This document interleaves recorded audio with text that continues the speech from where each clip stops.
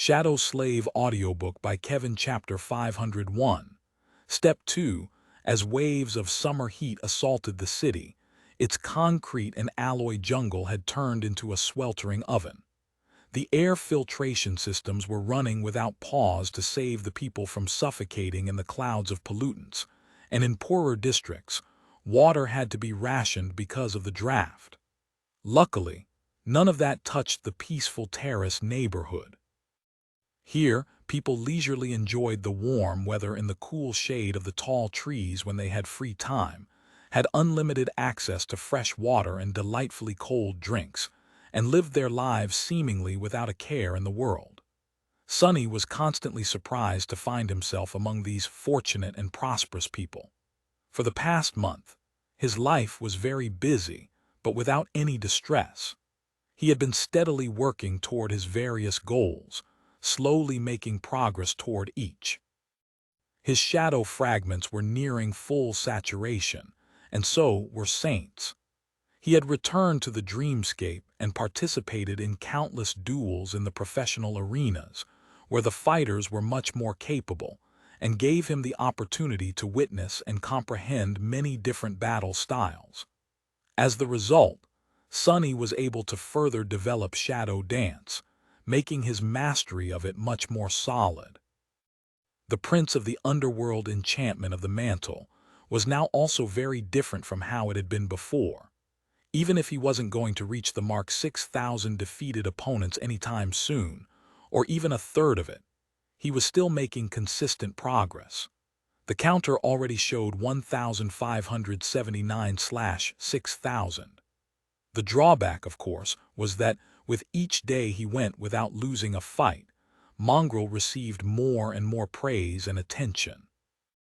These days, each of his duels gathered an audience as large as that of the top Dreamscape broadcasters, especially because some sort of a yearly tournament seemed to be approaching. Mongrel's fans, however, were doomed to be bitterly disappointed. Sonny had no plans of participating in a foolish imaginary competition. He didn't care about fame and recognition, and was too busy to even spare it a thought. Apart from practicing shadow dance, he also continued training with Effie and Saint, slowly bringing his mastery of the spear close to that of his knowledge of the sword. He also had to run the brilliant emporium, which was quickly blossoming into an actual enterprise thanks to Aiko's management and hard work. And of course, he had been training Rain. Come on, seriously. She was currently in his living room, staring at him with outrage. Sonny tilted his head a little. Sure, what seems to be the problem? Rain opened her mouth, then shook her head. Listen, Sonny, I understand that you are the teacher, I really do. But it has already been a month and all you taught me were wilderness survival lessons. And only one, strike, which I had repeated thousands of times already. When I asked you to train me, I thought, Sonny grinned. You thought what? That I will teach you how to decimate nightmare creatures and bring all your enemies to their knees.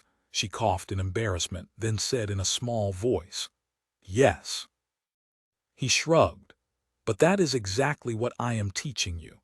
Who do you think survives in the dream realm? The best swordsman, the strongest fighter? No. You need to be alive to fight a nightmare creature, and for that you need to know how to find food, water, how to read tracks and move through the environment without letting it kill you. And it will try to kill you, believe me. He paused, then added, yes, they taught you the basics in school, but not nearly enough. You want to live long enough to become strong. Then this is step 1. Rain let out a long sigh and then looked at Effie for support. The huntress was currently balancing in her wheelchair with a bored expression on her face, waiting at the door for some snacks she had ordered to arrive. What? Listen to Sonny, kid. He might look like a wet weasel, but this guy knows his stuff. The things he lived through are simply beyond reason. Honestly, if he had any shame, he would be dead. Sonny spared her a dark glance and said, Thanks, I guess. Rain frowned, accepting her defeat. A few moments later, she suddenly asked, What's step 2? He raised an eyebrow. What? You said that learning to navigate the environment without dying is step 1. What's step 2? Sonny looked at her for a few moments, then said, It's about your mindset. You're not ready for step 2 yet, though. We'll get to it when the time is right. For someone like Rain, that step was going to be the hardest. She didn't really have an aptitude for violence, yet because her life so far had been nice and soft. But she would have to not only come to terms with violence, but also adopt it into the very core of her being, make it one of the cornerstones of herself. That was the only way to survive the spell. Ironically, for Sonny, that step had been the easiest. In fact, he had made it long before his first nightmare, long before the spell even knew of his existence. Rain stared at him with disappointment, then sighed. I just want to be strong like her. He blinked a couple of times. Like who? Rain suddenly smiled. The awakened who saved me. She is so amazing, so strong, so beautiful. A true warrior, not someone like you. Suddenly, a mortified expression replaced her wistful smile. Oh, I'm so sorry. I didn't mean it like that. You are great too, Sonny, I'm sure. Just, not on her level. Sonny stared at her for a bit, then said in a strange tone, Sure, no offense taken. Not everyone is made to be a true warrior, that's right. He wanted to say something else, but at that moment his communicator suddenly rang, announcing an incoming call. Sonny frowned. Who might it be? Very few people ever called him. Looking at the screen, he suddenly felt a bit cold. It was the Sour Reaper herself, Ascended Jet. What? Why is she calling me? Sonny hesitated for a couple of moments, then answered the call. Yes, Master Jet. The familiar voice, as relaxed as ever, came out of the speaker. Oh, hey there, awakened Sunless. Are you free right now? What does she want? He glanced at Rain, thought for a bit, then said cautiously, Sort of. Why? For a few moments there was nothing but static and the sound of a PTV moving coming out of the communicator. Then Master Jet asked, Mind lending me a hand? Chapter 502. Sudden request. A strange expression appeared on Sonny's face. Lend her a hand, me? Why would a master need help from an awakened? Meanwhile, Master Jet added, You'll be generously rewarded, of course. Well, I can't guarantee the generous part really, but there will definitely be a reward. His eyes gleamed. Really? What kind? She chuckled. A fair share of contribution points, enough to exchange for a decent memory at least. Plus, didn't you say that you owe me a favor? That did not sound bad at all. Saint was on the verge of reaching the coveted 200/200 status and was currently just a few shadow fragments away from it. However, Sonny couldn't really agree to the proposal without knowing what exactly she expected him to do. Or could he? Master Jet was one of the two Ascended he knew, and his only contact to the government. This was a relationship worth maintaining, which meant that it wasn't wise to refuse her request for assistance. Plus, Sonny quite liked her and also owed her a lot, even before she had saved him during the gate battle. They were both from the outskirts and had a rather good rapport. They had a connection. He lingered for a moment and then said, All right, no problem, I'll do it. Master Jet answered with satisfaction in her voice. Good, I'll come pick you up then. Sonny glanced around, evaluating how presentable his living room was. He was suddenly a bit nervous. What the hell? What are you nervous for, fool? He cleared his throat and then said, Sure, oh wait, let me give you an address. Master Jet laughed. Gee, Sonny, I work for the government, remember? I know your address. Before he could respond, the call was cut off. Sonny was left standing with a rather dumbfounded expression on his face.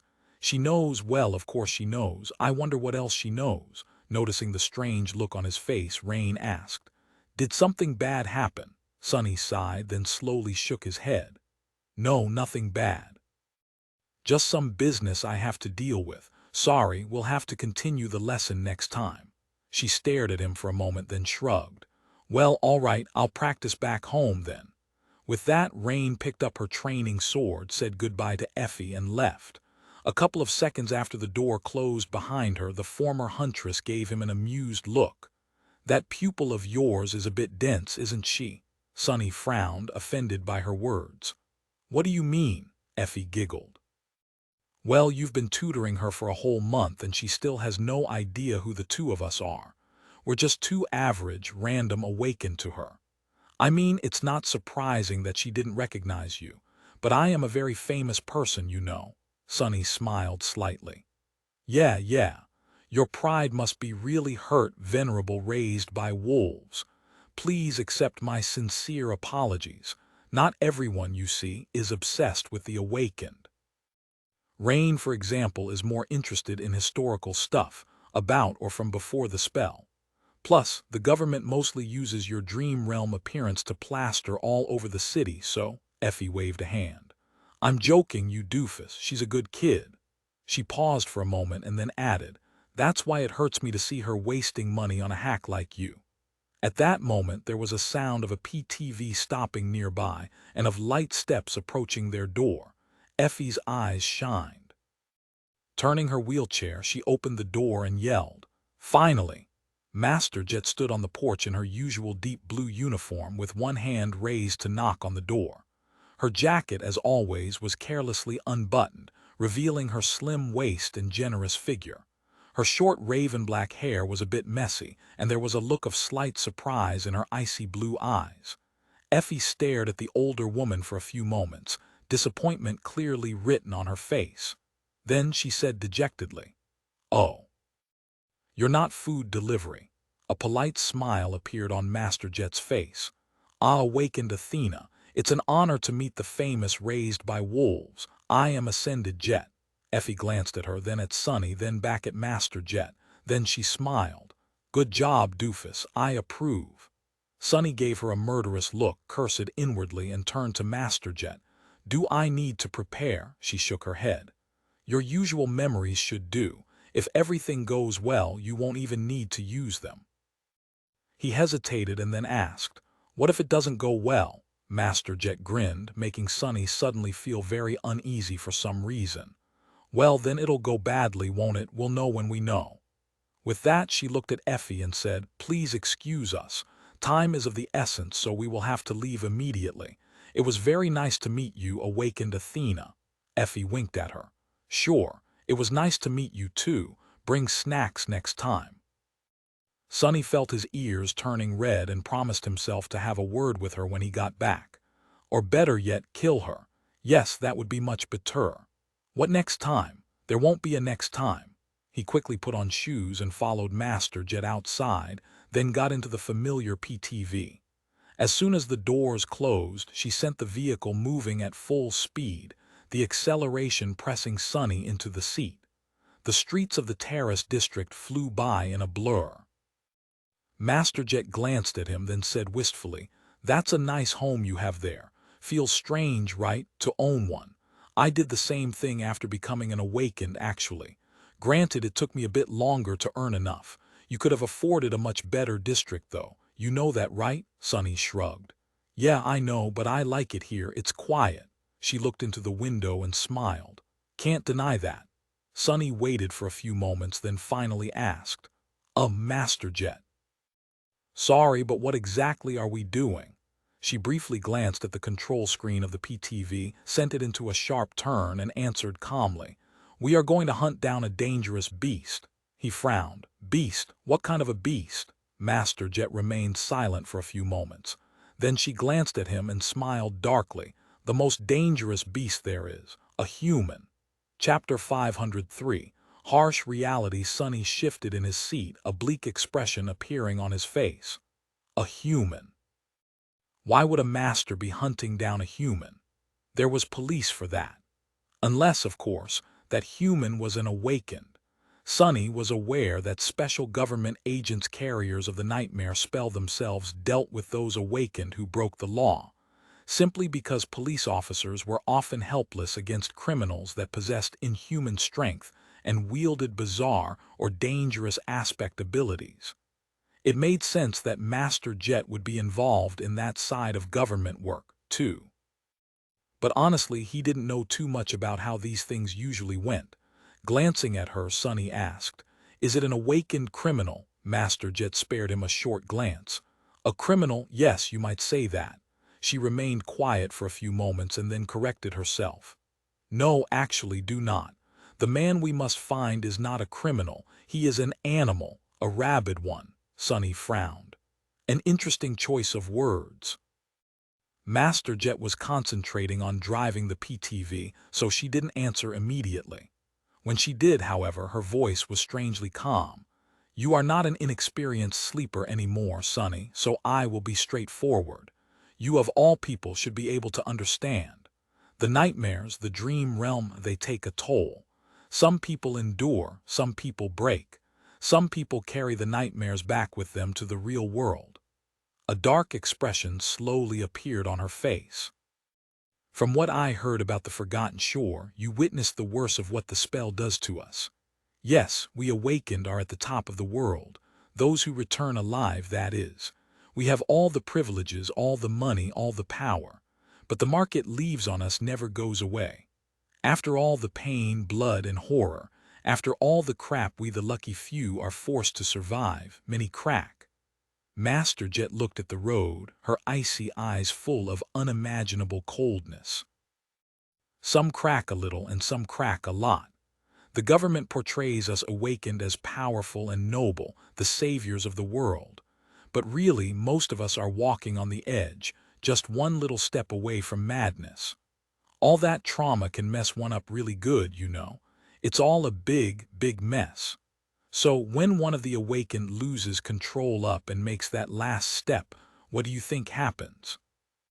Sonny remained silent for a while, thinking about the damage a deranged awakened could do in the mundane world.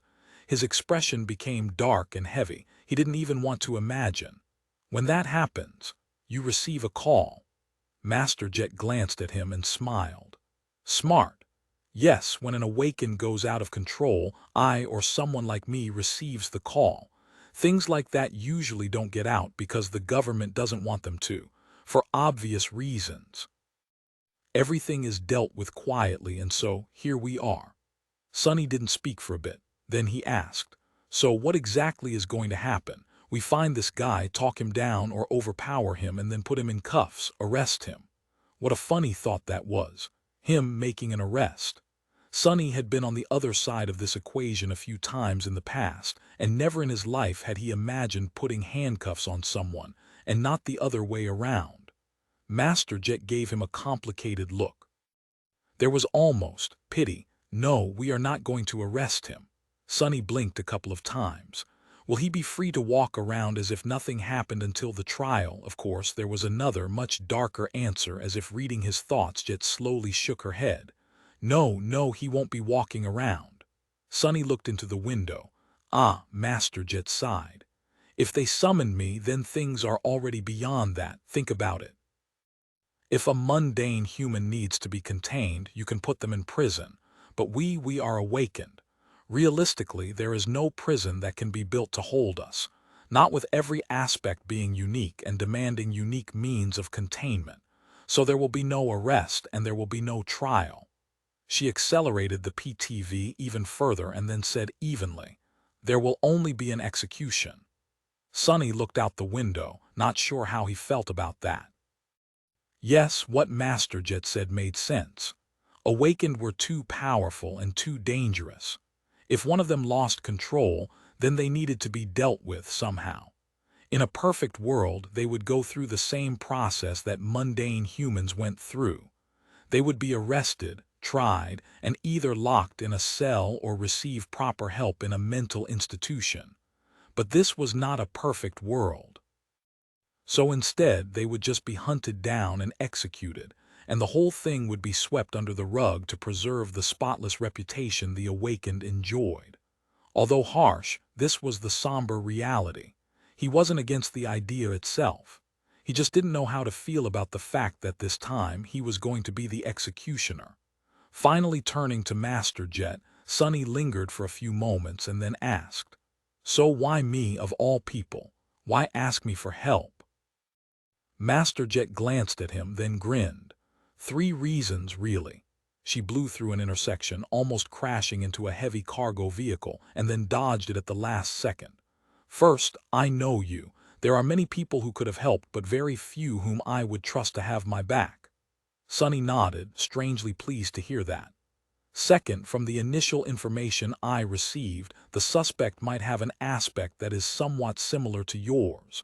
High affinity to shadows." So you'll be helpful when we're tracking him down, and if things go south, he won't be able to escape easily. Another shadow user. Interesting. She gave him a calm look and added, and lastly, there are a lot of people working for the government, but very few who are suited for this kind of work. Unlike you and I, Sonny considered her words. After a while, he asked, because I am from the outskirts just like you. Master Jet remained silent for a bit and then gave him a bright smile. No. Because you are a killer, just like me. Chapter 504. The right people. Sonny wanted to deny her words, but in the end, simply turned away to look at the city streets flying by. Master Jet knew, of course. She had long known that he had the capacity to be a killer because of the cruel past the two of them shared, and more than that, she had access to the records about the events of the Forgotten Shore that the government agents had compiled. Out there, Sonny had killed his fair share of people. He had not been the most active participant in the civil war for the throne of the Bright Castle, but his hands were covered in blood, too. There were very few survivors of the Dark City who, like Aiko, managed to go through that morbid ordeal without staining themselves with human blood. And then there were other lives that almost no one knew that he had ended. Castor Harris, the hunters who had kept Kai locked in the dark well, and Harper. Even before that, he had killed the old slaver, Shifty, Scholar, and Oro of the Nine without batting an eye. Honestly, it was not a big deal. Except for maybe Harper, Sonny never lost sleep over any of the humans that had died by his hand. If he was honest with himself, he had to admit that some of them he even enjoyed killing. A little. And it was precisely the fact that he didn't think of it as a big deal that proved Master Jet's words. Sonny was a killer, and not in the sense that he had killed before or had been taught how to. He had an innate aptitude for that sort of thing, and there were not a lot of people who did. In fact, he only knew 3. The first one was himself. The second was Nephis. She was the one who had taught him about murder after all. Maybe that was one of the reasons why Changing Star had chosen to impart her family battle style to Sonny. Maybe she had recognized that the two of them were similar. That both of them had seen and known the truth of this world. That he would be able to understand. The third one was Master Jet. Sonny suddenly realized that he didn't know much about her, apart from her rank, her past as a kid from the outskirts, and her role as a government operative. Everything that he thought he knew about Master Jet had come from what others told him about her, painting an intimidating and imposing picture of the fearsome Soul Reaper. That picture, however, did not reveal the real human hidden behind the loud nickname. In fact, it only served to obscure her more. What nightmares Jet herself had survived on her path to becoming a master? What were her hopes, her convictions? What were her goals? He had no idea. Thinking about it, Sonny hesitated for a while and then said, "Master Jet, can I ask you a question?" She glanced at him briefly and smiled. "Sure." Sonny carefully chose his words before formulating a question. In the end, he asked simply, "Why are you not a saint?" Master Jet laughed, her voice full of amusement. "What a peculiar question. You say it as though becoming a saint is something that just anyone can do." He shook his head, not willing to let it go. "But you are not just anyone. Sure, you might be younger than most masters out there, but very few of them can compare to you in terms of talent and power. The fact that you chose to challenge the second nightmare proves that you have ambition. So why stop?" She spared him another glance and asked with an easy smile, "Why, what have you heard?" Sonny shifted uncomfortably. "Crap. I've been told that no one wants to go into a nightmare with you because of your problematic personality. Murderous savage and psychopathic killer, these were the precise words they used. Sorry." Her smile turned wider. "Really? Haven't heard those before. Huh, I like it. But what do you yourself think?" He remained silent for a bit and then said with a bit of doubt, "I don't think I buy it. I just took it at face value as an inexperienced sleeper, but after the Forgotten Shore, that statement doesn't seem to make sense. Sure, it is important to trust those who you enter the nightmare with, but at the end of the day, strength is strength. and you are very strong. You also work for the government, which proves your ability to be an adequate part of a larger collective, to work in a team. So I simply don't understand. Master Jet did not speak for a while, concentrating on the road. Eventually she answered, a hint of darkness finding its way into her voice.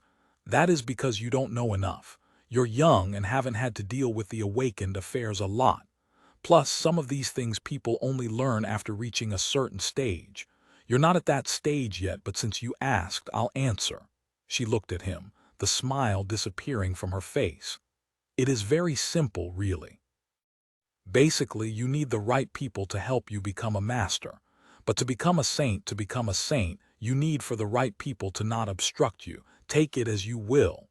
She didn't say anything else, and Sonny did now ask, a deep frown appearing on his face. For the right people to not obstruct you. He understood what Master Jet was hinting at, of course. He knew enough to come to the right conclusion. What she just told him was that to become a saint, one had to receive permission. And it wasn't too hard to realize who had to give that permission. The sovereigns. Who else but them? The three supremes who ruled the most powerful awakened the legacy clans from the shadows. Come to think of it, such an arrangement made a lot of sense. There were just a few dozen saints in the world, and each of them possessed unbelievable, mind-boggling powers. Would the sovereigns have allowed for such powerful individuals to exist outside of their control? From everything that Sonny knew about the vile nature of power and how the world worked, the answer was obvious no. So, did every saint out there actually belong to one of the sovereigns? It seemed that they did. Even Sky Tide of the White Feather clan, who gave Sonny an impression of being a reclusive and fiercely independent woman, was beholden to a great clan, and therefore to Anvil of Valor Vale of Aster, Song, and Vale the sovereign of that clan. What about people like Master Jet then? Someone capable enough to become a saint, but either labeled as undesirable or simply unwilling to submit to one of the Supremes. What was the obstruction she had spoken about? Was it a simple lack of support, or would the sovereigns go much further to prevent an independent saint from appearing in the world? If they had no problem with sending assassins to kill the 6-year-old daughter of their former comrade and companion, then they would surely have none with making someone like Jet meet an unfortunate end, should she act out of line. He lowered his head and briefly covered his eyes with a hand. It's the same. It's absolutely the same crap as what Gunlog had done in the Bright Castle. Gods, how unoriginal. But that was the thing about vile things. People love to romanticize evil and those who committed it, creating countless alluring characters to act as compelling and brilliant villains.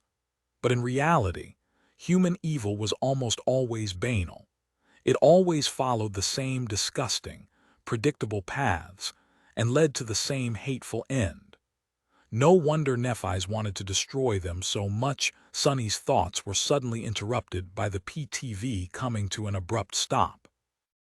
Looking out the window, he saw that they had arrived at a dark and narrow alley, which was currently blocked off by a police cordon. Blinking lights of several armored police vehicles drowned it in an unsettling glow, and there were many officers on the scene, their faces pale and tense. Master Jet yawned, stretched, and gave him a crooked grin. Rise and shine, awakened sunless, we've arrived. Chapter 505. The slaughterhouse. Sonny get out of the PTV, somewhat apprehensive of what he was about to see. The police officers present at the scene looked very relieved to see Master Jet, and him appear. Their tense faces cleared, and the darkness hiding in their eyes seemed to dissipate a little. This was not at all how these types of situations were usually portrayed in popular media. In the crime mystery shows, whenever a plucky mundane detective encountered a cold and by-the-book awakened agent, their relationship always started very confrontationally, with mutual disdain and debates over who was supposed to handle the case, only to end as an entertaining team-up, of course. Once again, reality turned out to be very different from how storytellers like to portray it. There was no conflict over jurisdiction or negativity expressed by the police officers. Instead, they were genuinely happy to see the awakened specialists arrive. Well, of course they were. It was just as the old policeman had once told, right before Sonny faced the first nightmare. If he died there and no awakened was near, they would have to fight the nightmare creature his body had turned into themselves. And that was not something mundane humans ever wished to do. Master Jet walked over to one of the policemen and greeted him with a short nod. Despite the fact that he was much older than her, not to mention Sonny himself, the officer treated them with the utmost respect. "Nice to see you again, ma'am. Greetings, sir, let me show you the way." He led them deeper into the alley, toward a heavy metal door that hid in the deep shadows. It was wide open, and there were strange flashes of intense white light coming out of it, mixing with the red glow of the police sirens. The whole situation seemed a little surreal to Sonny, as though he was in the midst of a strange dream. "I mean, where else would I be addressed as sir by a police officer? Life sure is funny sometimes." Slightly amused by this thought, he turned to Master Jet and asked, "What is this place?" She hesitated for a few moments, then said in an unexpectedly dark tone, "It's a club of sorts, called the Slaughterhouse, one of the few such establishments in the city." Sonny stared at the door, which had no sign or any indication that there was a club on the other side of it. Was this a marketing ploy to create a feeling of mystique and exclusivity, or were there things going on inside that needed to be hidden? A peculiar name for a nightclub. Master Jet smiled with a corner of her mouth. "It is meant for a very specific clientele. The ground floor is your usual dance club, but beneath it, there is a VIP area with an underground arena. There is nothing illegal going on there, just things that are in poor taste." She paused and then added somberly, "They send echoes, usually dormant beasts, to fight against mundane fighters there. The fighters are paid generously, of course, and the club profits from the rich assholes who enjoy watching this sort of thing enough to recoup losses if one of the echoes is accidentally destroyed. Everyone wins, I guess." Sonny frowned. He knew that wealthy people were big fans of wasteful forms of entertainment, and that there were arenas where precious echoes were made to fight each other just for the spectacle of it. Hiring mundane humans to battle them, though, wasn't it a bit too much? Did I suddenly become a child after the awakening? Of course, nothing was ever too much. Sonny knew all about how vice worked from his childhood in the outskirts. His current surprise was just because he lacked knowledge of what forms it took among the more affluent layers of society. "So what happened in that slaughterhouse?" Master Jet shrugged. "That's what we have to find out. All I know is that everyone inside is dead. Kind of ironic, actually." The police officer guiding them spared her a glance and then said hoarsely, "It's a proper mess there, ma'am. Not for people with weak stomachs, and also not something that a mundane human would have been able to do." Arming, inside, the air was filled with the smell of blood. Sonny found himself in a vast hall flooded by flashing lights, blinding white mixing with short moments of absolute darkness to create a strange and invasive atmosphere. It was hard to perceive anything in this strobe light hell. Master Jet frowned. "What's with the light show?" The policeman looked down in embarrassment. "Sorry, ma'am. We figured out how to turn off the music, but the lights are giving us some trouble." She gave him an unamused look. "Well, get on with it." The officer turned around and walked away, shouting at his colleagues. A few moments later, the hall suddenly became enveloped in darkness, and then the regular illumination kicked in. Without the constantly flashing strobe lights, the club looked smaller and more worn down than Sonny had expected.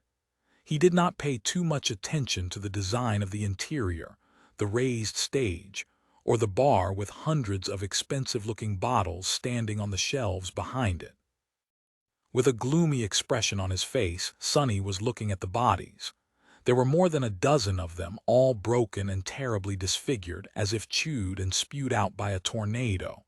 But of course, a natural disaster had nothing to do with what had happened in the seedy club. The result only looked like it. This was the work of an awakened. Suddenly, he remembered Master Jet's question, seeing it in a new light. When an awakened loses control, what do you think happens? The answer was right in front of him. Terribly battered human bodies were lying on the floor, drowning in pools of blood. Indeed, this was not a sight for those who had weak stomachs. But for better or worse, Sonny had seen enough horrors to not be moved too much by such a scene. It left a deep impression even on him, though. Sonny didn't have to look too closely to realize what had transpired. The position of the bodies, the nature of their wounds. The murderer had not used some powerful memory or let an echo loose on these people. No, it was much simpler. They just did it with their hands. Back during the gate battle, Sonny had thrown a heavy vehicle at the advancing horde of nightmare creatures, carving a bloody path in their ranks. That was the strength of an awakened. Even if he had been augmented by a shadow, his own strength was still vastly superior to that of a mundane human. A frenzied awakened could tear through a dozen humans in a matter of seconds, and none of them would be able to do anything to stop it. In front of a spell carrier, mundane humans were like paper dolls. It only took a little effort to destroy them. That bastard, Sonny, remembered how he had doubted whether or not he wanted to play the role of an executioner on the way to the crime scene. Rain could have been one of the victims. He could have been one, too, before becoming an awakened. As he was looking at the broken bodies, all his doubts disappeared. Chapter 506. Silent Witnesses. As Sonny studied the bodies, Master Jet went away to talk to the police officers, and then returned with one of them. There was a disappointed expression on her face. No usable recordings left. Figures. Places like this one only exist because they value the privacy of their clients, and the few cameras they did have shown nothing but darkness. Sonny looked at her, then sighed. Not much to tell from the victims, too. The murderer just used their fists, she shrugged. That's how it usually goes in situations like this. The most likely scenario is that the murderer was one of the clients who went on a rampage because of either alcohol or stimulants and a momentary failure to hold on to their sanity. So I doubt that this mess was premeditated. Master Jet remained silent for a moment and then added, he was lucid enough to use his aspect to obscure the cameras, though, so dealing with him won't be too simple. With that, she turned to the police officer and asked, any survivors? Do we have witnesses? He hesitated for a bit, then gave her a strange look. Yes, actually, there are a few, but the officer didn't finish the sentence and just stared at them with an uneasy expression. Sonny raised an eyebrow. But what? Are they refusing to talk? The policeman shook his head slowly. No, they're not refusing. I don't know, something is wrong with them. They just don't speak or even react, really. I've seen a lot of people in shock, and sometimes they can seem almost catatonic. But this is something else. Gave us all the creeps, to be honest. Sonny and Master Jet glanced at each other, and then one of them said, lead the way. The officer sighed, then escorted them to the back of the club, where an inconspicuous door led to the service rooms. The witnesses were gathered in a small office, standing there motionlessly, with nervous paramedics trying to determine the reason for their condition. There were 5 of them, all sharing the same blank, strangely peaceful expression on their faces. They were completely silent, motionless, and still. They did not react to the arrival of new people at all. Their eyes were calm and empty. Sonny paled. How is this possible? It only took him a second to recognize what was wrong with the survivors, of course. In fact, they weren't survivors at all. These people were dead. To be more precise, they were hollow. How can a mundane human be hollow? Suddenly, he felt a cold shiver run down his spine. Looking at Master Jet, he saw that she had a deep frown on her face, too. The massacre in the dance hall was bad enough. But this This just made the whole situation frightening and eerie. If before Sonny was just disgusted, now he was starting to get concerned. What the hell? Master Jet stared at the 5 hollows for a few moments, then turned to the paramedics. Go take a break, guys. Let these people be. They are already dead.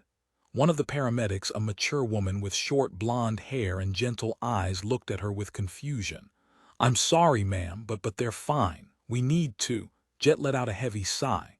Their souls are destroyed. There is nothing you can do to help them. Something else will take care of the rest. The paramedic looked at her for a while, then glanced at the ground and silently walked away. Her colleagues followed, expressions of regret, anger, and horror clearly written on their faces. The police officer stayed but made a point of standing as far away from the hollows as he could.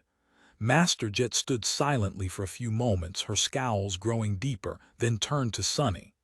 Answering your question, I don't know. He hesitated for a bit, then asked, but how can a mundane human become a hollow? It's only supposed to happen to those who die in the dream realm, right? She glanced at him, then silently shook her head. Eventually, Master Jet said, wrong. There is a very small chance of a powerful soul attack creating a hollow, but beings capable of dealing direct soul damage are very rare, so it doesn't happen too often. Almost never, really. Sonny walked closer to the 5 empty humans and studied them. Can you do something like this? Master Jet lingered for a bit, then answered simply, if I am really precise. Something was very wrong with these people, and not just the fact that they were hollow. There was something else, something that almost made Sonny's hair stand on end, a feeling of subtle but profound wrongness. He reached out with shadow sense and flinched. Master Jet did not miss that sudden reaction. What, did you discover something? Sonny gritted his teeth, then nodded.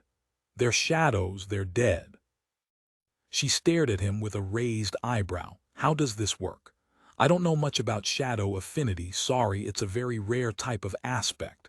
Does damage to a shadow correlate to soul damage? Sonny thought for a bit, then shrugged. I am not so sure myself. There's no manual for it after all.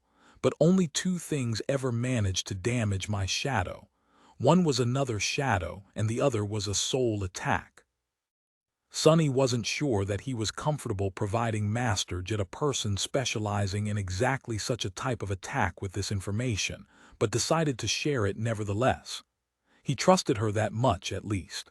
So, since shadows are susceptible to soul damage, it is not too much of a leap to assume that they share a deep connection to the soul, or are tied to it somehow at least. She nodded, and remained silent for a while, thinking.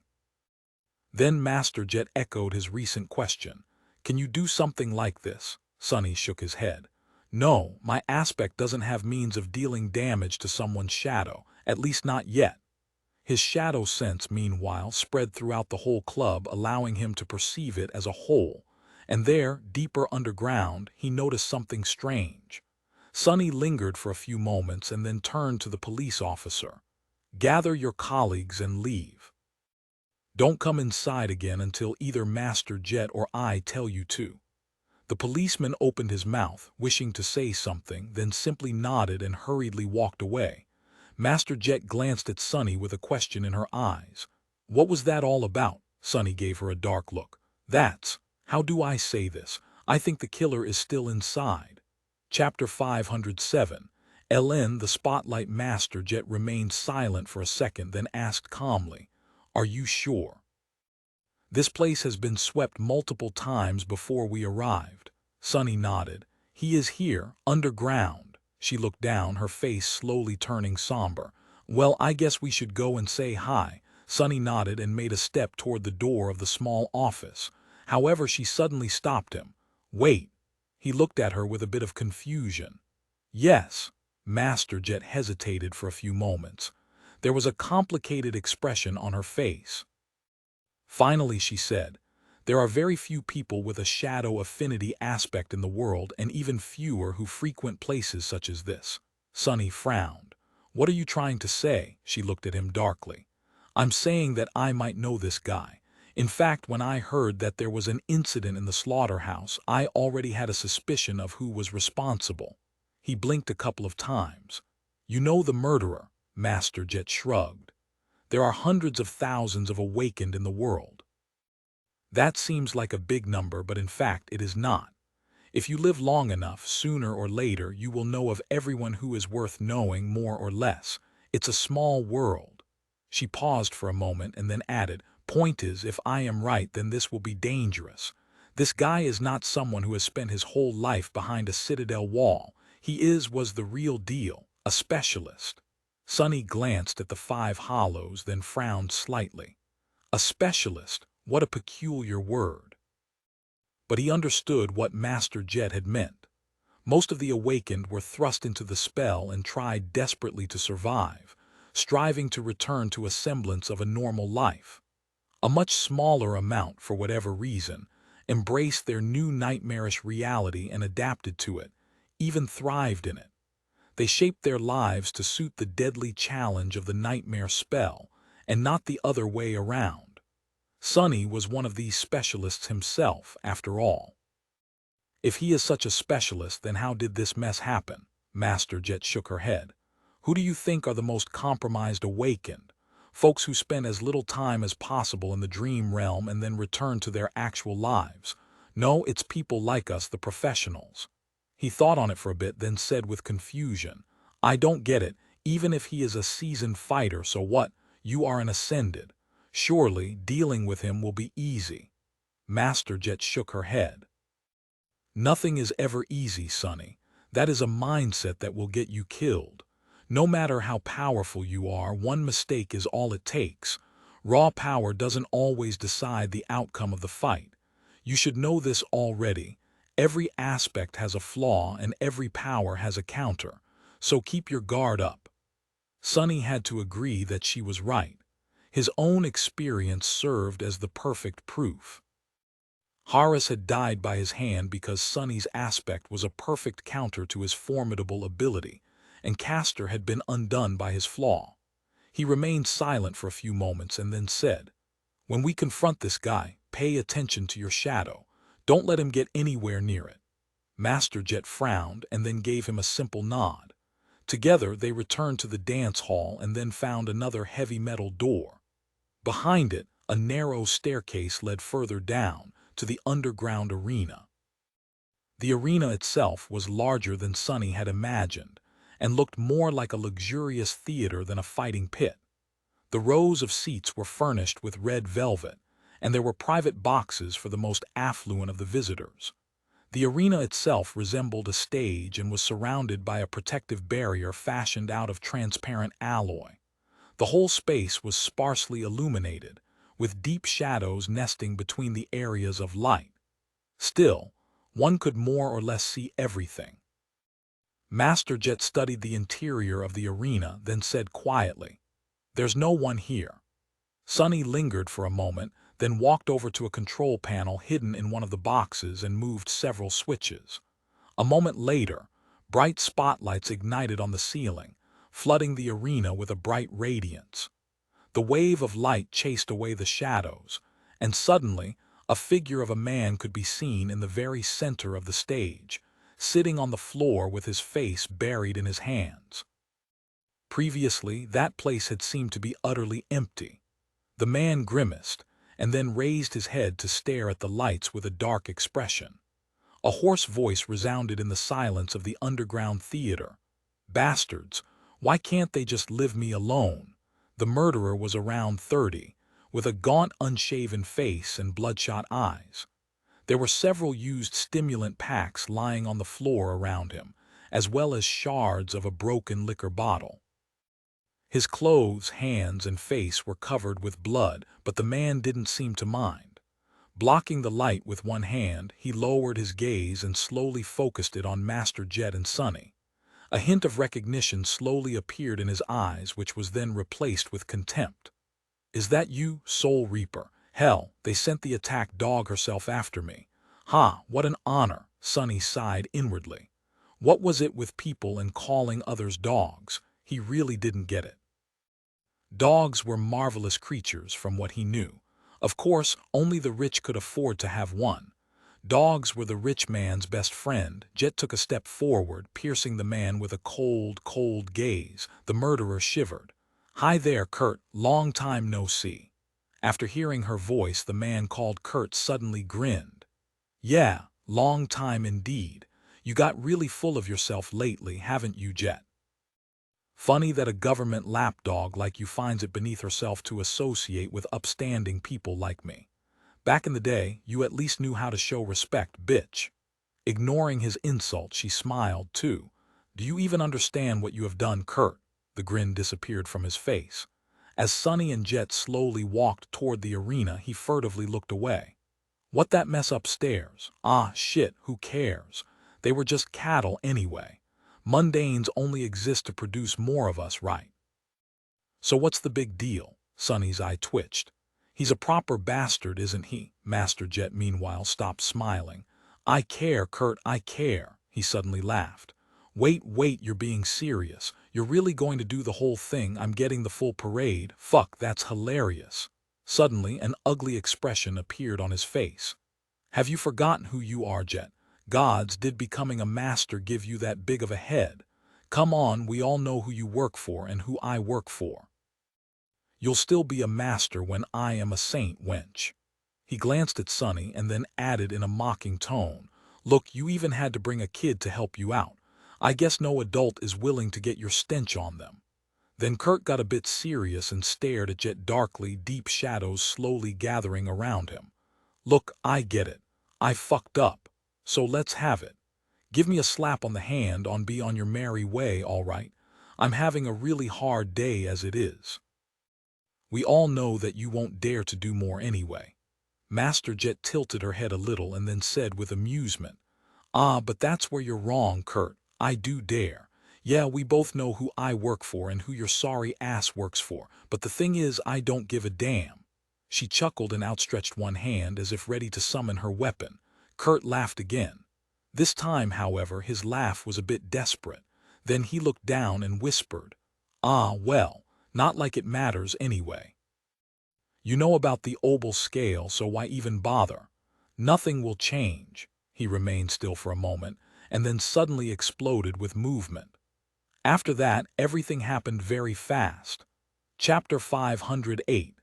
Battle of the Shadows. Kurt moved with terrible speed, covering the distance between the center of the arena and the first row of the seats, where Sonny and Master Jet were, in a split second. Just from the way he moved, it was easy to tell that his soul core had been fully saturated a long time ago. He was indeed a powerful awakened. Still, it wasn't enough time to summon a memory. The white sparks that were supposed to form into a glaive were just starting to manifest themselves around Jet's hand, but he was already upon her. One of Kurt's hands shot forward, a knife forged out of a strange, lusterless alloy appearing in it as if out of nowhere. There was no magic involved in its sudden appearance, though. The knife had just been hidden in a secret sheath on his forearm. Of course, Master Jet was much faster. She blocked the strike before it could ever reach her flesh. At the last moment, however, Kurt twisted his wrist and let go of the handle, sending the knife flying past her. Right at Sonny. He had barely any time to react. The cruel sight was still in the process of being summoned, so Sonny used his other hand to try and swat the knife away. It jerked up but then froze. No, wrong. A fraction of a second too late, Sonny realized that the knife was not aimed at his body. It was aimed at his shadow. And since he had wasted precious time being mistaken about the killer's intentions, it was too late to move his body away to make the shadow shift out of harm's way. Luckily, Sonny's shadow could move on its own. It suddenly went out of the sync with his movements and jumped away, letting the knife bury itself in the floor and send a net of cracks through the sturdy synthwood boards.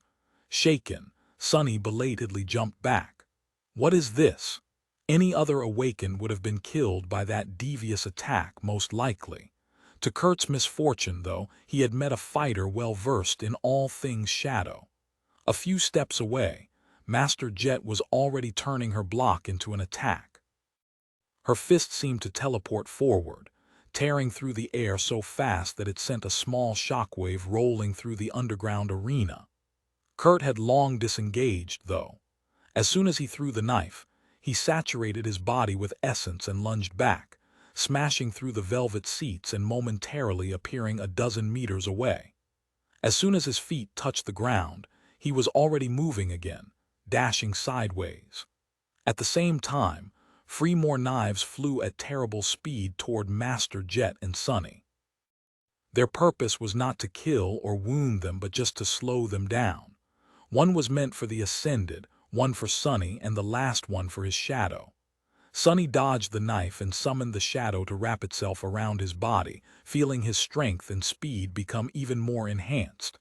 He dashed forward and finally felt the cool wooden surface of the cruel sight's hilt appear in his hand. Not too bad. Jet's voice tore this thought to shreds. Be careful, he's planning something. Before she could finish the thought, a dark smile appeared on Kurt's face. In the next moment, something massive broke through the floorboards and struck her, or at least tried to. Soul Reaper easily sidestepped the attack and jumped back, then suddenly twisted, making her shadow grow smaller. A fourth knife appeared out of nowhere and pierced the floor where it had been just a moment ago. Kurt clicked his tongue. So annoying. Sunny, meanwhile, was staring at the thing that crawled from under the floor. It looked like a mound of worn rags, with two long arms that had one too many joints growing out of it, each ending in three terrifying curved claws. The towering thing was vaguely humanoid in shape, with broad shoulders and a small head covered by a tattered hood. He felt angry at his own stupidity. An echo curses, of course he has an echo. Why else would the bastard frequent the slaughterhouse and its underground arena? Something didn't add up, though.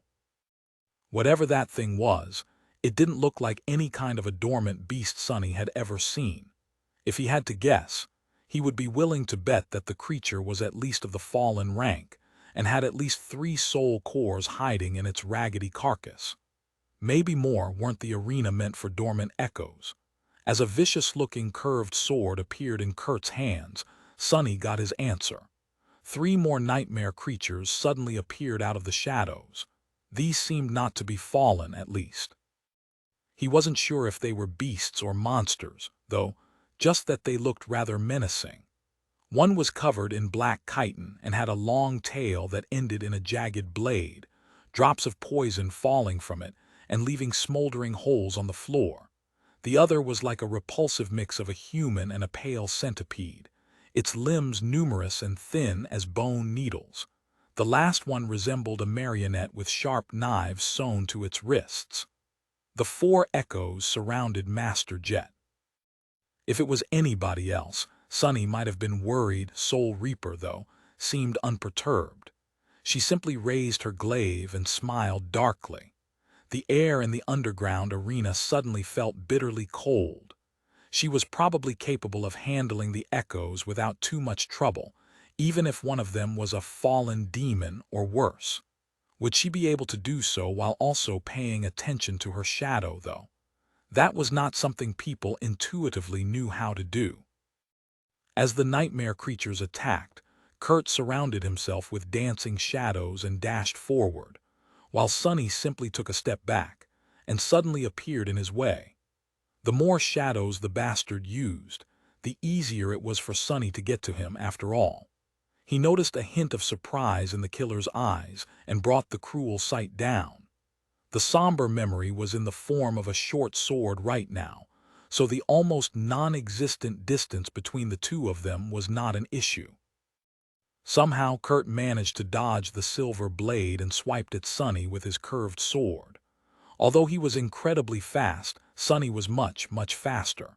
He moved the cruel sight and blocked the strike without too much effort. Easy. Simultaneously, Master Jet's words echoed in his mind. One mistake is all it takes. Yeah, Sunny knew it all too well. Usually, he was the beneficiary of this deadly truth and exploited the mistakes of his enemies to bring them down. This time, however, the situation was reversed. As something broke with a deafening crash and a roar full of agony resounded behind their backs, a triumphant spark appeared in Kurt's eyes. At the same time, his shadow suddenly moved. Even though the curved sword was already blocked, its black reflection held in the shadow's hand continued to swiftly approach Sonny's flesh. Before it could cut him down, though, the blade of the cruel sight suddenly ignited with blinding radiance, summoning pure sunlight into the underground arena. Sonny had activated the Light Eater enchantment, which could absorb and expel light. Because it shined much brighter than the lamps illuminating the theater, Kurt's shadow was suddenly thrown away, appearing behind him and far away from Sonny. An expression of shock twisted the killer's gaunt face, and he swiftly jumped back, creating distance between himself and the radiant shortsword which was already flying toward his heart. The hilt of the cruel sight, however, suddenly elongated, turning into the shaft of a spear. Before Kurt could do anything, the silver blade pierced his armor and buried itself deep in his chest. He opened his mouth, eyes full of disbelief. Before any words could escape it, though, the spearhead turned furiously incandescent, and suddenly the killer's body became enveloped with white flames. In mere seconds he had turned into ash. Sonny sighed. "You have slain an awakened human, Kurt. Your shadow grows stronger. What a pity I hoped to receive more than a single fragment from a fellow shadow user. The spell wasn't done talking, though. You have received an echo." Chapter 509. Ghastly reward. In the deadly silence that settled over the underground arena after the spell had spoken its last sentence, Sonny stared motionlessly at the flakes of ash swirling in the air. An echo. He was now in possession of a new echo. A human echo. Of course, it was only logical that an awakened could leave one behind. Sonny had received his first ever memory after killing a human, after all, and those were not too different. However, somehow, he had never considered commanding an echo left behind by a dead man. One that he had killed with his own 2 hands, no less. Wasn't it a little bit too ghastly? He imagined the soulless, empty copy of Kurt staring at him with lifeless eyes, and shivered a little. The situation was only made more morbid by the fact that a softly glowing soul shard was left in the pile of ash that the killer had turned into. Just like with nightmare creatures, the strange nature of Sonny's aspect left the crystal intact despite absorbing the shadow fragment. If an ordinary awakened was in his place, the shard would have formed empty and cracked. Sonny had never dug into the corpses of his human victims to retrieve one, so this was his first time seeing a soul shard left behind by one of his own kind. Before Master Jet could see it, too, Sonny bent down, picked up the luminescent crystal, and hid it in his sleeve. His face twitched slightly. Just as he did, an amused voice resounded from behind him. "Well, I'll be damned, that was fast." He hesitated for a moment and then turned around. Master Jet was surrounded by a scene of devastation, the interior of the underground theater in her vicinity completely destroyed. She was casually leaning on her glaive, and there was an amused expression on her face. Kurt's echoes, of course, had disappeared after his death. However, Sonny didn't know how many of them she had killed before that happened. In any case, there were no wounds on her body. Master Jet whistled. "You actually put down the bastard all by yourself. That's nicely done, Sonny." From her voice, it was clear that she was pleasantly surprised. And why wouldn't she be?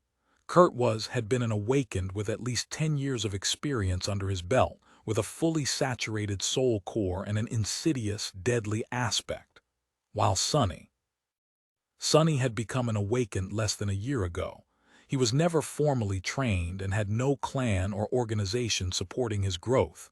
Not bad for a kid from the outskirts, he shrugged. He was overly reliant on the unique nature of his powers. A little knowledge of the shadows was all it took, really. She slowly shook her head. "Maybe you're right. Still, Kurt had quite a reputation back in the day. But hey, why am I surprised? They gave you the SS designation for a reason."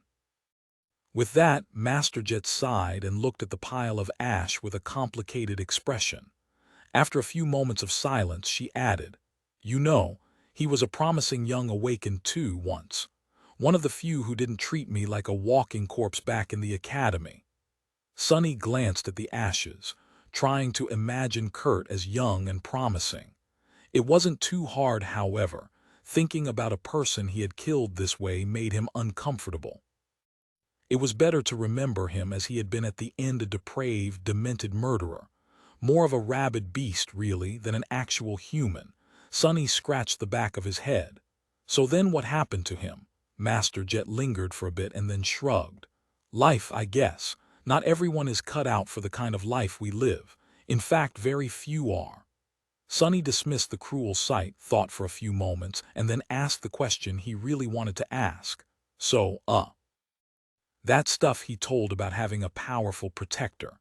What was that all about? Are you going to be in trouble?" "Wait, am I?" Jet smiled. "What did you believe that fool? Don't worry, he was just being delusional. Sure, he had rather powerful masters, but these people, they're not going to make a fuss about someone like him. Kurt became of no use to them the moment he lost control. What's more, he turned into a liability. So if anything, we did them a favor by taking care of the mess ourselves." Her smile suddenly grew wider but also darker. "And if they decide otherwise, I'm not so easy to deal with, Sonny. And they would have to go through me first to get to you." He frowned a little, then nodded, accepting her reasoning. It all made sense after all. Powerful people were also practical sort.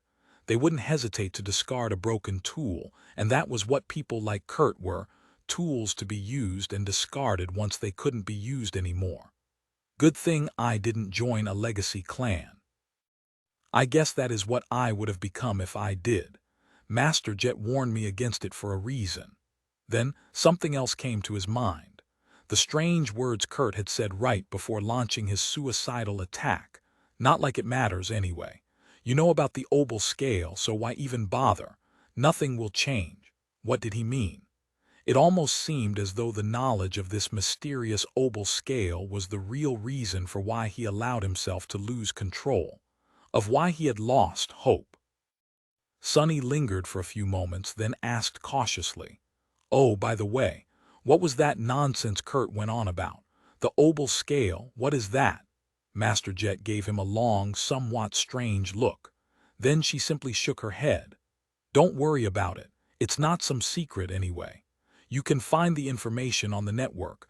Obel was the name of a scientist who developed the spelltech system the government uses to detect signs of a manifesting gate. The infrastructure of that thing is getting old, though, so the readings have become less reliable lately. Nothing that some thorough calibrations can't fix." Sonny tilted his head a little. Why was he so fixated on it, though? She looked at him with amusement. "How would I know what went on in that crazy head of his? The bastard massacred 20 people and thought that I would let him go after a stern reprimand. He was obviously not all there at the end." He frowned and decided to let it go. Either Jet knew or she didn't. Either way, it didn't seem like she was going to tell him. Instead, Sonny asked, So what now?" Master Jet dismissed her glaive and massaged her shoulders. "Now, nothing much. Give me 20 minutes to settle things down with the police and then we'll go get you your reward." She looked at him and added with a smile, "By the way, thanks. This would have been much messier without your help." With that, Master Jet walked toward the exit from the arena, leaving Sonny alone. He stood silently for a while and then sighed heavily. It was time to see about his new Echo and decide whether he was going to keep the ghastly thing or not. Chapter 510. Human Echo. Sonny looked around the destroyed theater, then found an intact seat and sat down. Relaxing on the soft velvet cushions, he crossed his legs and looked at the broken stage with a complicated expression. The shards of glass and empty stimulant packs attracted his attention for a moment.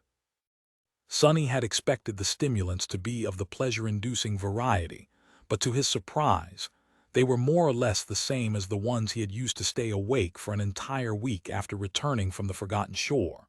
A slight frown appeared on his. Don't tell me, was this guy afraid of going to the dream realm? Kurt might have been even more broken than he had suspected. From how Master Jet had described her former acquaintance, the man had once been a dedicated combatant, a specialist. But what kind of a specialist was scared of his specialty?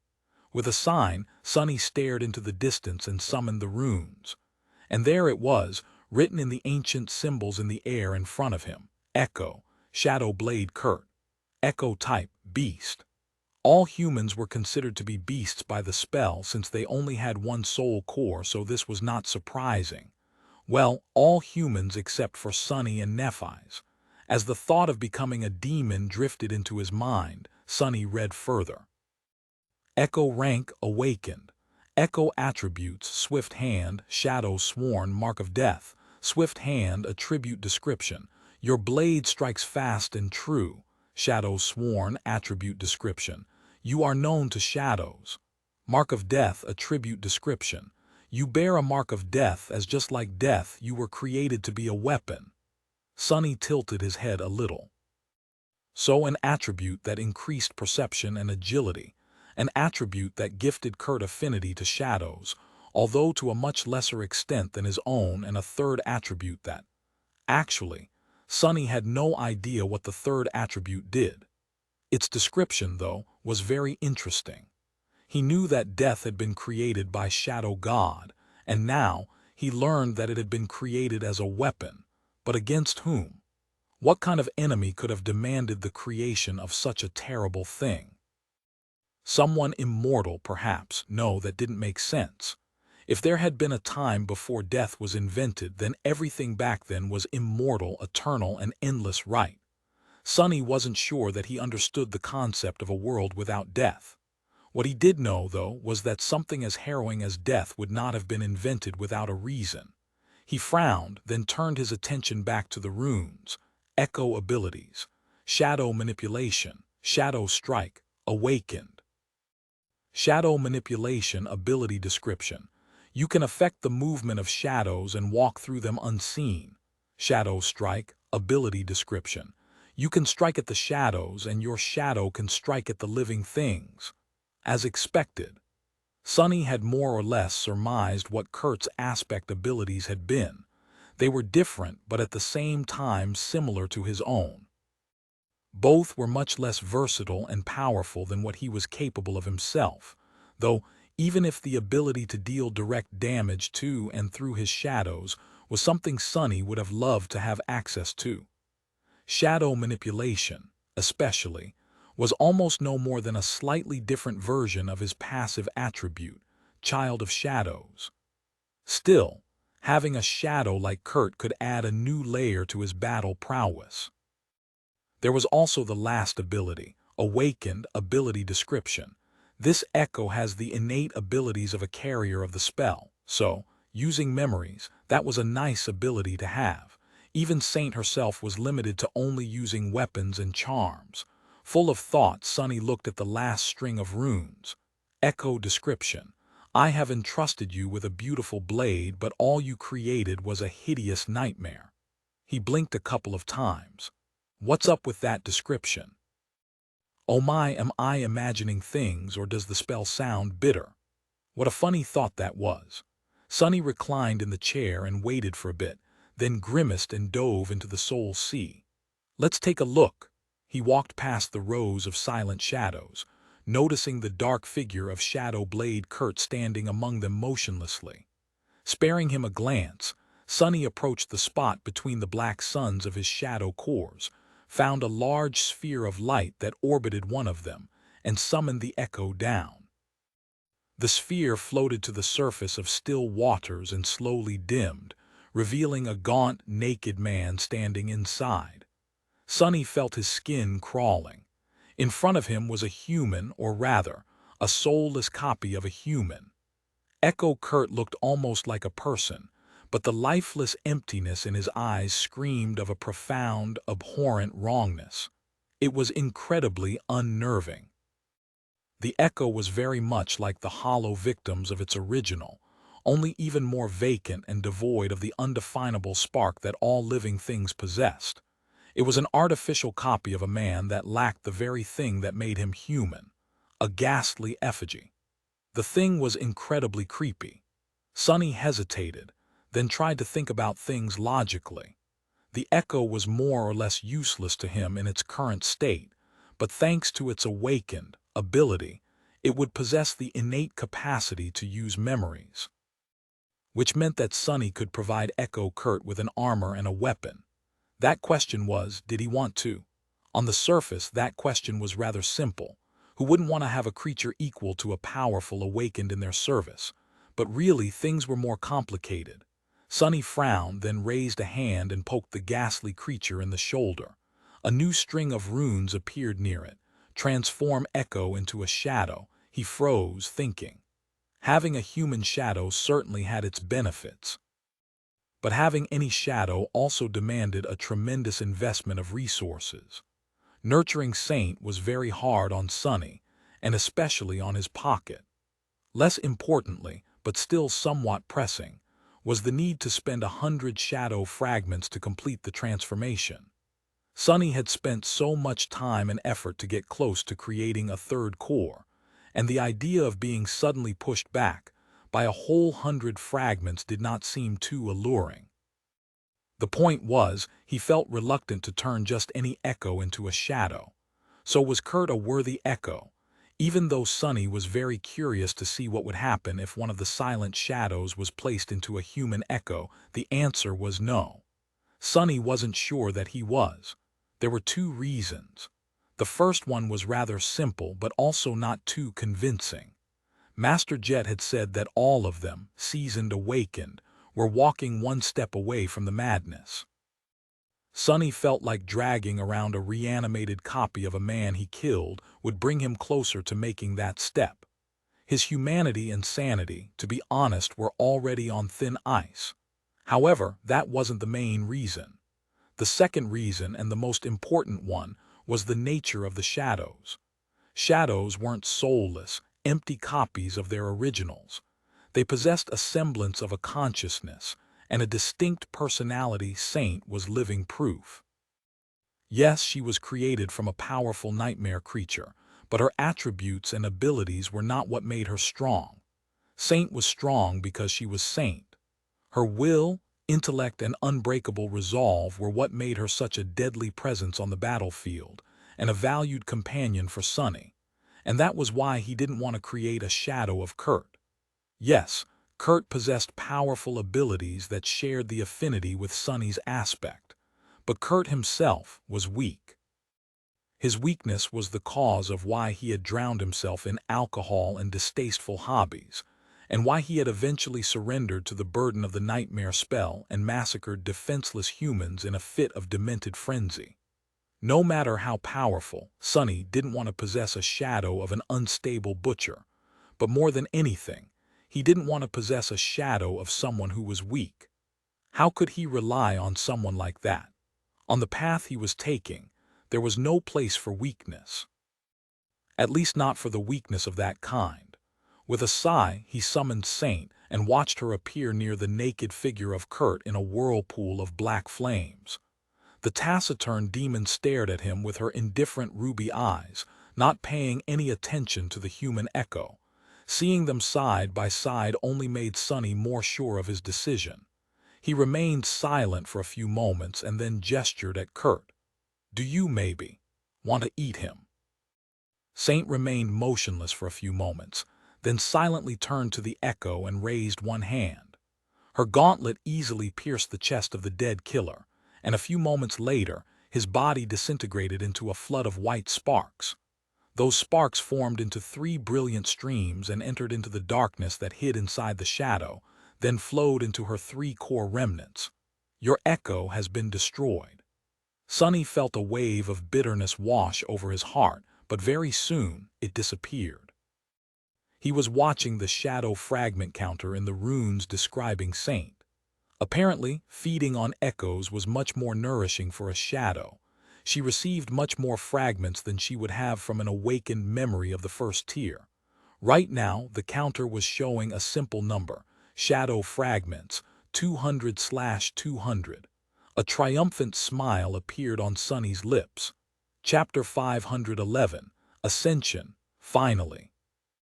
How long had it been since he created Saint and saw the dreadful 0/200 written in her runes? A year, no less. That was how long it had taken Sunny to gather enough memories to saturate the dark embers that burned in the black depths of his shadow. What was going to happen now? The last time Saint had evolved, her transformation took a very long time. Was she going to retreat into the chrysalis of his shadow core again? Or was reaching 200 fragments completely different from what had happened to her after the killing of the Black Knight? A few moments later, Sunny received the answer. Bathed in the lightlessness of his soul sea, Saint suddenly shuddered.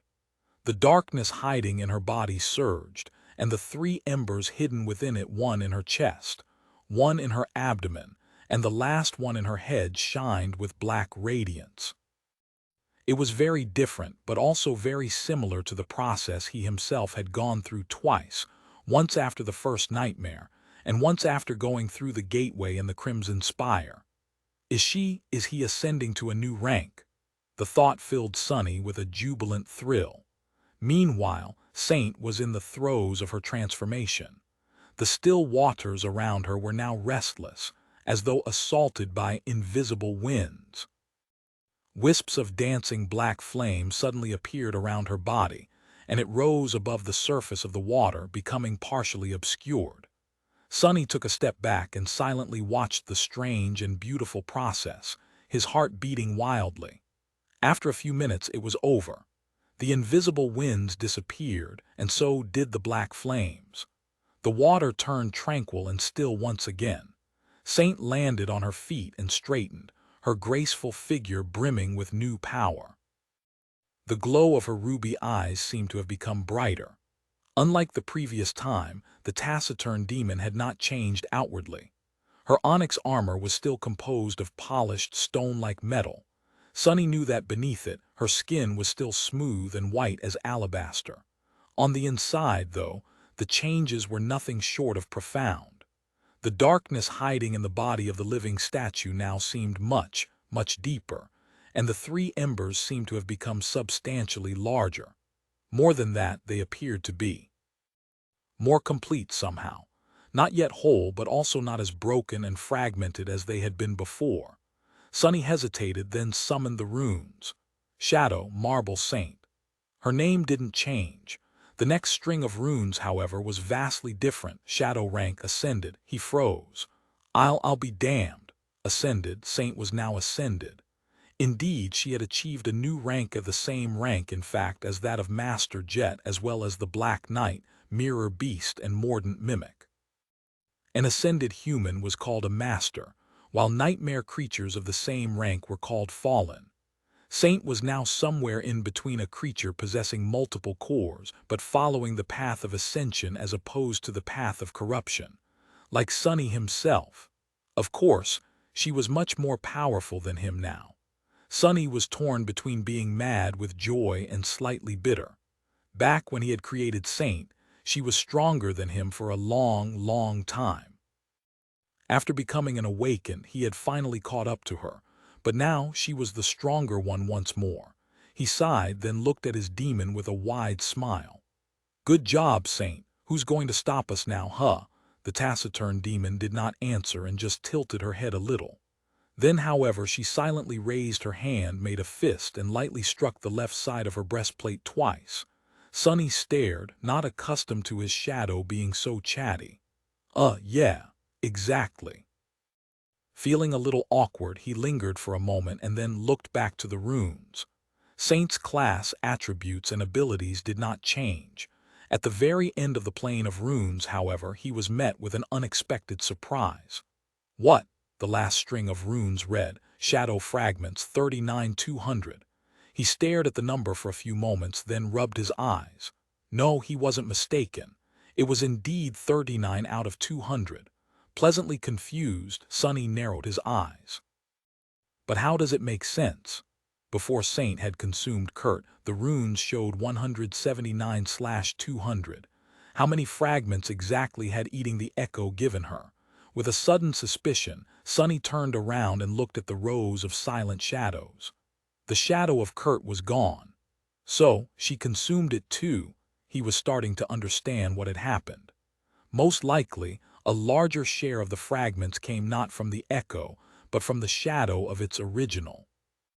Kurt had been an experienced awakened, one in possession of a fully saturated core. By absorbing his shadow, Saint must have inherited a portion of all the soul fragments he had accumulated over his life, just like a human would after slaying another human. That amount was enough to bridge the gap to the next rank, and then some. Of course, since his shadow was now an ascended, she required shadow fragments of similar quality to grow one-to-one. Those that came from Kurt were only awakened, though. So in fact, the current number would have been 78/200 if Saint's rank had not changed. That meant that she received almost 100 shadow fragments by consuming the echo of Shadow Blade Kurt, an utterly insane number, considering that it had taken Sunny somewhere around half a year to feed her that much before. Suddenly, the regret he felt over sacrificing such a valuable echo disappeared. That's a windfall, a crazy windfall. Today, luck was truly on his side. And an ascended demon was now by his side, which instantly propelled Sunny to a completely new level of capability. Together with the newly transformed Saint, he would be able to do much more, challenge much more powerful nightmare creatures, and therefore accelerate his own growth even further. Even better, this change could not have come at a better time, because it was nearly time for him to return to the shipwreck island and challenge the terrifying being that dwelled in the ancient wreck. Having an ascended shadow by his side would be of enormous help. Sunny only noticed that a wide, stupid smile appeared on his face when Master Jet returned to the underground arena. He hurriedly erased it and stood up. "All done," she gave him a relaxed nod, then yawned. "Yeah, we are free to go. A little paperwork and the contribution points I promised will be yours to spend. We can grab a bite first if you want." Sunny smiled. "Oh yes, there is also the reward from the government." Now that he didn't need to spend all the contribution points on bringing Saint to full saturation as soon as possible, what else would he be able to get? Chapter 512. Unburdened, sitting on the very edge of the sanctuary island with his feet dangling above the abyss of the sky below, Sunny was enjoying the view of the clear streams falling down into the darkness and turning into clouds of water dust. After a while, he lowered his eyes and looked at the item laying on his palm with a bit of confusion. So, that's it. This was one of the 2 memories he had exchanged for the contribution points given to him for helping Master Jet deal with Shadow Blade Kurt. It looked like a long, narrow needle forged out of black steel, with gold wire wrapped around one of its ends, sort of like an antique acupuncture needle, but much sturdier. The needle's name was Heavenly Burden. A very ironic name for a memory here on the Chained Isles. He had just received it this morning, and this was his first opportunity to properly study the thing. Very curious, Sunny summoned the runes: Memory, Heavenly Burden, Memory Rank Awakened, Memory Tier Roman 3, Memory Type Tool, Memory Description. To be free of a burden, one has to let go of all attachments they hold in their heart. Only those who untethered themselves from everything can become truly free. Sounds wonderful. At first glance, the memory wasn't too outstanding. Its rank wasn't high, and neither was its tier. With the amount of money Sunny was making, he could probably buy something like this after a week or 2 of collecting soul shards in the dream realm. But that was why contribution points were more valuable than credits. The government had access to things that were exceedingly rare or simply impossible to get on the market. Heavenly Burden was one such thing, and it was due to the enchantment the needle possessed.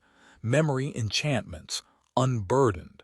Enchantment description: those pierced with this needle will rise to the skies. Indeed, it was a memory that could allow him to fly. Sort of. Flight enchantments were extremely rare and tremendously valued.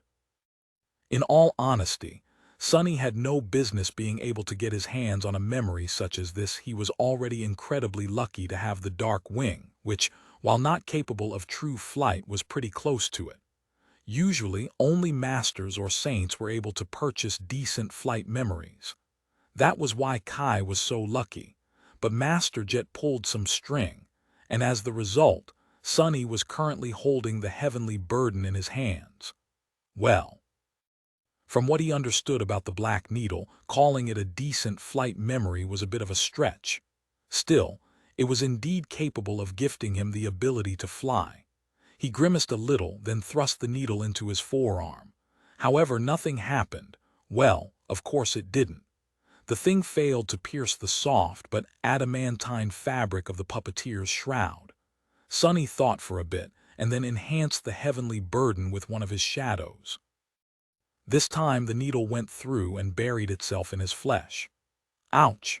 The pain was sharp, but not too bad. More than that, Sonny had no time to think about it. And that was because as soon as the heavenly burden pierced his skin, his body floated up, and continued doing so. Sonny was steadily rising into the sky, be it at a slow speed. It was as though he had suddenly turned into a balloon. The feeling would have been rather funny if it wasn't so terrifying, mostly because a sudden gust of wind threw him slightly to the side, and now there was nothing but the darkness of the sky beneath him. Both amused and slightly tense, Sonny summoned the dark wing. He also summoned the prowling thorn, just to be on the safer side. After both memories manifested themselves, he hesitated for a moment, and then wrapped the black needle in his second shadow, too. Immediately, the speed with which he was rising into the air increased. Sonny allowed himself to float upward for a few moments, and then commanded the dark wing to activate. With its help, he changed the direction of his flight and slowly moved back toward the island. Making sure that there was solid ground under him, he then dismissed the heavenly burden and smoothly glided down. Not bad. Now, he had two memories to deal with what Cassie had seen in the vision of their supposed death. One memory could only move him upward, while the other allowed him to glide in any direction except up. Together, they gave him the ability of true flight. Even if it was slow and not nearly as effective as what Kai could do, it was still flying. The point was, he was not going to fall endlessly into the sky below again, not unless he wanted to. Sonny returned to the edge of the sanctuary, sat down, and stared at one of the chains leading to a neighboring island. It was early morning and he was waiting for someone. "They're still not here." With a sigh, he looked down and summoned the second memory he received from the government. A piece of beautiful ember that looked like solidified flame appeared on his palm, inlaid in a frame made out of dull metal. He summoned the runes: memory, memory of fire, memory rank ascended, memory tier I, memory type charm, memory description, and then there was nothing but flame. Short and sweet. Memory enchantments, scorching heat. Enchantment description: this charm provides the wearer with moderate resistance to fire. And that was that. With these two memories, Sonny felt more or less ready to plunge into the dark abyss below the chained isles once more, when the time came. With dark wing and the heavenly burden allowing him to fly, or rather, float, and the underworld armament of the mantle enhancing the protective effect of the memory of fire, his next trip to the Ebony Tower would be less perilous. Hopefully, his thoughts were suddenly interrupted. Looking at the chain, he noticed a row of black dots moving across it, far in the distance. Straining his vision, Sonny sighed. "They're here." Chapter 513. War Council. Soon, he was able to make out the silhouettes of 7 people walking across the chain. They were led by a delicate beauty in a light polished armor, her pale blonde hair dancing in the wind. Cassie walked with her eyes covered by the silver half-mask, her hand resting on the hilt of the quiet dancer. If Sonny didn't know that she was blind, he would have not suspected it. The fire keepers had returned from their lengthy expedition to the desecrated grove. In the end, it took them almost 2 months to find whatever they had been searching for on that remote and ghastly island. And now it was time for Sonny to join them in the assault on the ancient shipwreck. He grimaced. After 2 months spent without returning to the real world, members of Cassie's cohort looked weathered and exhausted. They were covered in dirt and dust, and their armor bore marks of countless battles. However, these young men and women seemed to be healthy and in good mood. There was a spring to their steps, and as they got closer, Sonny could see smiles on their lips. 2 of them were carefully carrying a large box fashioned out of crude wooden boards. He assumed that it contained the thing Cassie had spent 2 months looking for. Sonny tilted his head, curious. What might it be, I wonder? Eventually they noticed him too. Cassie slowed down a little, and in the next moment the fire keeper walking behind her gently touched her on the shoulder and said something. Then he gestured toward Sonny and waved a hand. Sonny sighed and dismissed the memory of fire. People. In the 6 months spent on the chained isles, he had gotten accustomed to only dealing with other awakened in small doses. Knowing that he was going to have to be in the company of relative strangers for a while and fight with them side by side did not make Sonny happy. In that regard, Mordred had been a perfect companion. He only appeared once every few days for a short while, helped Sonny with advice, and then disappeared without a trace, not asking for anything in return. If only all relationships could be so simple. Sadly, the mysterious prince was still nowhere to be found.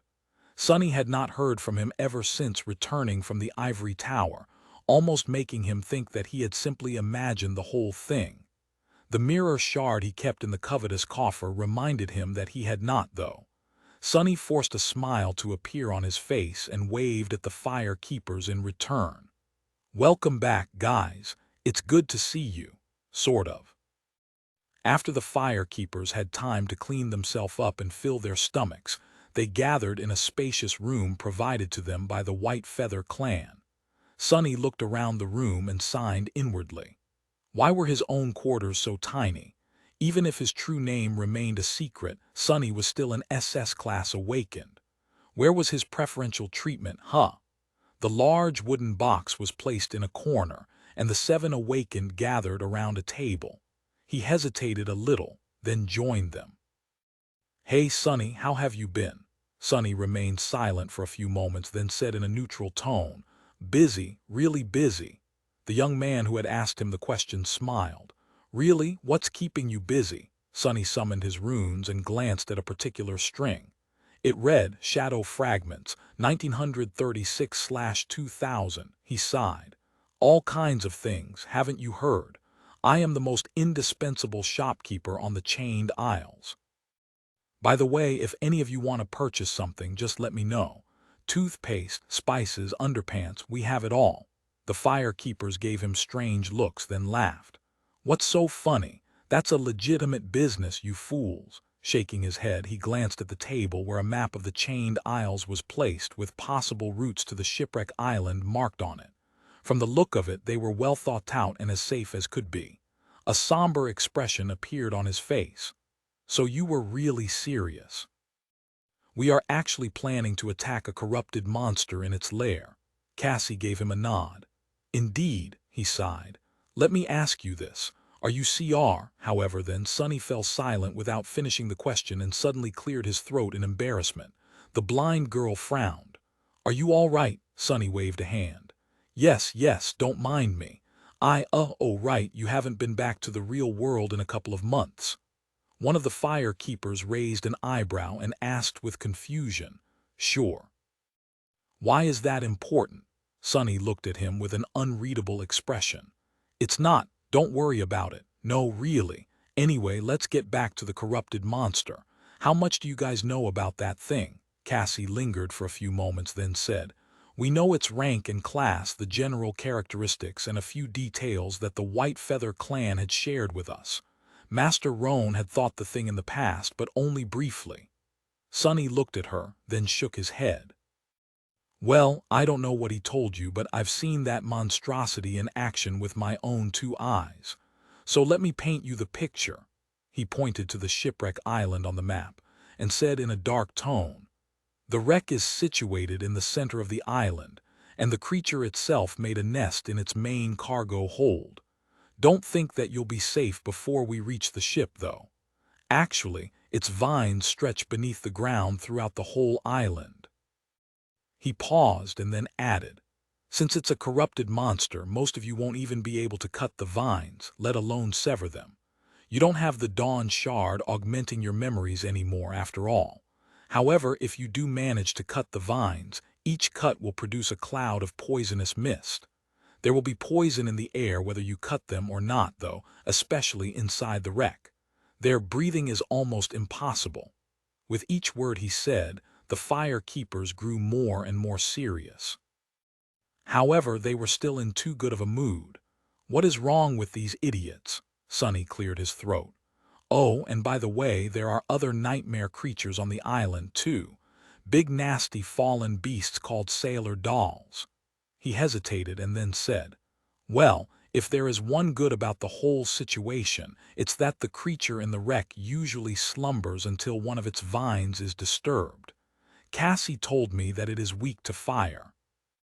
So my suggestion would be to just burn the whole ship down and the scary bastard with it." The fire keepers glanced at each other with strange expressions. Cassie remained silent for a bit and then said awkwardly, "No, we can't burn the ship." Sonny blinked a couple of times. "And why, pray tell, is that?" She turned her head to the large wooden box in the corner, lingered for a moment and then answered, "Because we are going to repair it." Chapter 514. Hidden Blade. Sonny was at a loss for words. Had he even heard it right? "You are going to repair the ancient, broken, monster-infected ship." Well, it made a lot of sense, actually. Cassie nodded. "Yes, we are going to cleanse, repair, and make it fly again." Oh, so it was a flying ship, too. Perfect.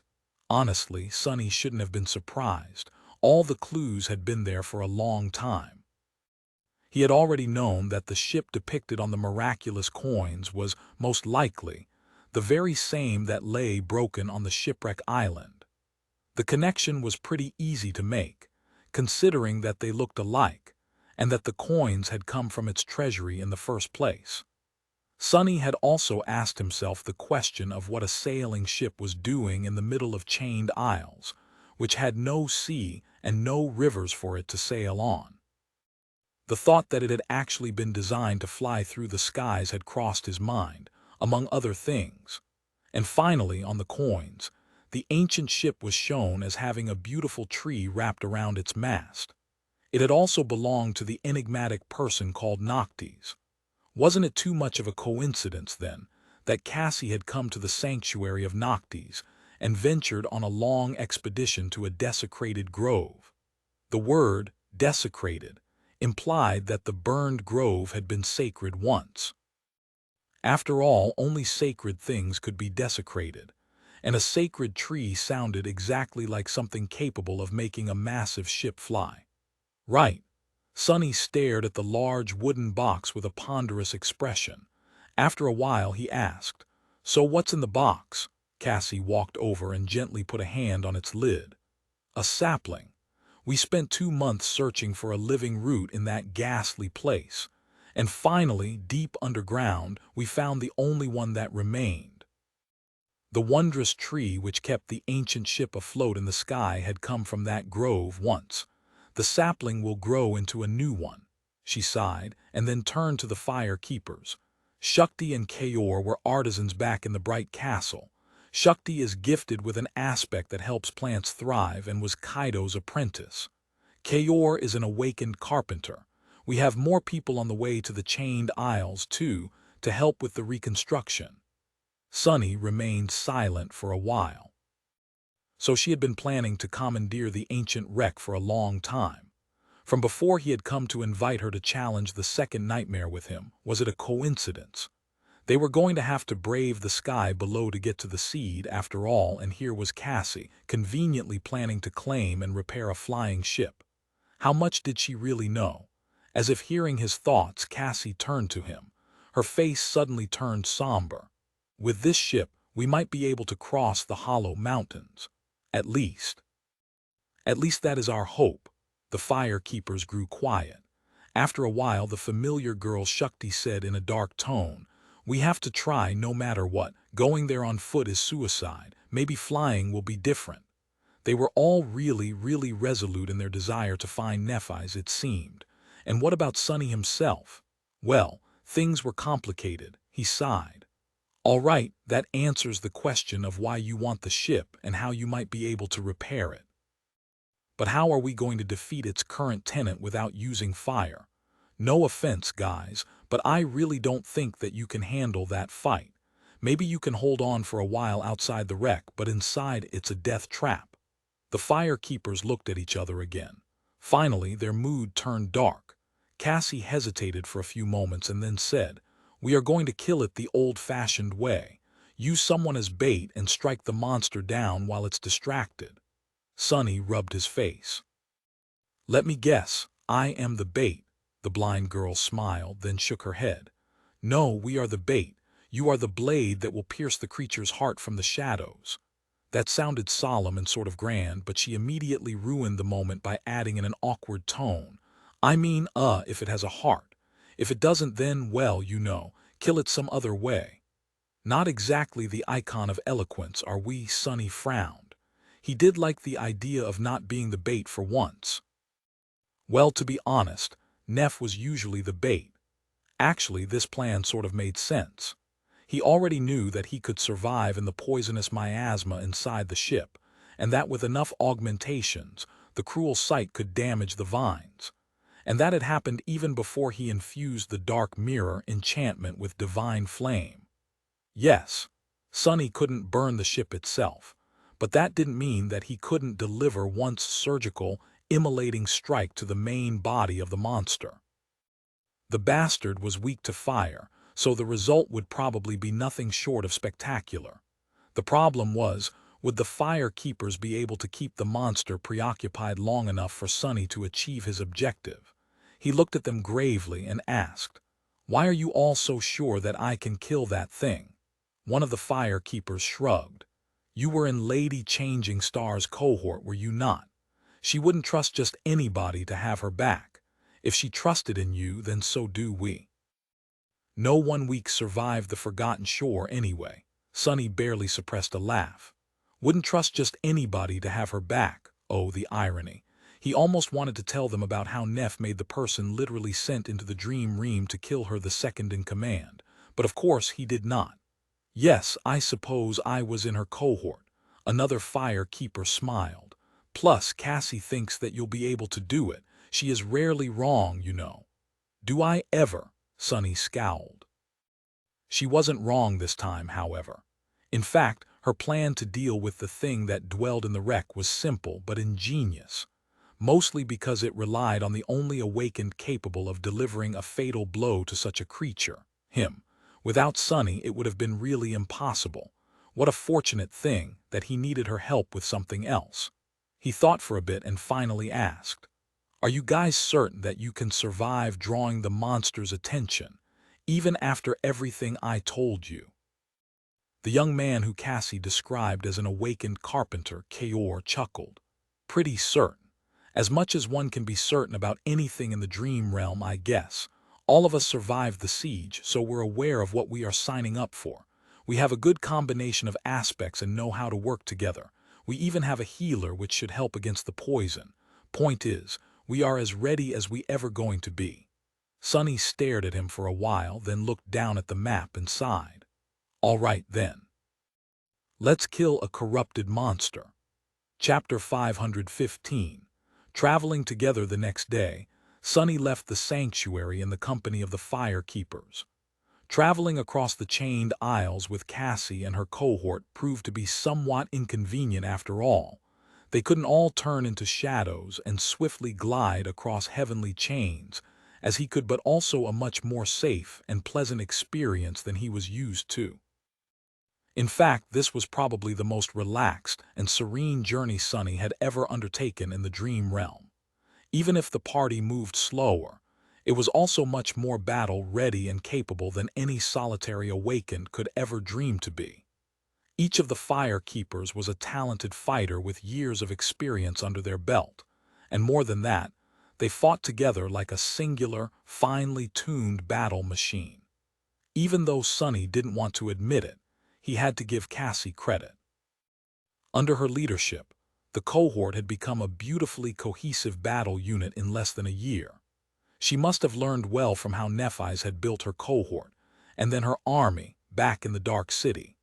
The fact that these young men and women shared a common past and had gone through a harrowing hell together must have helped a lot, too. Whenever the party encountered nightmare creatures, Sonny felt a very strange and unfamiliar sensation. It was almost as if he didn't have to do anything. He could literally remain still, and nothing would happen to him. His temporary companions were more than capable of dealing with the abominations themselves.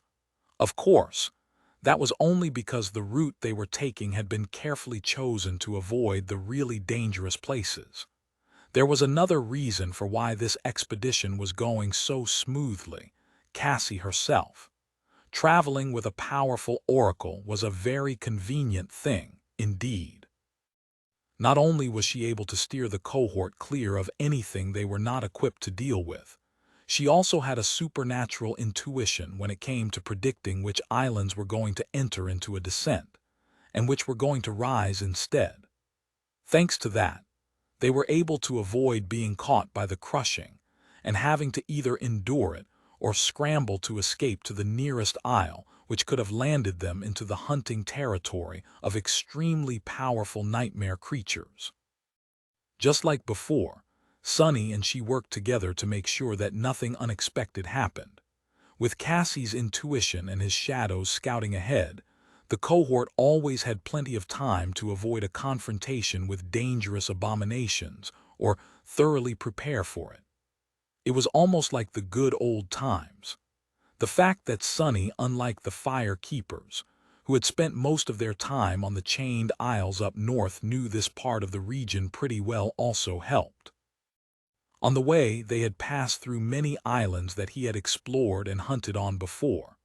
Plus, he had the covetous coffer now, which made their rest stops and meals much more enjoyable. So, as far as traversing the dream realm went, this journey was almost enjoyable. After a calm and comparatively uneventful week, they finally reached the shipwreck island. This close to the tier, the nightmare creatures were much more dangerous and vile. Sonny and the fire keepers were currently on the island he had visited before, the one with dozens of stone towers laying in ruins, overgrown by moss and monstrous worms hiding underground. They had just fought off a swarm of them, and were now approaching the edge of the isle. Soon, the sight of the gargantuan chain stretching into the distance opened to them, and they heard the sound of rusty metal scraping against ancient iron on the wind. The fire keepers froze and stared at the distant shipwreck island, and the corpse of the metal giant that was entangled in the remnants of a broken chain, swaying slowly above the dark abyss of the sky below. They were as stunned by this forlorn visage as Sonny had been when he first saw the mangled remains of the steel colossus. After a while, one of them said, "That wound in his chest. What kind of force could have shattered such a creature? And his arm. We saw it already, didn't we?" Sonny didn't respond, since the question wasn't directed at him, and thus his flaw remained silent. Another fire keeper lingered, then asked in a curious tone, "Maybe we should climb down and investigate after taking control of the island." Sonny glanced at her, then shook her head. "I wouldn't recommend that." The young woman raised an eyebrow. "Why?" A dark smile found its way onto his face. "You think the monster in the wreck is bad?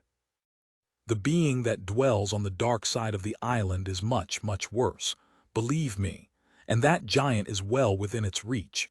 In fact, I think that it uses him as bait to feed on the chain worms.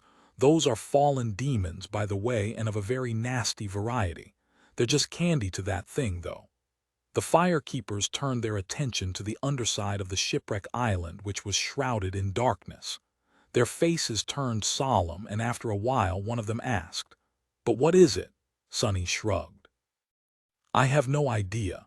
I only saw the tip of its root. That is why I am still alive, most likely. If I saw the whole thing, we wouldn't be having this conversation right now." After that, everyone remained silent.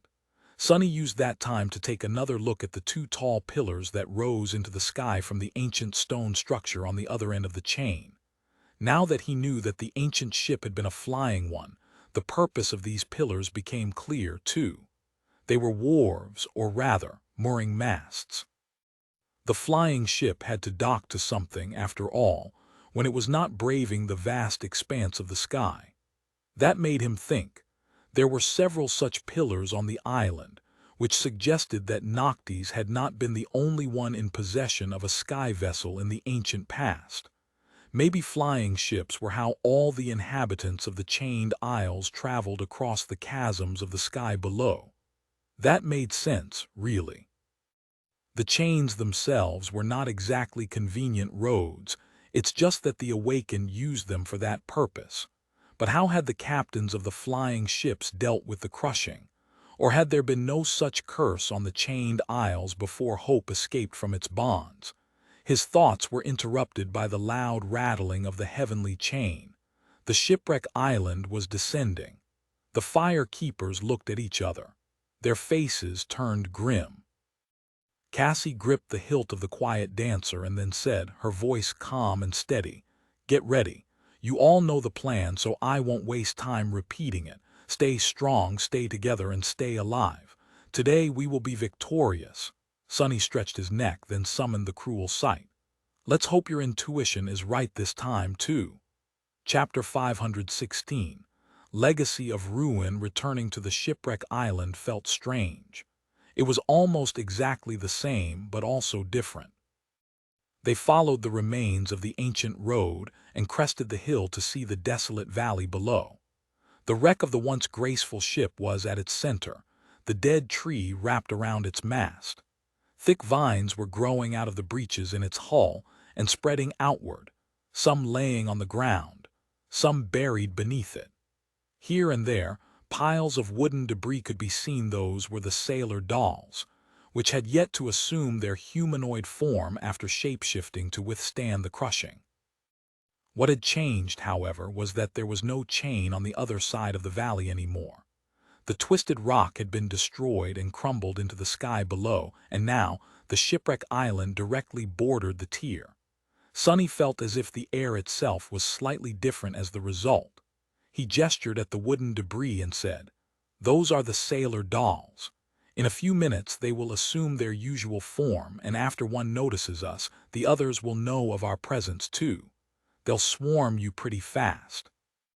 The fire keepers had already summoned their weapons and were prepared for a fight.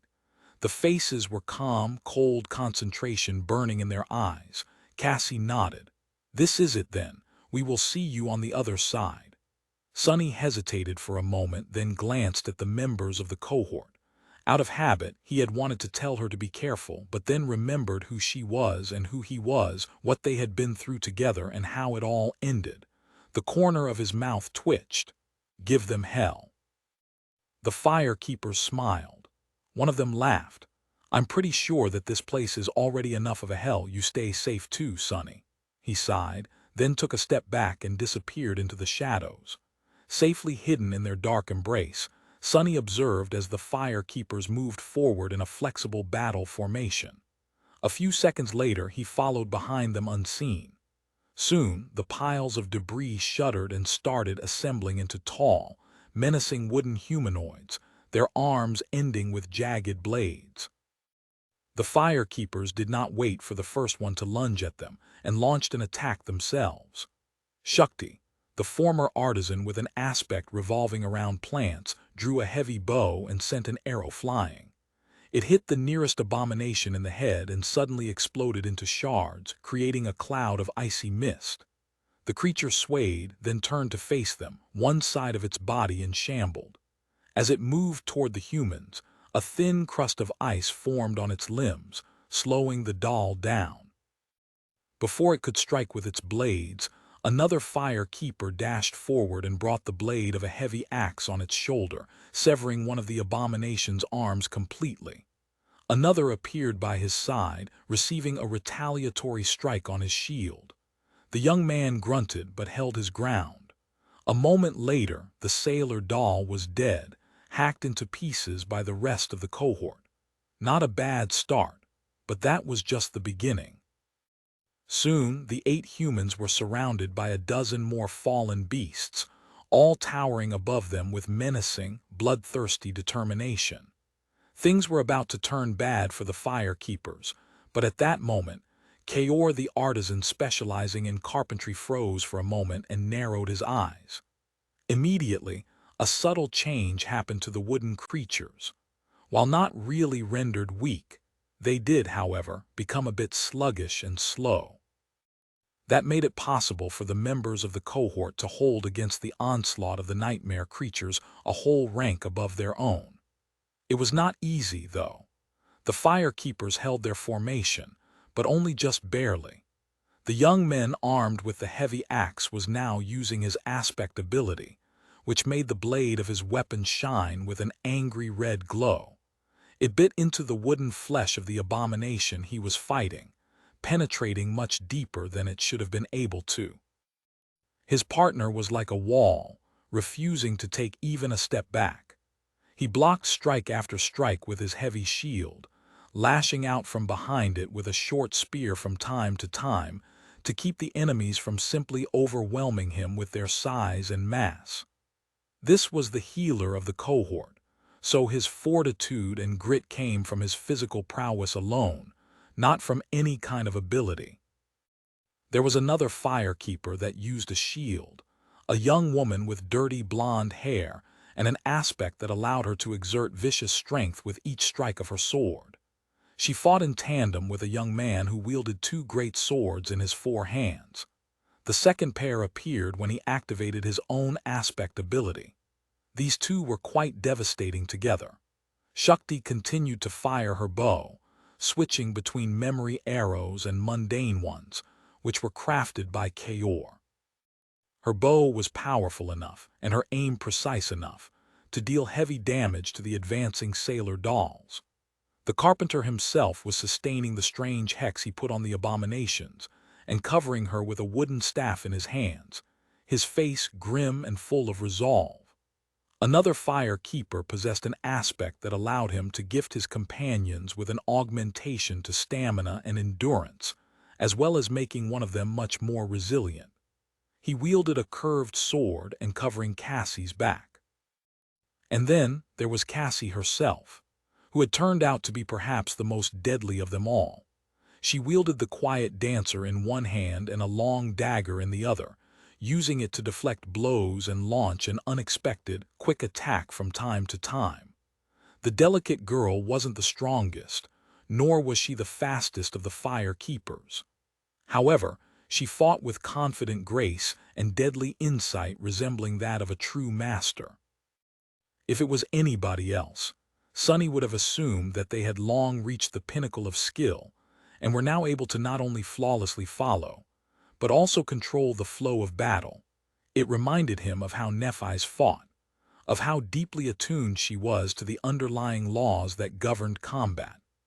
Of course, the difference was that while Changing Star was able to predict and manipulate the cadence of battle due to her knowledge, talent, and skill, Cassie could actually perceive a few moments into the future, which made her a frightening presence on the battlefield.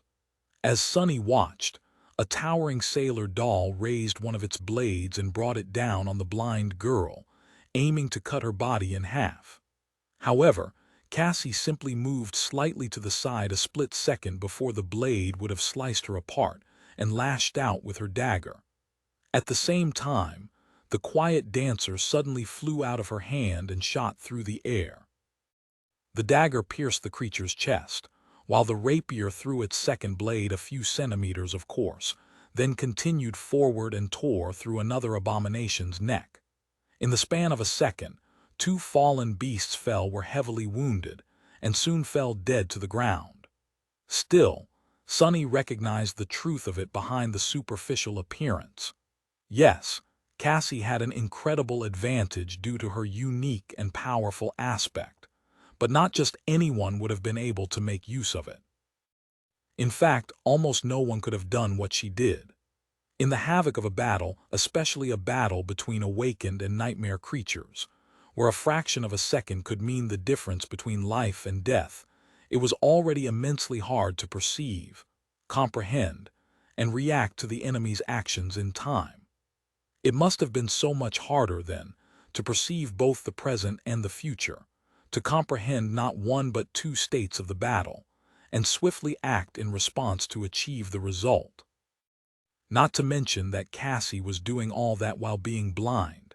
The mental strain and burden of it all, Sonny couldn't even imagine it. What he did know, however, was that it was impossible to perform such a feat without one crucial thing: clarity. It seemed that Cassie had not listened to the lessons Nephi's had taught them for nothing. She was changing Star's other pupil after all. Soon, the Fire Keepers had dealt with the first wave of the sailor dolls. But the second, larger one was already approaching. Before it could reach them, though, Cassie grabbed the quiet dancer from the air, turned to her cohort and yelled, "Prepare!" Then she covered her mouth and nose with a hand, turned the rapier down, and thrust it deep into the earth. A moment later the ground shook. Chapter 517. Baiting the monster suddenly, the whole of the valley seemed to be moving. The ground shook and seethed, and slowly green and brown vines started rising from beneath it like vile snakes. The hulking sailor dolls that were about to descend upon the Fire Keepers froze, as if consumed by fear. Then they turned around and stumbled away. Some simply crumbled into piles of debris, pretending to be dead. Even these fallen beasts were terrified of the being that dwelled in the heart of the ancient wreck. Cassie and her cohort, however, remained unperturbed. Moving with swift determination, they made their preparations. Just a moment after the blind oracle thrust her rapier into the ground, the Fire Keepers had strips of cloth wrapped around their mouths and noses.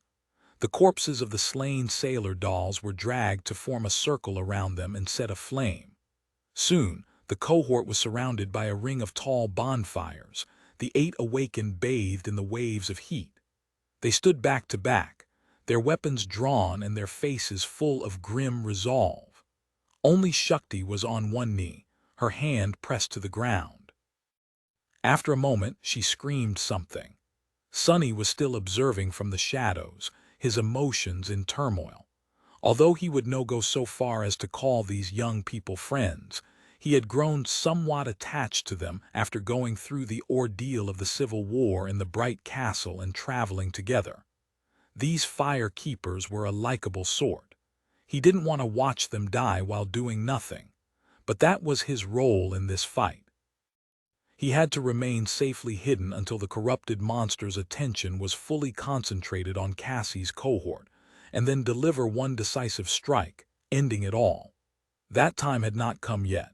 Consumed by dark discontent, Sonny continued to watch. Reacting to Shakti's scream, one of the Fire Keepers suddenly dashed to the side. A fraction of a second later, the moss beneath his feet was pierced by a stem of a brown vine. It thrashed blindly, failing to catch anyone in its deadly embrace, but then seemed to have sensed the presence of life, and shot toward the nearest human. The vine was as thick as a man's arm, and there were black thorns protruding from its glistening surface. One of the Fire Keepers sliced at it with her sword, but the sharp blade just bounced off of the vine without leaving even a scratch on its surface. 2 others simply fell on it, pressing the thing down with their shields. That gave enough time for the young man, whose aspect allowed him to enhance his weapon-type memories, to bring his glowing axe down, severing the vine.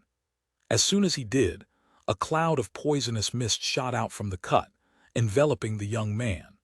Luckily, he knew to hold his breath and immediately jumped back. Cassie, who had sheathed her rapier and was now holding a familiar wooden staff, pointed it forward and summoned the wind. The cloud of poison was blown toward the bonfires and devoured by flame. That axe is an ascended memory. Indeed, it was. In fact, all of the fire keepers seemed to be equipped rather well, and several of them wielded weapons above their rank. Quiet Dancer was also not the only echo in their possession. Just as another vine appeared from the flames, its stem singed and damaged, a familiar shape suddenly weaved itself from sparks of light just beyond the ring of bonfires and pounced on it. It was a creature that looked like a giant praying mantis, its flesh composed of glass and blood-red clay. Sunny remembered seeing these creatures during the siege of the Crimson Spire. 2 scythes came down on the vine and bit deep into it. A moment later, the mantis dashed away with incredible speed, avoiding being entangled and shredded to pieces by the jagged black thorns. Despite this efficient start, more and more vines were crawling toward the circle of fire, and several more appeared from beneath the ground inside it.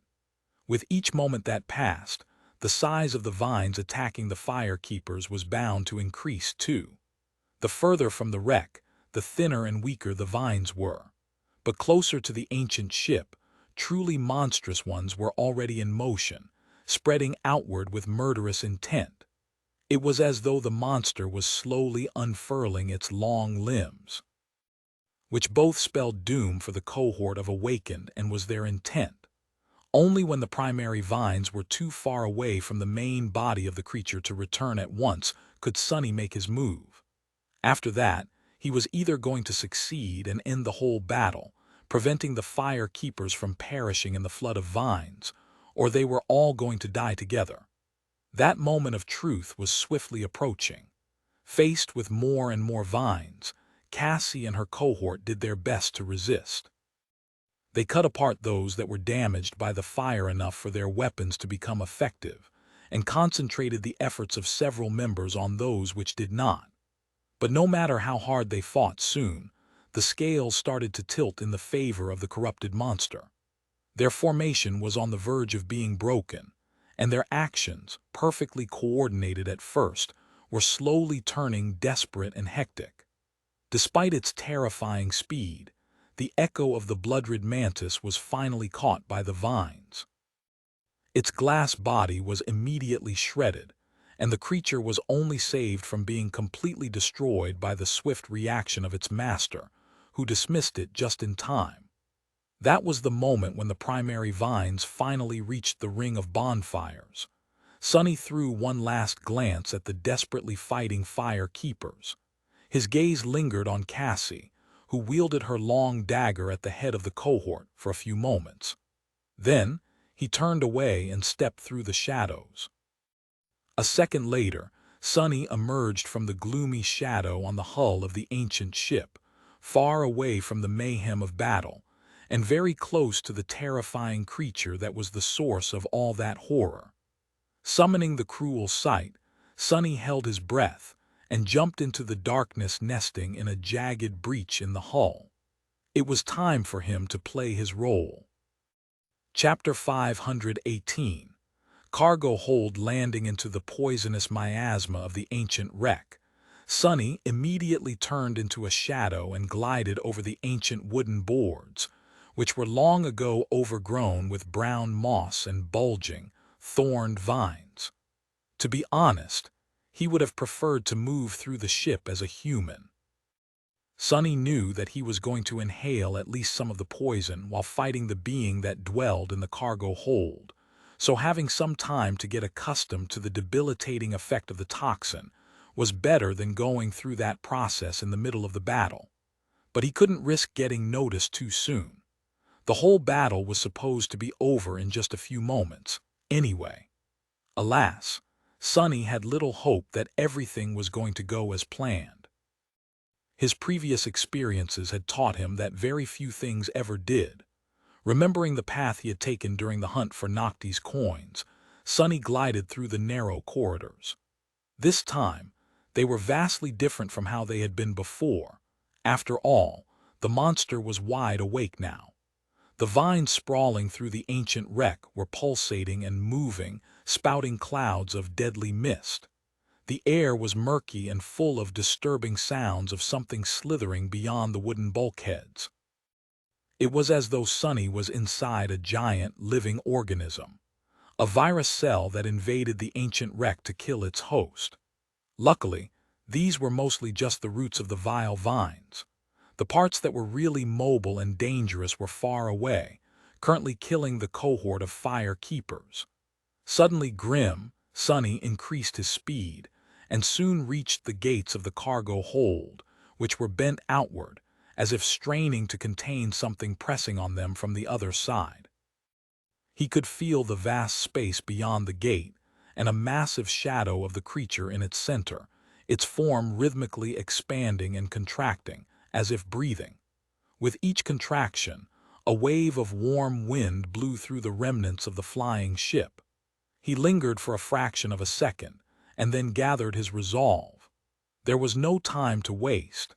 Spending a small fraction of his essence to step through the shadows once more, Sunny appeared in the cargo hold, and froze, slightly stunned by the terrible visage of the corrupted monster. What the hell is that?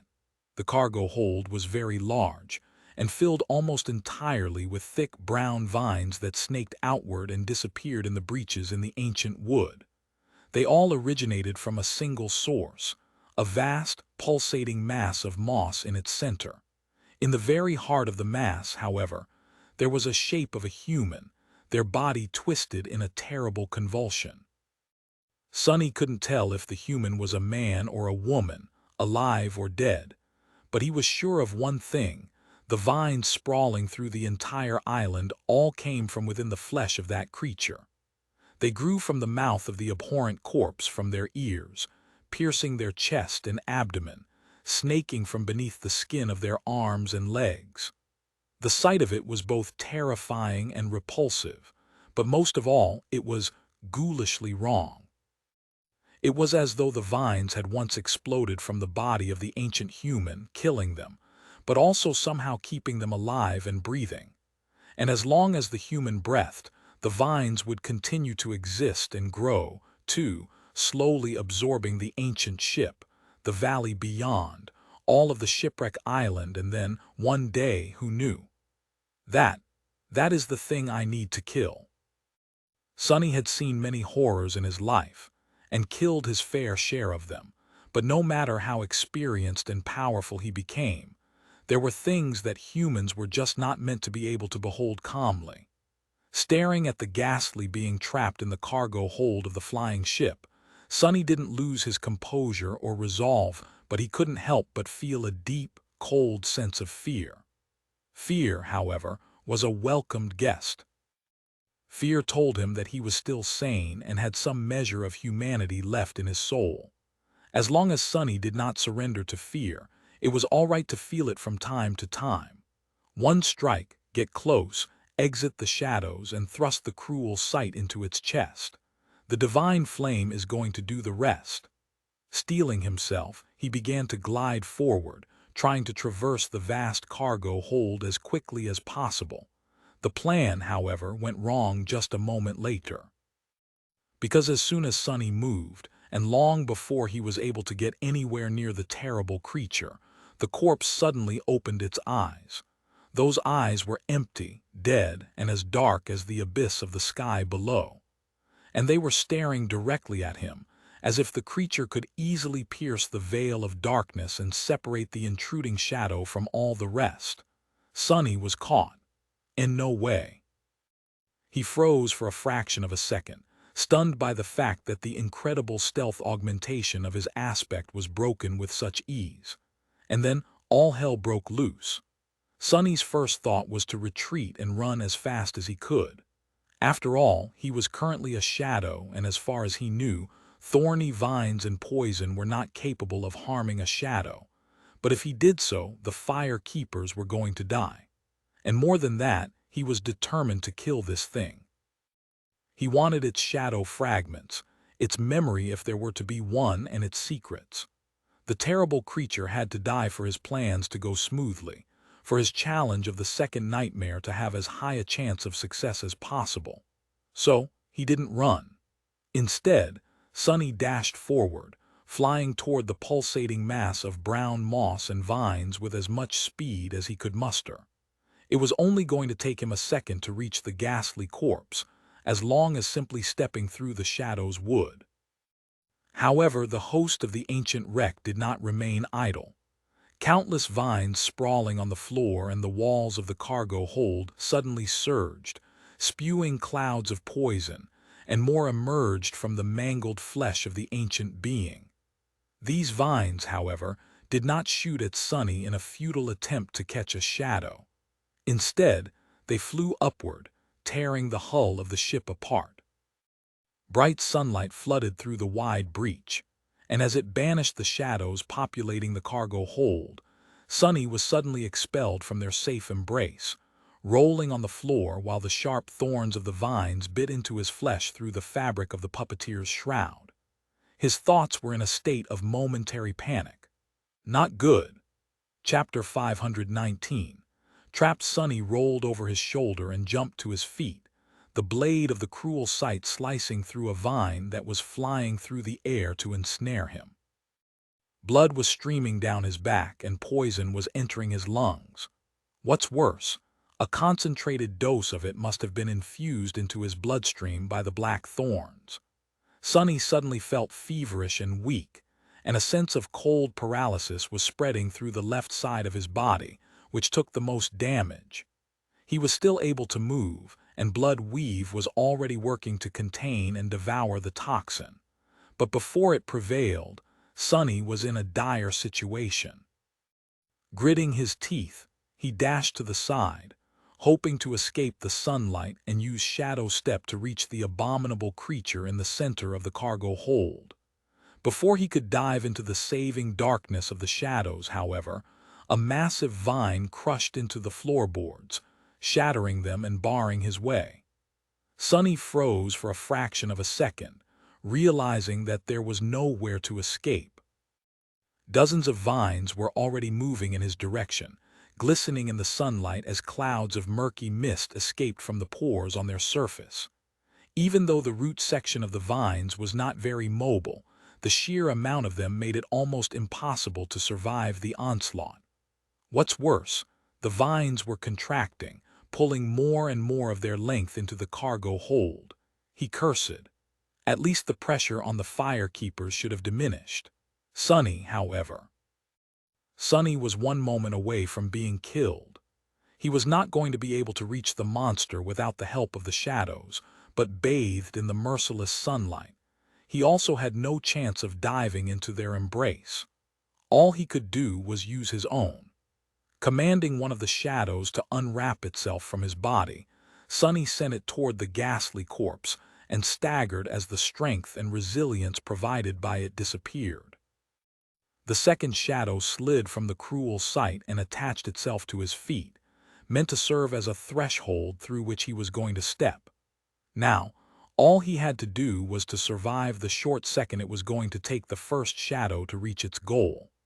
That was easier said than done. Straining the flexibility of his body to its limit, Sonny felt his joint groan and his tendons tremble on the verge of tearing apart. Twisting at an almost impossible angle, he dodged one of the vines, placed his hand on the spongy carpet of the brown moss, and performed a bizarre spin, narrowly sliding between two more. If not for the torturous training he had put himself through to accommodate the inhuman demands of shadow dance, this would have been impossible. Feeling the skin of his palm burn, as though submerged in stomach acid, he retrieved his hand from the brown moss and immediately jumped backward to save himself from being entangled in the slithering vines. He was swift enough to avoid being caught, but not swift enough to escape unscathed. The black thorns tore into his right side, and more blood flowed down his body, while more poison entered his bloodstream. Arg! Sonny ducked, dashed desperately to the side, then rolled and threw himself upward from an impossible position, feeling his ligaments rip. Dodging the swarm of vines was like being a fly surrounded by a contracting mass of spiderwebs. Luckily, he only had to survive in their lethal, moving maze for a second, before the vines could turn into an impenetrable barrier all around him. Sonny dove into his shadow and emerged right in front of the vile mass of brown moss, and the remains of the human encased within it. The cruel sight flashed with pure light, and in one fluid motion he thrust its incandescent blade into the chest of the monster. "Got you." And then nothing happened. The corpse didn't react to receiving a mortal wound at all. Its ghastly face remained unmoving, its eyes full of terrifying emptiness, its body a harrowing mess of torn flesh and slithering brown vines. The mass of moss continued to contract and expand, and the vines themselves continued to pursue the invader. Even the divine flame seemed to have no effect on the corrupted monster. Sonny paled. Crap! He twisted the cruel sight, hoping that it would have some effect, but all was in vain. The corrupted monster simply refused to die for whatever reason, and the ancient remains that were its source appeared to be immune to flame, even if the vines themselves were susceptible to it. The information Cassie shared with him came from Master Roan, who had fought the vines once. But he had never entered the wreck, so of course, the dashing griffin rider couldn't have known that the creature itself did not share the weaknesses of its sprawling thorned limbs. Damn! Now what? The vines were already upon him. Before they could ensnare Sonny, though, two ruby eyes ignited in his shadow, and a graceful figure of the demonic knight lunged forward out of it. The blade of her stone-like sword flashed through the air, easily severing several vines, and then her shield crashed into the slithering vernicose wall, pushing it away and making the whole cargo hold shudder. Now that saint was ascended and augmented by one of his shadows, her strength was truly frightening. The taciturn demon spun in the mass of vines, cutting them down like a demented gardener. For a moment, none of them could reach her. Sonny wrapped the second shadow around himself and retrieved the cruel sight, thinking feverishly. What the hell, how do I kill this thing? He could try to place the broken oath near it and retreat, but no, that wouldn't work. Unlike the mordant mimic who had been paralyzed by the crushing, the being trapped in the cargo hold of the ancient ship could simply move the charm away with one of its vines or crush it. And if Sonny tried to prevent it from doing so, he would succumb to the soul damage first. Even with the help of the mantle of the underworld, he would still be just an awakened. A corrupted monster's soul was much more vast and resilient. Leaving Saint to fend for herself was also not an option, since even with her newfound might, she had no chance of surviving in a battle against this powerful creature alone. Not all corrupted monsters were created equal, and the two foe them had the misfortune of stumbling on an especially dreadful one. So, what else was there? Sonny couldn't damage the abhorrent abomination itself, but he could damage the vines. That would buy him some time to come up with a solution, at least. Jumping back, he sliced at the root of a thick vine growing out of the ancient human's forearm, severing it. As a side effect of this attack, the corpse seemed to retrieve some control of its hand, which slowly rose and stretched toward Sonny. Damn! Suddenly feeling a sickening, cold sensation in his heart, he hurried to create as much distance between himself and the corpse as he could. However, the abomination didn't seem to be launching an attack. Its hands strained to rise, held down by the mass of vines growing from it. Struggling against this terrible burden, it twitched and moved slightly, then froze. One of its fingers trembled. The creature seemed to be pointing at something.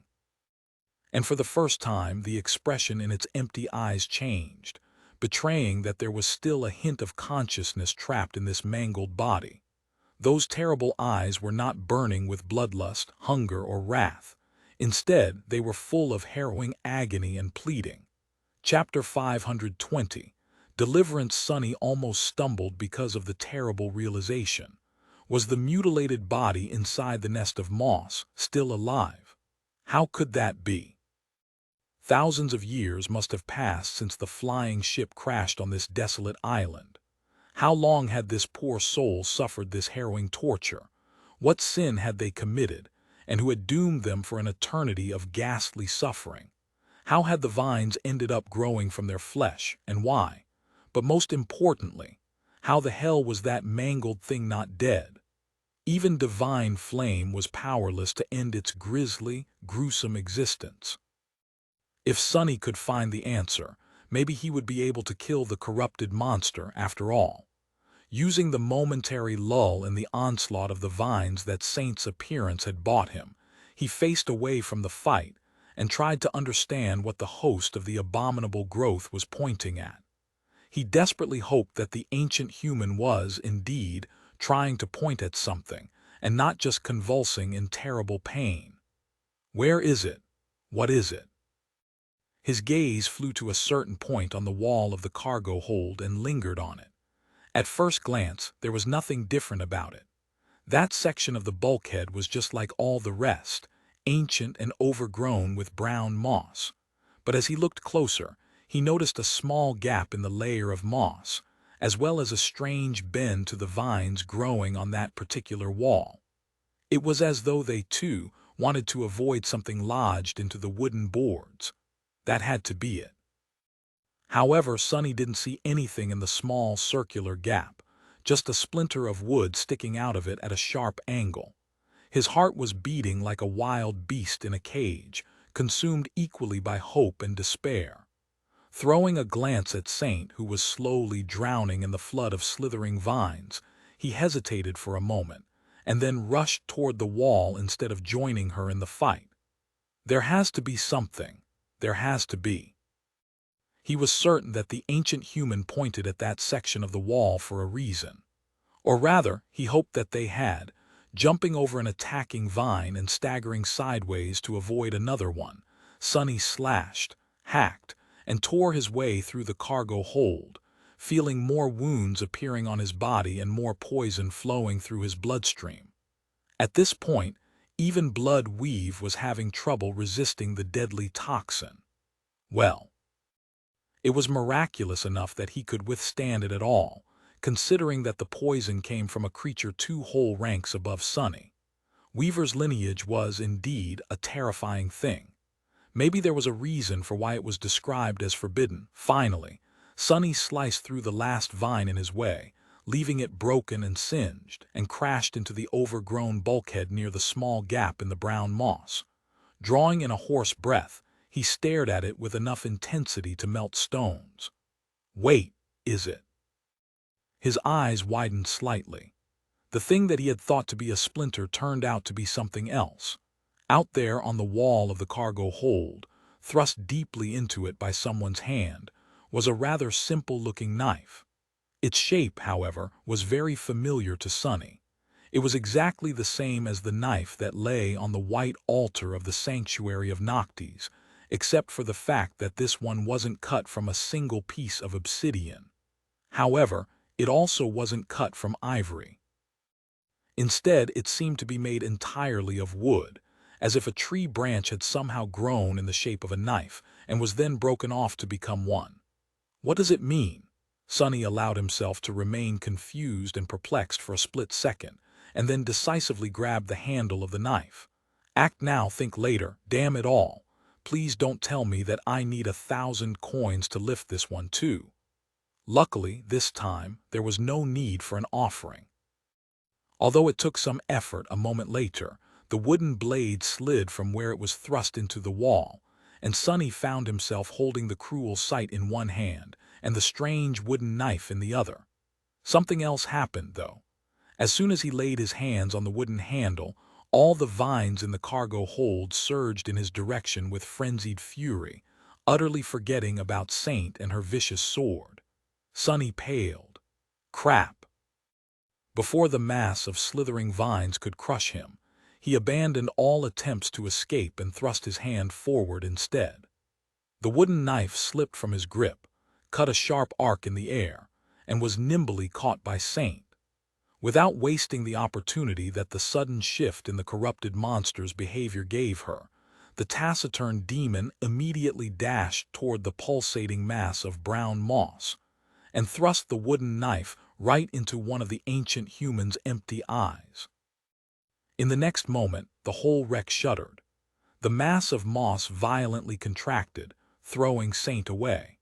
The vines suddenly lost any semblance of cohesion and thrashed violently, forcing Sonny to retreat as close to the wall as he could. Still, the sea of black thorns was mere centimeters away from his face, raging in a storm of chaotic movements. Even the brown moss he was pressed against seemed to be convulsing, as if overwhelmed by unbearable pain. Despite all that, the only thing Sonny saw was the one remaining eyes of the terribly malformed ancient human. It stared at him for a few moments, the emptiness and darkness slowly giving way to something else. A feeling of relief so vast that it was almost beyond the concept of emotion.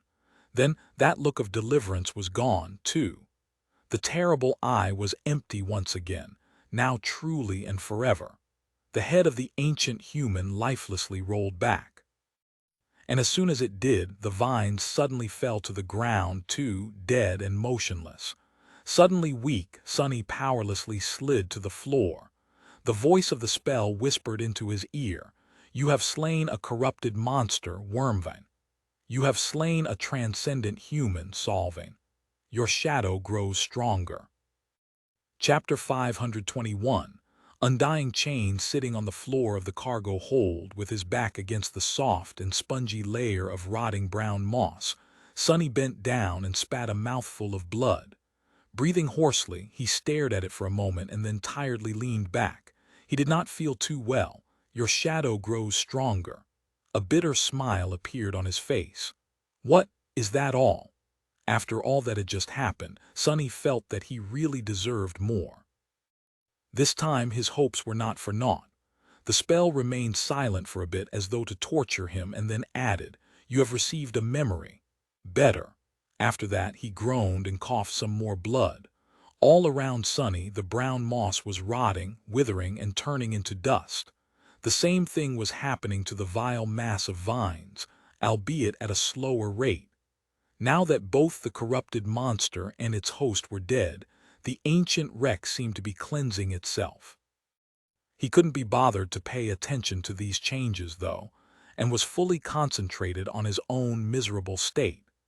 Even though the whole battle took less than a minute, Sonny had sustained a lot of damage. His body was pierced and torn by the black thorns, and he had too much poison running through his veins. One of his ligaments seemed to be seriously torn, too, which brought him a lot of pain now that the adrenaline was starting to dissipate. The puppeteer's shroud was a wonderful armor, and accompanied him on his misadventures from almost the very start of it all. But Sonny had to reluctantly admit that, with the caliber of enemies he was facing these days, its protective qualities left a lot to be desired. Sadly, even such a powerful memory could not keep up with the progress of its master. If there was one good thing about his condition, though, it was that the effects of the poison did not seem to be growing stronger. Blood Weave had the situation under control, and he was bound to feel better soon. In any case, the battle was over. The plan worked in the end, even if killing the Wormvine had turned out to be much more complicated than anyone would have thought. Still, somehow, Sonny had managed to achieve his goal. The Fire Keepers, if they were still alive. We're going to have to clean up the remaining sailor dolls should the beasts regain their courage after the corrupted monster's death, but he couldn't muster enough energy to care, at the moment. Saint stared at the quickly disintegrating corpse of the person who had once been called Solving for a bit, then walked over and stood above him silently, looking away in her usual indifferent manner. Sonny rested for a while, not even summoning the runes to take a look at his new memory. Slowly his exhaustion diminished, and he could think clearly once again. As that happened, numerous questions inevitably assaulted his mind. What had happened in the cargo hold of the ancient ship was just too peculiar. Who was Solving, and how had they ended up as the host of the Wormvine? How had they survived for thousands of years? Why was Solving immune to divine flame and couldn't be harmed by the cruel sight, but succumbed to one strike of the wooden knife? Where had that knife come from in the first place? And why was it so similar to the obsidian one that lay on the altar in the sanctuary of Noctis? As Sunny considered all these questions and found no answers, one thought gradually encompassed all the others. A saint, I killed a saint. The spell had described Solving as a transcendent human, which was what saints were really called. Sunny knew it to be true, but still couldn't quite believe it. He was not someone to sell himself short, but not even in his wildest dreams had Sunny ever considered being able to kill a saint, at least not at his current rank. Saints were simply creatures of another plane, unrivaled demigods with enough power to level entire cities. Technically, a corrupted monster was of the same rank as a saint, and even possessed one more soul core, but there was no comparison. Due to their aspects and nature, transcendent humans were much more of a force to be reckoned with than any beast or monster could ever hope to be. Only a devil of the same rank, or maybe a powerful demon, could stand a chance in a battle against them. And yet, Sunny had killed one. He had also killed a corrupted monster with the same strike. Well, technically, it was Saint who had delivered the strike, but it didn't matter. The result was the same. Now that is definitely something that no one is going to believe, huh? Sunny chuckled, then grimaced from pain and finally summoned the runes. The first thing he did was check his fragments. The number was just as he expected. Shadow fragments, 958/2000. He had managed to kill a few nightmare creatures on the way to the shipwreck island, and killing a human and a monster 2 ranks above him gave 12 more fragments, 4 from the saint and 8 from the wormvine. Sunny sighed, lamenting the unfairness of his aspect for the 1000th time, and looked at the list of his memories. New runes appeared at the end of the list. He held his breath and read, Memory, Undying Chain, memory rank Transcendent. His heart started to beat faster. At long last, this was the first transcendent memory he had acquired, which was a very pleasant milestone. Granted, an awakened like him was not even supposed to have ascended memories, let alone something one whole rank higher. But then, an average awakened rarely had to fight things above their rank, too. Pleased, Sunny continued to read. Memory tier, Roman 3. Huh, how was this possible? The memory could have either come from the wormvine, in which case it was supposed to be of the second tier, or from Solving, in which case it was supposed to be of the first. However, it seemed as though the undying chain had actually come from both of his kills, maybe because Solving and the parasitic wormvine were irrevocably connected. As such, it ended up being of the third tier. Sunny had not even known that something like that was possible. Even more pleased, he grinned in satisfaction and returned his attention to the runes. Memory type, armor. His eyes glistened. Now that's what I'm talking about. Chapter 522. Invincible Sunny was really beyond himself. A good armor was exactly what he needed, and what could be better than a transcendent one? Most of the enemies he fought would not even be able to scratch it, let alone pierce it. His smile turned a little bitter when he remembered receiving the puppeteer's shroud, and imagining how he would be nearly invincible to all the dormant creatures trying to attack him come winter solstice. Who knew that he would end up in a place where there was not even a single dormant bastard around? Not counting Sunny himself, and all the other misfortunate sleepers on the forgotten shore, of course. Still, he would have died 100 times if it hadn't been for the puppeteer's shroud. The undying chain was an undeniable improvement, so he had high hopes for it. Moving his gaze lower, he read the armor's description, memory description. In a beautiful tower at the end of the world, Desire was bound by 7 brilliant shackles. She was meant to be chained there forever, and so her shackles were made eternal. Yet in the end, Desire was unleashed upon the world. Her shackles were destroyed, and the will of the gods was broken. Sonny stared at the shimmering runes, wondering. He knew that the spell, for whatever reason, behaved strangely when speaking about demons. In fact, he had never seen or heard it use that term, as though the word itself was somehow forbidden. Sonny only learned it from the writings left behind by the prisoner of the hidden cell beneath the ruined cathedral in the Dark City. The closest the spell had ever come to mentioning the word demon was calling the prince of the underworld a prideful demon. Yet, there was no doubt that the desire it spoke about here was a demon, the demon of hope, who had been once chained in the ivory tower. Sonny had seen the place where she had been imprisoned himself, as well as the seed of nightmare growing from her broken shackles. At first glance, the meaning of the description was rather obvious, or at least it was to him, with how much he already knew. But something told Sonny that it wasn't. The thing that didn't seem to add up was the fact that he had received the undying chain for killing Solving or the Wormvan, both of whom had seemingly nothing to do with the description. Unless he was thinking about it all wrong, Wormvan was susceptible to fire, as well as other means of dealing damage powerful enough to wound the abomination's flesh. But Solving was not so simple.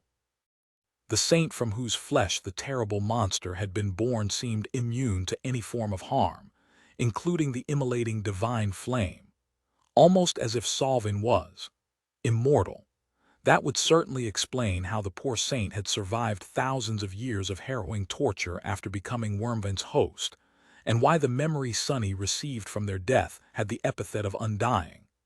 Was there a second, less literal meaning to the 7 brilliant shackles mentioned in the description of the undying chain, which apparently were made eternal, just like Solving had been? Sonny frowned. This is just too weird. Even if his tentative theory was technically not impossible, the existence of the wooden knife went against it. What was that knife, and why had it killed Solving when nothing else seemed to have been able to? The knives, perhaps, were an even greater mystery. In any case, he didn't have enough information yet to try and glean the truth. With a sigh, Sonny returned to the runes. Learning what his new armor could do was much more interesting than trying to guess at the ancient mysteries with no clues anyway.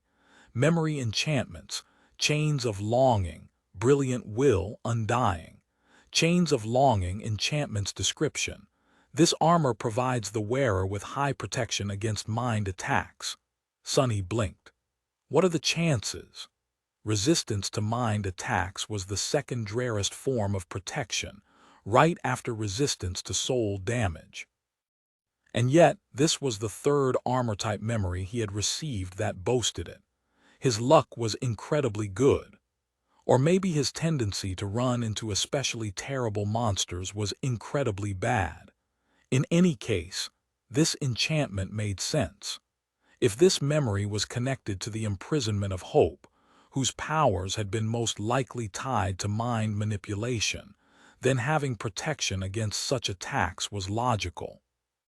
The fact that the undying chain had only 3 enchantments, as opposed to 5 of the mantle of the underworld, was also to be expected. The tier of a memory seemed to dictate how many enchantments it could accommodate, and the mantle, despite being of a lower rank, was higher by a few tiers. The second enchantment of the undying chain was very interesting. Brilliant will, enchantment's description. This armor becomes stronger when worn by those of divinity. Sonny grinned. Even without looking at the undying chain and its spellweave, he could tell how this enchantment worked. It was an overall enhancement based on how high the wearer's divine affinity was, which meant that a random awakened would not receive any augmentation to the resilience of their armor, while someone with the mark of divinity attribute would receive a decent amount. Sonny, though, with his ember of divinity, the augmentation would be enhanced threefold. It was a very solid enchantment. This is great. When his eyes fell on the third enchantment, though, he forgot all about his previous joy, intense as it was. His eyes widened slightly. The runes read, Undying enchantment description. The wearer cannot die. Sonny tilted his head. What? Being unable to die surely sounded great, even if he had just seen what terrible fate had befallen Solving. However, Sonny quickly realized the limitations of this seemingly breathtaking enchantment. Unlike chains of longing and radiant will, undying was an active one, and he was willing to bet that sustaining it required an ocean of soul's essence. Considering that Sonny was just an awakened, his reserves would probably only amount to one moment of immortality. Still, one moment of immortality was more than fantastic, if used wisely. Sonny could imagine a lot of situations where this enchantment could save his life, but even more where using it would only amount to postponing his death by a fraction of a second. It was an amazing but very dangerous tool. Full of thought but extremely satisfied, Sonny stood up. Gunlog, too, had possessed a transcendent armor, however. His golden echo now felt inferior to the undying chain. The bright lord seemed so invincible and terrifying once, but Sonny had long surpassed him. And now his arsenal did as well. It was a strange feeling. With a sigh, Sonny dismissed the torn and bloodied puppeteer's shroud, then summoned the undying chain. Immediately, a slender metal armor weaved itself from nothingness around his body. It was forged out of lusterless, bleak steel, which looked very similar to the iron from which the heavenly chains themselves were made. The armor covered his body almost entirely, and the few gaps left between the fitted plates of steel showed a layer of thin, but incredibly strong chain mail underneath. His face became hidden behind a helmet that looked like a featureless mask, with only several vertical lines cut into it to provide a decent level of visibility. Shadow nested in the slits of the visor, creating a dark and ominous visage. There was a piece of black cloth wrapped around his waist, held in place by a wide belt fashioned out of dark leather, as well as a hood that provided additional protection to his head and neck. Surprisingly, the armor didn't seem very heavy, and neither did it restrict his mobility by much. The design was so intricate, and the steel plates fitted so perfectly to his body and to each other that it felt like a second layer of skin, if that skin was cast of impenetrable steel. Of course, the undying chain wasn't as light as the puppeteer's shroud, but Sonny could move freely while wearing it, all the while not producing almost any sound. In exchange, it provided a vastly larger amount of protection. Standing in the cargo hold of the ancient ship, clad in his new transcendent armor, Sonny couldn't help but feel invincible. Disabuse yourself of that thought, fool. He smiled darkly, then looked at Saint. Well, what do you think? The taciturn demon didn't answer, of course. However, Sonny could swear that the glow of her ruby eyes, which were hidden behind the visor of a similarly closed helmet, became a bit approving. His smile widened but then slowly disappeared. A steel armor. Suddenly grim, Sonny dismissed his helmet and turned in the direction where the fire keepers were supposed to be. After a few moments, he said quietly, I see. Chapter 523. Made eternal blood weave was slowly devouring the toxin, but Sonny still felt weak and feverish. Dismissing Saint, he walked around the cargo hold, getting used to the feel of the undying chain and looking around to see if there was something interesting laying around. Like another chest full of Nocti's coins, for example. Sadly, he didn't find anything. Even if the cargo hold had once stored ancient curios and treasures, everything was destroyed by the vines and the brown moss over thousands of years. However, he was pleasantly surprised to realize that the lusterless steel armor was not constricting his movements at all. It was really like a second layer of skin. Perhaps if Sonny wasn't augmented by the shadow, the undying chain would have been cumbersome. But he was, and on top of that, there were almost 2,000 shadow fragments stored in his two cores. Even if an awakened wasn't supposed to be able to wear the transcendent armor effortlessly, Sonny had no such problem. Sweet. Finally, he limped over to the pile of dust that remained of Solving and knelt beside it, then reached inside the ashes and retrieved the wooden knife. Of course, Sonny had not forgotten about it. To his disappointment, though, what he was holding in his hand was just the handle. The blade had splintered and broken off, and the wood seemed lifeless and dead. It was already starting to rot, and even when Sonny looked beneath the surface of the strange knife, he didn't see anything. No spellweave, no brilliant radiance of a sea of soul essence, and no string of fate folding endlessly on itself in a perfect circle. The wooden knife was truly and utterly broken, almost as if it was created for a singular purpose, and had no reason to exist after fulfilling it. Sonny looked at the knife with a thoughtful frown. Interesting. Was the wooden knife created specifically to bring death to the immortal Solving? If so, were the obsidian knife in the sanctuary of Noctis and the ivory knife in the Night Temple meant to end the lives of two other immortals? Suddenly, he shivered. A single string of fate, folded on itself and creating a perfect circle. If he had looked into the wooden knife before it was destroyed, would he have seen the same thing? A tentative hint of understanding appeared in his mind. Somehow, Sonny felt that he would. He also suspected that the string of fate would not have been just a random one. No, it would have been Solving's fate, a string that was somehow torn out of the tapestry of fate and tied in an endless circle. Would something like that make a person immortal? And so the shackles were made eternal. Who could have done such a terrifying thing? Well, the answer was rather obvious. The Lord of Light, Sun God, who had destroyed Hope's kingdom and imprisoned her in the ivory tower, certainly could. After all, he was not only the deity of flame and light, but also of passion, creation, and destruction. Looking at the remains of the wooden knife that were rotting and turning to dust in his hand, Sonny couldn't help but shudder. If he was right, then he was holding a weapon created by a god.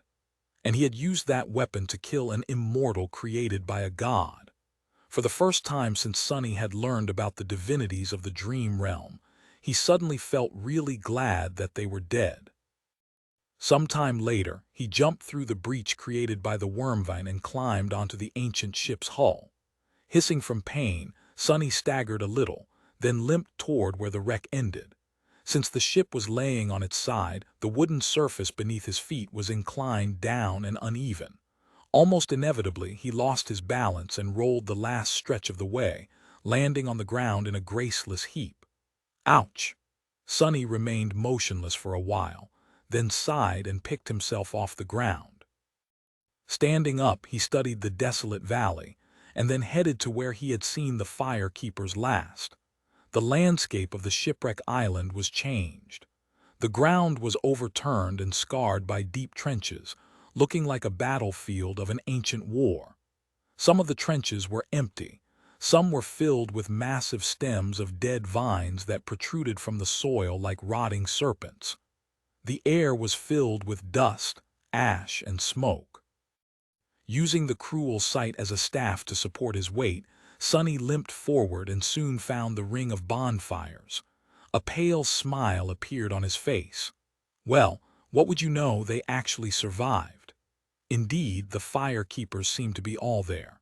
Granted, they looked incredibly exhausted, battered, and injured all over. All of them were covered in blood, dirt, and soot, their armor torn. Some were sitting with tired expressions on their faces.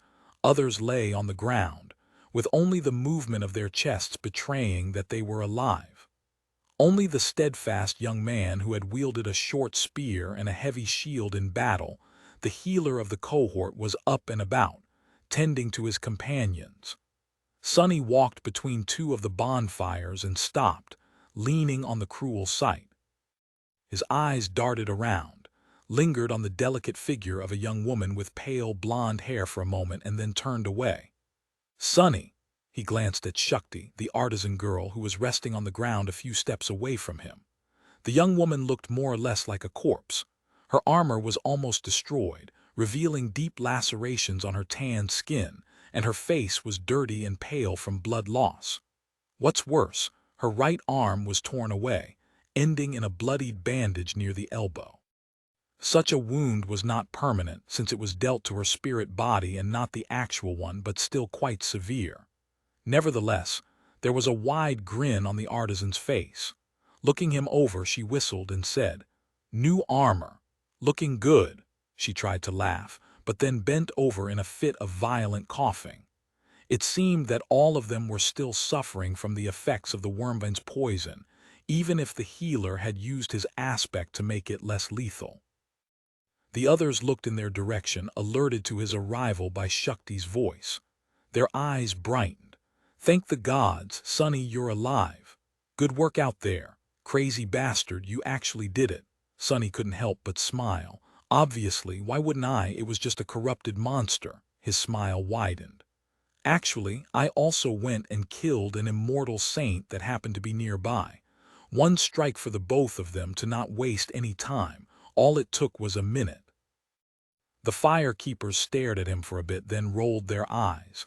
Shakti shook her head. "Sure, Sonny, if you say so, but really I just don't get you. Killing a corrupted monster is already an incredible thing. Why do you even have to invent some ridiculous story?" Sonny blinked a couple of times with an innocent look. "What do you mean, invent a story? It's the truth. I am a very honest person. The most honest person in two worlds, really." Chapter 524. 42. Sonny slumped on the ground, summoned the endless spring, and greedily drank some water. Since his injuries were light, well, at least compared to those received by the fire keepers, it was some time before the healer got to them. But eventually, it was his turn to receive treatment. The healer, a young man named Shim, was pale and exhausted, his soul essence clearly almost entirely depleted. Still, he managed to repair the ligament Sonny had torn while dodging the vines to a large extent. It hurt like hell, though. Of course, this healing ability couldn't compare to Nef's purifying white flames. But then, it was hard for anyone to compare to Nef. Sonny knew it better than anyone. With a dark expression, he summoned the runes and glanced at the painfully familiar string of them. Shadow fragments, 1958/2000. He was only 42 fragments away from evolving into a demon. This transformation was not only going to allow him to reinforce his body and reserves of shadow essence even further, but also reward Sonny with a third shadow. Having another invaluable helper would increase his power tremendously, making him capable of stacking 3 augmentations on top of each other, or spreading them over between his body, his memories, and saint. He was almost to 2,000 fragments. To accumulate so many in only 7 months, that was an achievement worth celebrating. Very few awakened ever fully saturated their cores, and those who did usually spent long years slowly collecting soul shards of the nightmare creatures they killed. Decades even. And that was for only one core. Sonny could be proud of himself. And yet he didn't feel happy. Looking lower, he concentrated on another, much shorter cluster of runes. Master, Changing Star. As soon as he did, new runes ignited in the air. Rank, Dreamer. Class, Devil. Soul cores, 4/7. Soul fragments, 399/4000. 7 months ago, the gap between them had nearly reached 5,000 fragments. Today it was much smaller, but that was only thanks to the Noctis coins he had sacrificed to the altar. The truth of the matter was that Sonny had been slowly shortening the gap for a long time, but now it had started growing once more. Not too long ago, something had happened to Nef in the dream realm, and as the result, the speed with which she gained soul fragments began increasing with each day. Sonny didn't know what Changing Star was doing, why she had suddenly become so much stronger, and even how she was still alive, but he knew that he was being slowly left in the dust once again. Dismissing the runes, he gritted his teeth and looked darkly at the desolate, hellish landscape of the shipwreck island. "I have to get to that seed. That is the only way." Compared to all other awakened and their rate of growth, Sonny might have been a monster, but Nef was not even human. She was the devil himself. He didn't know what else to do to surpass her, to become stronger. His heavy thoughts were interrupted by the light sound of approaching steps. Looking up, Sonny saw Cassie walking over to him. "Great, just what I need." She stopped a couple of steps away and lowered her head slightly. "Are you all right?" Sonny grimaced, then looked away. "What do you care? I'll live." He scowled and then added in a slightly acrid tone, "Your information was wrong, by the way. That thing was not weak to fire." She tilted her head slightly. "How did you kill it then?" Sonny smiled crookedly. "With a piece of wood." Cassie remained silent for a while, prompting him to speak. "So, now what?" She sighed and turned toward the distant wreck. "All of us are tired and wounded, and there is a crushing approaching. We will return to the sanctuary to rest and regroup, and then come back to establish 2 camps, one here and another one on a neighboring island. Then we will start repairing the ship." He nodded. "Good plan, I guess. Do you really think that you can make that thing fly again, though?" The blind girl hesitated. "Eventually," she said without too much emotion. "We have to try, at least." Sonny studied the silhouette of the ancient ship, its hull full of breaches, its bow shattered and broken, the tree growing around its mast dead and resembling a black, twisted skeleton. Then he shook his head. "How long do you think it will take you?" Cassie hesitated. 2, maybe 3 months. We will be done before autumn is over, if that is what you want to know." He chuckled. "You remember our deal then? Good." She frowned. "Of course I remember." Sonny looked at the ground, then asked her coldly, "When are we leaving for the night temple, then?" Cassie lingered for a few moments, a troubled expression suddenly finding its way onto her face. Finally, she said, "When do you want to go?" Sonny thought about it. There were several things he still needed to do. After a while, he shrugged. "End of September. Everything should be ready by then. The journey to the northern edge of the Chained Isles and back shouldn't take us longer than a month. We'll be back just in time to see your flying ship rise into the air and use it to reach the Nightmare Seed." He lingered for a second and then asked, "Why do you look so uneasy, though?" Cassie slowly shook her head. "It's nothing, just the Night Temple. It's a very strange place." Sonny frowned. "What is that supposed to mean?" "How so?" She shivered. "I'll explain it to you later. Right now we need to move. This island is about to enter the ascent phase." Which meant that the crushing was not too far ahead as well. Sonny sighed, then stood up. He didn't have to limp anymore, at least. As for why Cassie had said that the second human citadel on the Chained Isles was a weird place, he could wait for the answer. He had no need for this information right now anyway. Sonny was a very patient man, at least when he needed to be. Besides, he had something else on his mind. 42 shadow fragments, it's not that much. Looking south and slightly to the east, he gripped the shaft of the cruel sight and stared toward the horizon with a dark expression. "I'll be a demon before we're back to the sanctuary." Chapter 525. Vengeful Ghosts. 6 days later, the cohort had almost reached the safe haven of the citadel. The speed with which they traveled reduced significantly due to the heavy wounds the fire keepers had sustained, so all things considered, it was a very good result. As days went by, their healer had continued tending to his companions, so by now, most had already recovered except for those like Shakti with especially grave injuries, of course. Those would only be healed after they had returned to the real world and then came back. Even then, their physical bodies were going to sustain serious internal damage and require a prolonged period of treatment. As the sun disappeared in the sky below, the cohort reluctantly made camp. From where they were now, only a handful of islands separated them from the sanctuary.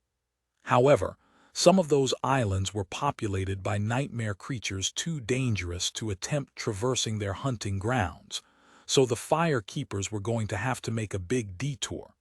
Since traveling in the darkness was a big risk, they had no choice but to spend another night in the wilderness and continue their journey tomorrow. Sonny didn't mind. When everyone fell asleep, he quietly turned into a shadow and slid unseen between the lookouts. The darkness of the night might have been a threat to them, but to him, it was an ally. For Sonny, it was time to hunt. He had been venturing alone into the deadly expanse of the chained isles for the past 5 nights, and this one was not an exception. During that time, Sonny had taken more risks than he usually would, challenging nightmare creatures that he had studied before, and those that he knew almost nothing about. Hunting the latter ones was a deadly endeavor, but with Saint's help, he managed to emerge victorious from each battle without sustaining too many wounds. The undying chain had also played a big part in his success, since even when Sonny received damage, it blocked most of it. Nothing had been able to pierce the bleak steel of his new armor yet. Gliding across the heavenly chain, Sonny approached a neighboring island and soared into the sky, then crushed heavily to the ground. The silver blade of the cruel sight gleamed, reflecting starlight as it manifested in his hand. Sonny rose to his feet and grunted, then walked forward with a dark expression. The island he just reached was descending, but still high enough for him to feel the remnant effects of the crushing.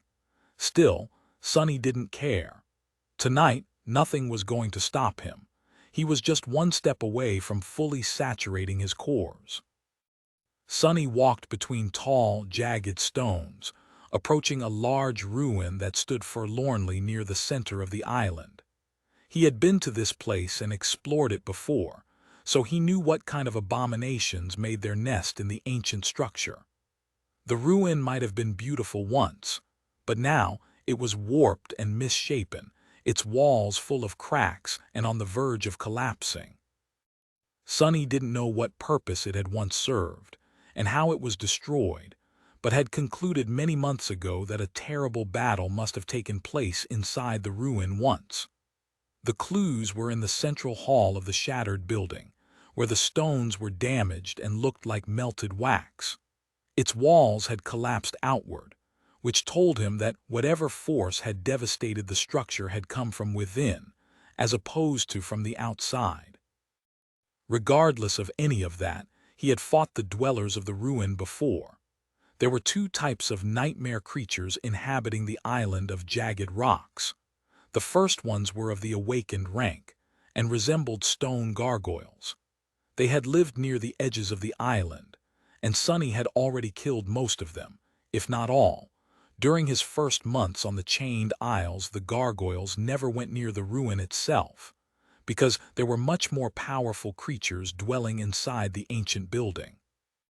Those were of the fallen rank and looked like beautiful specters. Beneath their eerie beauty, though, hid an ocean of madness, evil, and bloodlust. The first time Sonny had encountered these wraiths, he barely escaped alive. Luckily, the wraiths only appeared at night. And now that he was much stronger and had the cruel sight, which had the ability to harm incorporeal enemies, this night was going to be their last. Summoning his helmet, Sonny looked at the ruin through the narrow slits of his visor, and walked into the darkness that reigned between the ancient stone walls. "Your shadow grows stronger," Sonny growled, jumping back from the ghostly form of a beautiful young woman he had just pierced with the incandescent blade of his spear. Or rather, she had seemed beautiful before showing her true face, a twisted, terrifying max of inhuman hatred and corruption, ancient madness burning in the dark, bottomless pits of her eyes. Fighting phantoms had turned out to be much harder than he had anticipated, even if the ghost blade, enchantment of the cruel sight, allowed him to strike them down. Not only because their movements were fast and unpredictable, defying the logic of combat he was familiar with, but also because their attacks seemed to be able to deal soul damage as well. In fact, the claws of the wraiths of the ruin were able to bypass armor completely. The undying chain mitigated some damage due to its higher rank, but not enough to make the battle even remotely easy. Currently, Sonny felt weakened and in the throes of terrible pain, as if he had spent too much time in the vicinity of the broken oath. Curses! This just went to show that one could never feel safe in the dream realm. After receiving a transcendent armor, Sonny had allowed himself to become too complacent. He should have known better than to forget that, no matter how powerful a person was, All it took to die was one mistake. Every power had a flaw after all. But still, he wasn't going to retreat now. As an ear-piercing scream echoed from the stone walls, growing closer and closer, Sonny gritted his teeth and summoned the runes. Shadow Fragments, 1994/2000. He raised the cruel sight and faced the direction of the eerie shriek with a grim smile. One more to go. Chapter 526. Demon before the wrathful specter had time to appear, Sonny attacked first. Stepping through the shadows, he passed through the stone wall in front of him and entered a vast ruined hall. It was illuminated by the pale rays of moonlight that fell through the broken roof, but also full of deep darkness. That darkness was cut by the bright radiance emanated by the incandescent blade of the cruel sight. Jumping over a pile of rubble, Sonny brought his spear down on the howling wraith and then spun, sending an unexpected thrust in the direction where any enemy would have retreated. Sadly, the apparition was suddenly somewhere else. Curses! The wraiths moved through space as if they were suspended between two worlds, as well as between the ground and the night sky. Their feet, if they had any, never touched the stone floor, and as such, Sonny couldn't observe their footwork to judge their next move. What's worse, sometimes they simply disappeared and then appeared some distance away, as if phasing between different states of existence. It was a bit like fighting Sonny himself, when he used Shadow Step to zip around the battlefield. So annoying, dashing forward, he barely avoided the ghostly claws and rolled over his shoulder on the floor. The steel of the undying chain scraped against the shattered stones, producing a dull sound. Considering how narrow the slits of the featureless mask that served as the visor of his helmet were, Sonny had a surprisingly wide and unobstructed field of view, almost as if he wasn't wearing any at all. Jumping back to his feet, he was finally able to take a good look at the hall he had entered. Ah, so that's where she was coming from. It was the central chamber of the ruin, where, as he suspected, a fierce confrontation had taken place in the ancient past. The stone slabs of the floor were cracked and misshapen, the pattern of destruction suggesting that something had detonated with tremendous force in the center of the hall once. The pillars supporting the roof were long toppled, and the walls themselves had mostly collapsed. In the center of the room lay the remains of something resembling a massive stone chalice, now broken and almost unrecognizable. And there were human bones littering the floor. Some skeletons were scattered entirely, and some were still whole. A few even wore the rotten remains of red silken garments that strongly resembled those of the deadly specters. Sonny had no doubt that these were the remains of people from whose souls the ghastly wraiths had been born. He had no idea how they had died, why their souls had turned into vengeful specters instead of dissipating into the void, and what drove them to madly attack anyone who approached the ruins. All he knew was that the wraiths were very hard to destroy and full of seething hatred toward the living. Or maybe they just really hated him in particular for whatever reason. He grinned, and then brought his armored boot on one of the skulls, crushing it into dust. That caused the damnable specter to let out another chilling shriek and lunge at him with murderous fury, as if she had lost all reason. If the creature had any reason, that is, to begin with. Which was precisely what Sonny was hoping for. His body, conditioned by the endless hours of practice with Effie and Saint, reacted almost on its own. Shifting his weight to his right foot, Sonny burst with motion and threw his hand up. The polished shaft of the cruel sight slid between his fingers, suddenly extending forward to its full length. He only caught it near the very end. The reach of this strike was truly incredible, compared to how far attack eye like the Midnight Shard could effectively cut. The incandescent blade caught the wraith in the chest, sending tongues of white flame dancing on her spectral figure. Divine flames could burn even souls, after all. However, even engulfed in flames, the creature continued its attack. Since it was impossible to recover from performing such a strike quickly, Sunny would have been in trouble. Luckily, the cruel sight was a very special weapon. Its shaft started shortening at the same speed as the wraith was advancing, continuing to burn it without a pause. In the end, Sunny found himself face to face with the hateful apparition, gripping the hilt of a short sword. Without wasting any time, he pulled it upward, slicing through the incorporeal body of the enemy and reaching her neck. White flames suddenly tore through the darkness of the creature's eyes, and before her ghostly claw could reach his flesh, just like that, the wraith was destroyed. As her figure shimmered and started to disappear, Sunny let out a shaky breath, then summoned Saint from the shadows and threw the cruel sight to her. "Guard me. You have slain a fallen demon, Chalice Maiden." The taciturn demon calmly caught the sword, weighted it in her hand, and then assumed her usual indifferent pose. "Your shadow grows stronger." Sunny gritted his teeth. "Ah, this is going to suck." The voice of the spell resounded once more, echoing in the darkness of the ruined hall. "Your shadow is overflowing with power." He screamed and fell to his knees, feeling as though his very soul was on fire, as though something was rising from its dark depths, ripping it apart. "Your shadow is taking shape." Damn it all. Why does it have to hurt so much?" Sunny groaned and clawed at the floor, tears streaming from his eyes. The fingers of his armored gauntlet left deep grooves in the stone. The pain he was experiencing was not the worst he had ever felt, but really up there. "Arg!" He slammed his fist down, sending cracks through the slab of ancient stone, then did it again and again, pulverizing it into tiny shards. Eventually, those shards turned into dust, and only then did his agony finally begin receding. The spell whispered into his ear, "Your shadow is complete." Released from the paralyzing pain, Sunny fell down and sprawled on the floor. Breathing raggedly, he remained motionless for a few minutes and then summoned the runes. Familiar symbols shimmered in the air. Name, Sunless. True name, lost from light. Rank, awakened. Class, demon. Shadow cores, 3/7. Shadow fragments, 0/3000. Sunny smiled weakly. After a while, he said, "Back to 0, I guess." Chapter 527. The new guy. Now that Sunny had experienced moving up a class without simultaneously rising to a new rank, he understood the difference between the two more clearly.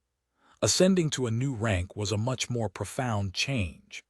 It elevated the quality of his shadow cores and essence, gifted him with new abilities, and allowed for a deeper access to his aspect. The resulting jump in power was nothing short of tremendous.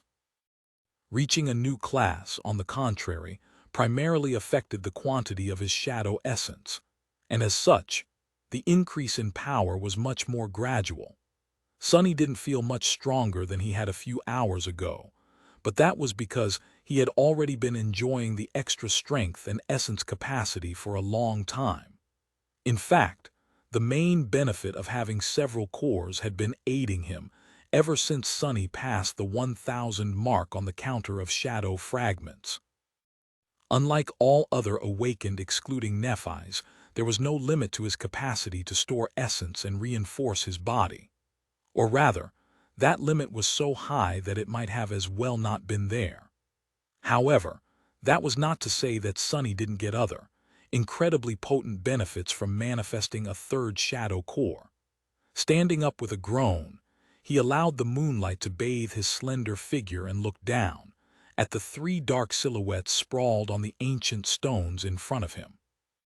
One shadow looked like it was suffering from a toothache, the other was beyond itself and jubilant, and the third one, the third shadow was just standing there motionlessly and staring at him, its dark figure not betraying any hint of emotion.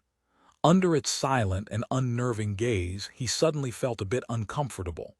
For some reason, Sunny shivered slightly. Is it just me, or is this guy a bit, creepy? The creepy shadow didn't react at all to this thoughts and just continued staring at him without moving. Sunny hesitated, then cleared his throat. Well, welcome to the team. Meet the other two, your elder siblings." The new shadow lingered for a few moments and then slowly turned its head to look at his other ones. Immediately, the happy shadow made an energetic move to welcome it, but then stumbled mid-step, shivered a little, and slowly backed away, somehow ending up hiding behind the gloomy one. The gloomy shadow sighed with contempt, then faced the new guy and glared at him, clearly unimpressed. Amused, Sonny watched the two stare at each for several minutes straight. In the end, the creepy shadow glanced at him, then silently walked over to one of the ancient skeletons and studied the skull with disturbing fascination. It was trying to act cool, but Sonny could tell that the new guy was a bit flustered. He smiled. "That's right, that gloomy one is a real menace. Even I am afraid of him a little." The gloomy shadow looked at both of them with disdain, shook its head, and indifferently turned away. Sonny chuckled. All right, time to experiment a little. After that, he summoned all three shadows and wrapped them around his body. Immediately, he felt explosive might course through his veins, his skin turning hard as stone, his speed increasing tremendously. It was as though he grew 4 times more powerful than he had been a couple of seconds ago. A dark grin found its way onto his face. "So that is how it feels to be a demon." Sonny dashed to the wall of the vast chamber, then ran back, raising a gale of wind in his wake. Then he brought his fist down on a piece of rubble, making it explode into a cloud of shards. Finally, he saturated his muscles with essence and jumped up, easily flying a dozen meters into the air and climbing onto the roof of the ruin through the breach in the dome of its central hall. His heart was beating fast in triumphant exhilaration. Incredible. This is amazing. Sitting down, he glanced at Saint, who was far below him now, and laughed. Sonny was more powerful now than any awakened was supposed to be. In fact, in terms of pure physical ability, he was much closer to masters, perhaps even at the same level as those of them who had just reached their rank and had no time to reinforce their cores yet. That was not to say that he had a good chance of prevailing in a fight against an ascended. Physical ability was not what made them so deadly after all. Remembering the ease with which Master Jet had severed the arm of a fallen tyrant, Sonny sighed wistfully. What's more, he now had the ability to augment 3 things at the same time. If Saint wasn't with him, Sonny could enhance his body, his armor, and his weapon simultaneously. Depending on the situation, he could also stack augmentations either on the cruel sight or the undying chain, which gave him much more choices during a battle with especially tough or dangerous opponents. And there was one other thing. Sonny summoned the runes and glanced at a particular string: Shadow, Soul Serpent. Shadow rank, Dormant. Shadow class, Demon. Aha, just as I thought. Before, the Soul Serpent was a mere monster. Sonny had long thought that the Shadow's rank depended on the level of Shadow Dance comprehension he was able to achieve, while its class depended on his own. Now he had proof. Looking down, Sonny noticed new runes shimmering in the darkness. Shadow attributes: Shadow Guide, Soul Weapon. Shadow abilities: Serpentine Steel. The ability was new. Excited, he read its description: Serpentine Steel, ability description. Shadow Serpent's soul weapon form can assume the shape of any weapon. A crooked smile appeared on his face. Commanding the serpent to slither forth and assume the shape of the dark Odachi, he studied the great sword for a few moments and then gave another command. The lusterless blade suddenly flowed like black mercury, and a few moments later he was holding a long spear in his hand. Almost unseen on the dark wood, the scales of a long coiling body were engraved on its shaft, the spearhead shaped to resemble that of a serpent. Sonny drew in a deep breath. This is perfect. This is just what I needed. Dismissing the predatory spear and allowing the shadow to slither back onto his body, he looked east, where a pale lilac line had already appeared over the horizon, and smiled. I should be getting back. The new day was coming, and Sonny couldn't wait to return to the real world. With only a few months left until it was time to challenge the Seed of Nightmare, he had a lot of things to do. Chapter 528. Personal Style. A few days later, Sonny was in his living room, watching as Rain performed the same strike over and over again, her eyes full of stubborn determination. The practice sword rose and fell, over and over again, cutting the air with a whistling sound. Actually, her form wasn't bad. Effie was currently traveling between citadels, so she had not come out of her sleeping pod for a while now. Sunny and Rain were alone, which made the training session much less lively. Finally, some peace and quiet, despite thinking that Sunny couldn't help but feel that his home seemed a little bit empty these days. He sighed. There were other things on his mind, too. Now that his part of the deal with Cassie was complete, the journey into the nightmare was drawing close. No matter how aloof about the whole thing Sunny wanted to remain, he was aware that there was a real possibility that he would not return from that trial alive. Even if he did, there was no telling how long conquering the nightmare would take, which meant that his remaining time with Rain was limited and he couldn't waste it. He had to accelerate her training and teach her some actual battle skills. Observing the teenage girl who continued to swing her practice sword while drops of sweat rolled down her face, Sunny was in deep thought. What style was he going to teach her? Rain was his sister, so his first instinct was to share his legacy, shadow dance, with her. Almost as if they were members of an actual clan. However, that wasn't a very good idea. Not only was her mentality poorly suited for his shapeless and insidious battle art, but she was also physically incapable of learning it.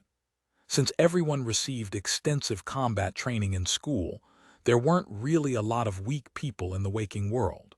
But shadow dance was simply not meant to be practiced by mundane humans. It demanded a physical constitution of an awakened, at least. Sunny was only able to master the first step as a sleeper because of his unique aspect. Hundreds upon hundreds of shadow fragments he had absorbed on the Forgotten Shore, and the fact that this style was tailor-made for him by him. What then? The flowing and unpredictable battle art that Nephis had taught him obviously came to mind. It was designed to be a perfect foundational style, after all. However, Sunny didn't like the idea of teaching it to Rain. Not only because he felt that he didn't have the right, but also because it came from the Immortal Flame clan. Sunny suspected that this ingeniously adaptable battle art had been created by the martial genius, Broken Sword himself. He also had an idea of who Broken Sword's killers were. Who could tell what problems knowing this style could drag along? By now, Sunny had also learned a plethora of various battle styles in the dreamscape.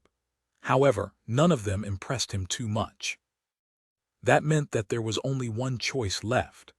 Coincidentally, he felt that it was the most fitting. Saint's solid, grounded battle style. It seemed to suit Rain's quiet, thoughtful, and meticulous personality very well. It was also the most precise and methodical technique Sunny knew, and one that provided the best defense. His goal was to ensure that Rain survives for as long as possible, and having a flawless defense went a long way if one wanted to not die. More than that, his sister seemed to share a connection with Saint. If she was such a big fan of the graceful demon, perhaps there was a reason for that. In any case, learning the style of her idol would not be the worst thing in the world.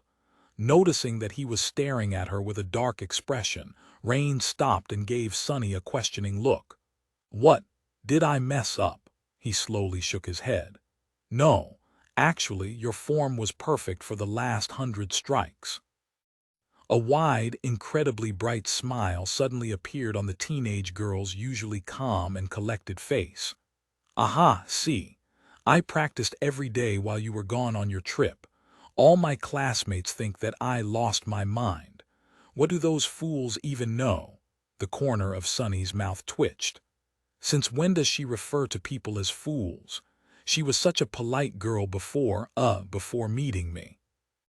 Rain blinked a couple of times, then asked, "But if I was doing it right, why were you staring at me with that curses and damnation expression of yours?" "A what now? I don't have a," Sunny cleared his throat. "That I think that you're ready to learn more than one strike." Rain beamed.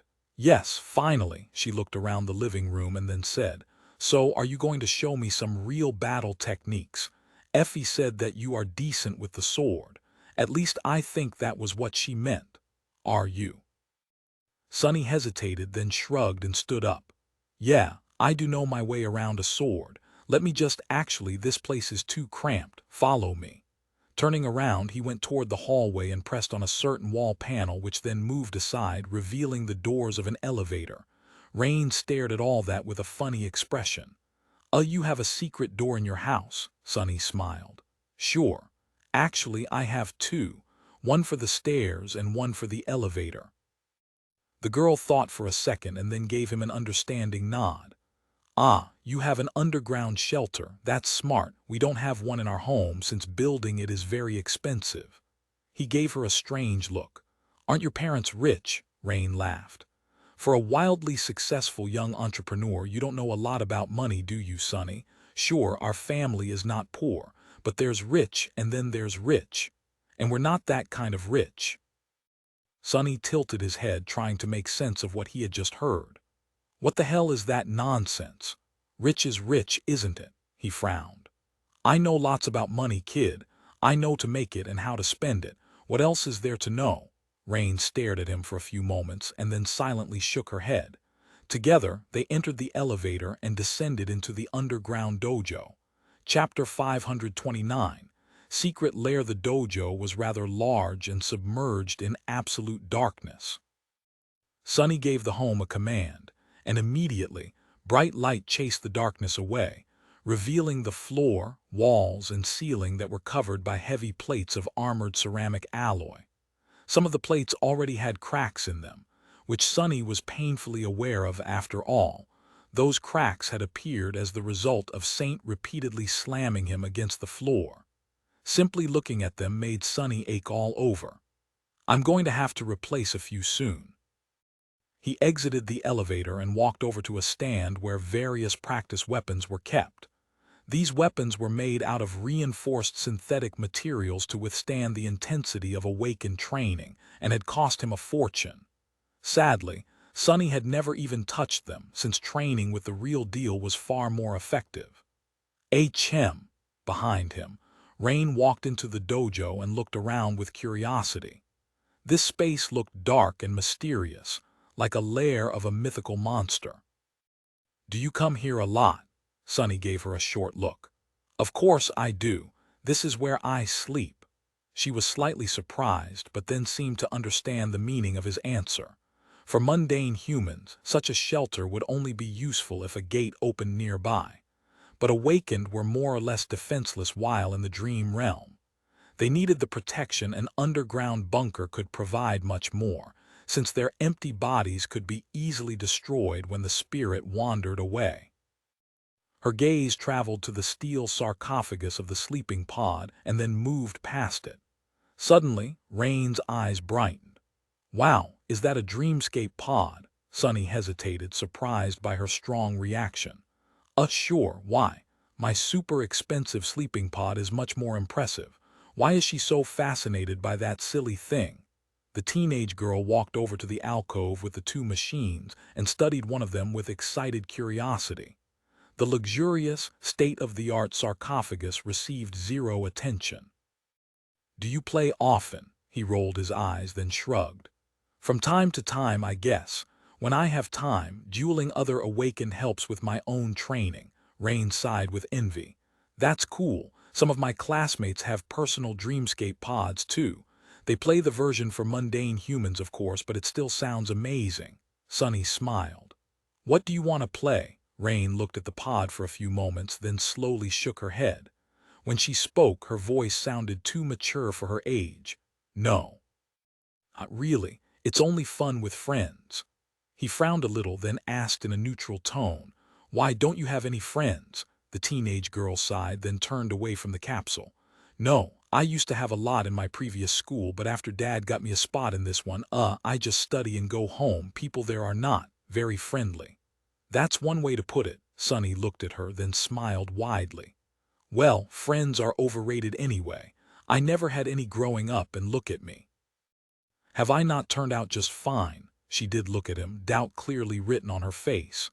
Yeah, but Sonny raised an eyebrow. But what? Rain lingered for a few moments, then asked curiously. Don't you have a girlfriend? Sonny blinked. Huh, wait, what girlfriend? Don't tell me that you think that Effie and I, Rain giggled.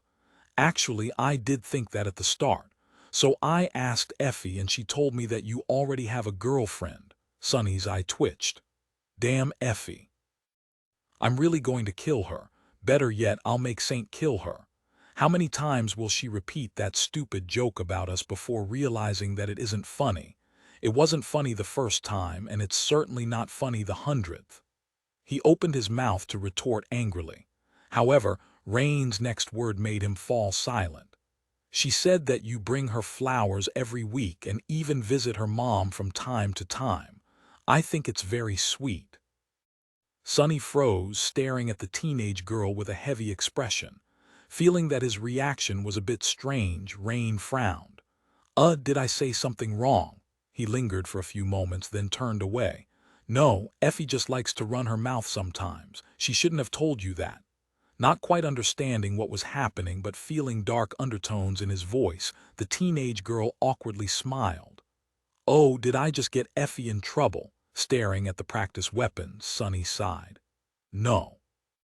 It's just that there is indeed a girl I bring flowers to when I can, but she isn't my girlfriend. Rain glanced at him in confusion. But why do you bring her flowers then? Sonny turned around and looked at her darkly. Rain suddenly shivered, realizing that she had never seen Sonny acting this cold. A few moments later, he said evenly, It's because I made it out of the dream realm and she did not. Do you understand? The teenage girl thought for a few moments, then paled a little and nodded. Sonny shook his head. I don't think you do, and hopefully you never will. With that, he took a round shield and a straight practice sword off the wall, closed his eye for a moment, and then forced an easygoing smile to appear on his face. Anyway, here's what you'll be training with from now on. They might be a bit heavy for you, but the weight will help you condition your body. What do you think? Still feeling a bit awkward, Rain took the weapons, weighed them in her hands, and cleared her throat. Actually, I prefer ranged weapons. That's what I've been mostly using in school. Sonny shook his head. Ranged weapons are wonderful and you should definitely know how to use them. But they stop being wonderful as soon as a nightmare creature gets close to you, and believe me, they will. So you should learn melee combat first. Rain looked at him with a bit of stubbornness. But Knight from Nightingale is an archer, and he is a hero who has a true name. Oh gods, don't tell me that my little sister is his fangirl too. Damned Kai, just you wait. Sonny stared at the teenage girl for a few moments, his expression unreadable. After a while he said in a strange tone, Knight from Nightingale can fly, can you? In any case, learn how to use a sword first.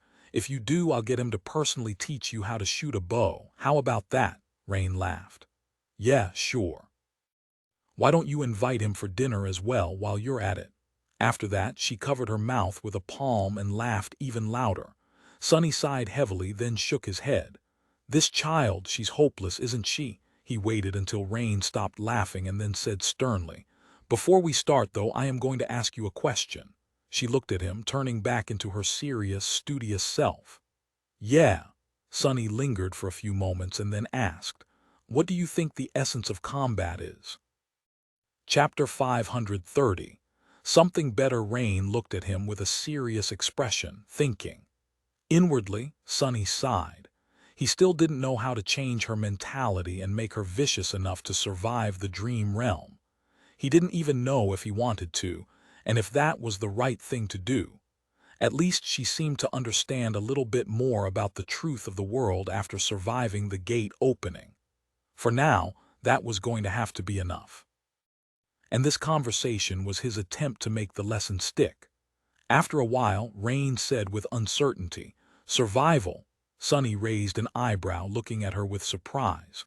What were the chances that, despite their different life experiences, his sister would answer the question the same way he had all that time ago in the desolate hell of the Forgotten Shore? He remained silent for a while, remembering those terrible, wonderful days. Then he shook his head. No, The essence of combat is murder. Rain shivered slightly. Murder, Sonny nodded. Of course, what else would it be? You have to kill your enemy or die. Either way, someone ends up murdered and someone ends up as the murderer. So the purpose of combat training is to make sure that you're the murderer. It is really that simple. He paused and then added, survival is important, of course, but that can't be your primary goal. Such a goal is a terrible one to have. Even in life, it is not enough. You have to survive to continue living, but if you only live to survive, then what is even the point? More than that, if you don't strive for something bigger, something better, then you will only ever do what is required and nothing else, which will make you weaker than those who want and dare to do more, and that weakness will cost you your life. His voice trailed off, and Sonny suddenly fell silent. Rain looked at him in confusion. Sonny, he blinked a couple of times. Yeah, sorry, so. Well, what do you know? I guess it's true what they say, the best way to learn is to teach. While trying to impart some wisdom, little as he had, on his attentive student, Sonny had accidentally stumbled on a truth about his own desperate desire to grow stronger. Everything Sonny had told Rain could be applied to himself. He had long ago abandoned his singular desire to survive at all cost, and now wanted much more. But was his desire to live free and with dignity really comparable to Neff's passionate, immolating obsession? Would he really be able to surpass her while being driven by such a mundane goal? That gave Sonny a lot to think about. He glanced at Rain and then continued. Mastery of combat can be divided into two aspects: mastery of the body and mastery of the mind. Your body can be trained through exercise, but your mind is much more tricky. If you can understand the true essence of combat, however truly grasp it with your very core, then you will have enough clarity to master the mind. Sonny spent some time explaining the fundamental laws of combat, at least to the extent that he himself understood them, to Rain. In the end, he wasn't sure that she really grasped the knowledge he wanted to share with her, but it was at least a start. Thinking back to his own tumultuous education, Sonny couldn't really blame her. It was hard, or maybe even impossible, to really understand battle without experiencing it. He had met Nephi's after surviving the first nightmare and several days of fighting for his life on the Forgotten Shore. Even then, it had taken being nearly killed by a carapace centurion for him to reach the state of clarity. There were no carapace centurions around, and Sonny certainly wasn't going to run her through with a sword. So, for now, this was going to have to do. After the verbal lesson, Sonny showed Rain a few basic stances and katas of Saint's style and watched her struggle to replicate them. The progress was slow, but she was really a talented kid. For now, what held her back the most was her weak body, but that was okay. One couldn't expect a teenage girl to be as strong as an awakened. Her body could be trained, of course. Rain was never going to be as strong and resilient as a burly, able-bodied man. But then, neither was Sonny. Due to his low stature and lean build, he couldn't compete with people like Castor or Master Roan in terms of physical might. However, this could be mitigated by aspect abilities, absorbing fragments and mastering precise essence control. What's more, sharp weapons were the great equalizer.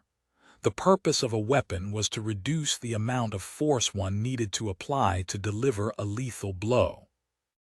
Unless one planned to beat their enemy to death with their fists, technique and skill were much more important than pure strength, and Saint's battle style could make that inherent disadvantage even slimmer.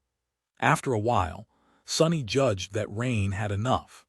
The girl seemed to be sufficiently exhausted, and pushing further would not do her any good.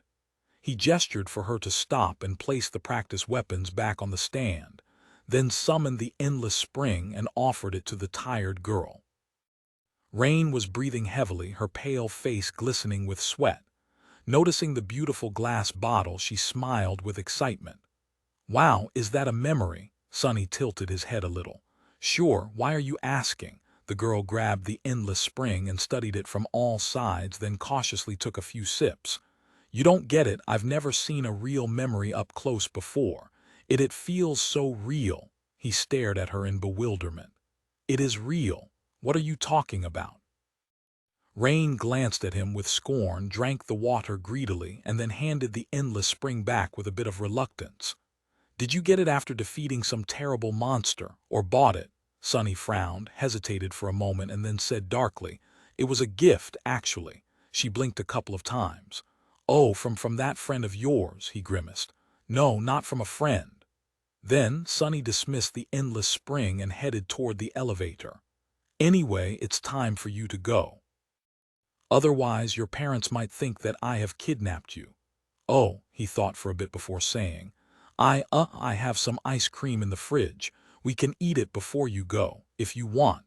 Unless Effie had already devoured everything, of course." Rain giggled, then followed him with a very pleased expression. Before entering the elevator, she threw one last glance at the Dreamscape pod and then suddenly asked, "By the way, the Dream Tournament is in a few days. Are you participating?" Sunny scoffed and pressed the button, sending the elevator up. "Do I look like I have time to play with kids in a playground? I have real things to do, you know." Rain glanced at him and sighed. "Yeah, I get it. What a pity, though. I hear that the main prize this year are especially amazing. You wouldn't be able to win it, of course, but there are many smaller rewards." Sunny's expression subtly changed. As the doors opened, he looked at Rain, remained silent for a moment, and then asked in a very, very disinterested voice, "Oh, really? There are prizes? Huh, how curious. What kind of prizes are we talking about exactly?" Chapter 531, Dream Tournament. Some time later, Sunny saw Rain out, watched as she walked away, and then calmly closed the door. As soon as she did, however, his placid expression evaporated. "What the hell? How come I didn't know about this?" Hastily taking out his communicator, he accessed the network and searched for information about the Dream Tournament. A few minutes later, he sat down on a chair, a little stunned. What is this insanity? Sunny knew, of course, that Dreamscape duels were a popular form of entertainment both among the awakened, who participated in them, and among the mundane humans, who followed their favorite duelists and created boisterous fan clubs. However, he had no idea that even the great clans paid attention to the illusory game. Apparently, the creator of the Dreamscape held a big tournament each year, and each year, one of the great clans, either Valor, Song, or Knight, sponsored the prize pool. Participants who managed to achieve good results were able to receive cash prizes, memories, and even echoes. The rewards for the finalists were especially generous and came directly from the great clan's armory. They were also of the ascended rank. Sunny trembled, his eyes burning with avarice. No, think about it rationally. The great clans were obviously after a straightforward goal: keep an eye on the rising talents among the unaffiliated awakened. But did it matter? Sunny had already failed to keep his fake persona under the radar. Anyone who paid attention to Dreamscape had at least heard about Mongrel. What was there to even think about? Free goodies, that's what it is. Completely forgetting about his previous disdain for the tournament, Sunny got completely absorbed by the prospect of receiving memories free of charge. He was almost drooling. And if free memories weren't enough, there was another reason for why this tournament now seemed very alluring to him. For the past months, Sunny had participated in hundreds of duels in various arenas. His goal was to absorb as many styles as possible, to reinforce the foundation of Shadow Dance and make it more efficient. This way, he hoped to achieve the next level of mastery over his elusive battle art. Not all battle styles were made the same. Some were simple and straightforward, while others were complex and unique. The more unique a style was, the harder it was for Sunny to gain insight into its principles. It was not like he had a magical ability to peer into the very essence of a style. This ability of his was more or less mundane, based on his own talent, mastery, and sensitivity to shadows. So he had been working diligently to create a sizable library of simpler styles, which would in turn improve his capacity to discern the patterns of more complicated ones with sufficient speed. After all styles were constructed out of the same basic elements. The more basic patterns he knew, the easier it was to understand various styles on the fly. However, the quality of his opponents in the dreamscape arenas was not that high for obvious reasons. True talents had better things to do than play games. Most of them also belonged to legacy clans, who lived by a different set of rules. In the world of legacies, strength and talent were not something to boast about. Renown only served to make the enemy aware of your weaknesses. In that regard, hidden tigers of the legacy clans were very much like Sonny, remaining in the shadows until it was time to deliver a lethal strike. That was why his progress had stalled lately. These days, the only worthy opponents he could find were a few rare eccentrics and a rare gem here and there, not nearly enough to satiate Mongrel's hunger for a variety of distinct battle styles. What's more, at the highest levels of awakened battle skill, styles were not only about physical movements and mindset anymore. They weaved unique patterns of essence control into the technique, too, which Sonny couldn't perceive and was only able to infer from indirect clues. Sadly, he wasn't exposed to a lot of opponents practicing such styles in the arenas. The tournament was going to change that, however. With the valuable prizes added into the mix, people who would usually not waste time in the dreamscape were bound to show up, lured by the scent of rare memories and echoes. Even people from lesser legacy clans would, without a doubt, be tempted to participate. A powerful ascended weapon or armor could change their lives, too. So Sonny could kill two birds with one stone, compete for these prizes and enrich his library of styles at the same time. Forget it. I'd be a fool to miss this chance. Even knowing what a headache it would be to bring even more exposure to Mongrel, Sonny couldn't let such an opportunity go. Plus, he had some free time while Effie and Kai were traveling to the Chained Isles. Scrolling through the feed, he started reading everything he could find about the upcoming tournament. Several days later, Sonny locked the door of his house, descended into the basement and approached the dreamscape pod as soon as he entered the fake black void. The familiar pleasant voice greeted him. "Welcome back to the dreamscape, Challenger Mongrel." Sonny didn't pay attention to it and briefly looked at his status. Mongrel, victories, 813, defeats. With a quiet sneer, he turned to several images floating in the boundless darkness in front of him. These were the arenas he had access to, and by now there were significantly more of them than had been there at the start. Today, however, the list looked different. The images of the arenas were pushed to the sides, and a new one appeared in the very middle. It was completely white, with a golden shape of an olive wreath depicted beneath two shining words.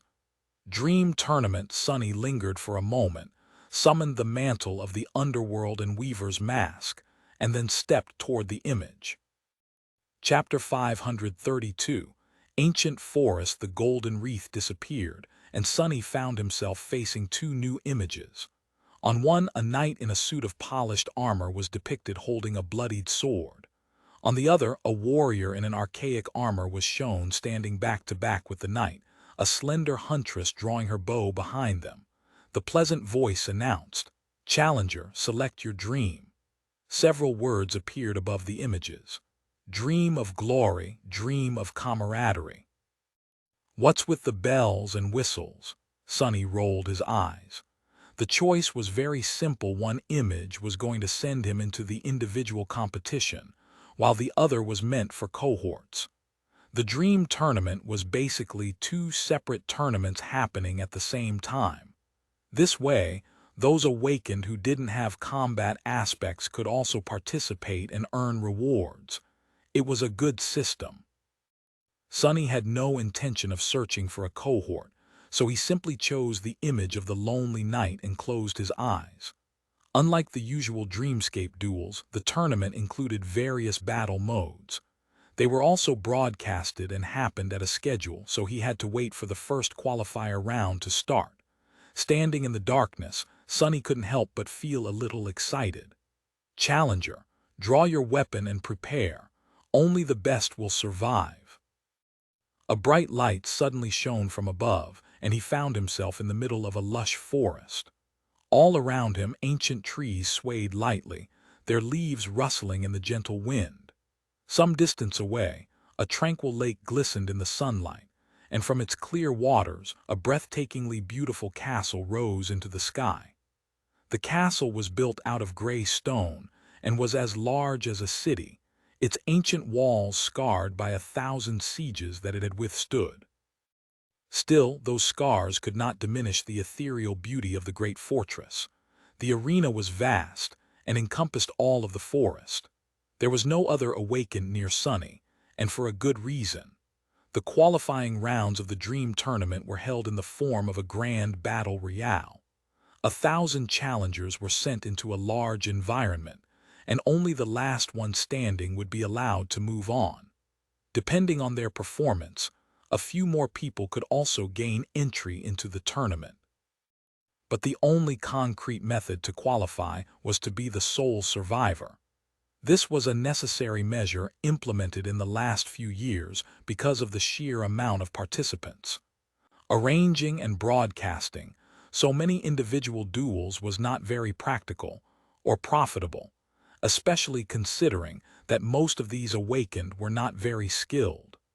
The battle royale was meant to weed out the weak and create an exciting show for the viewers.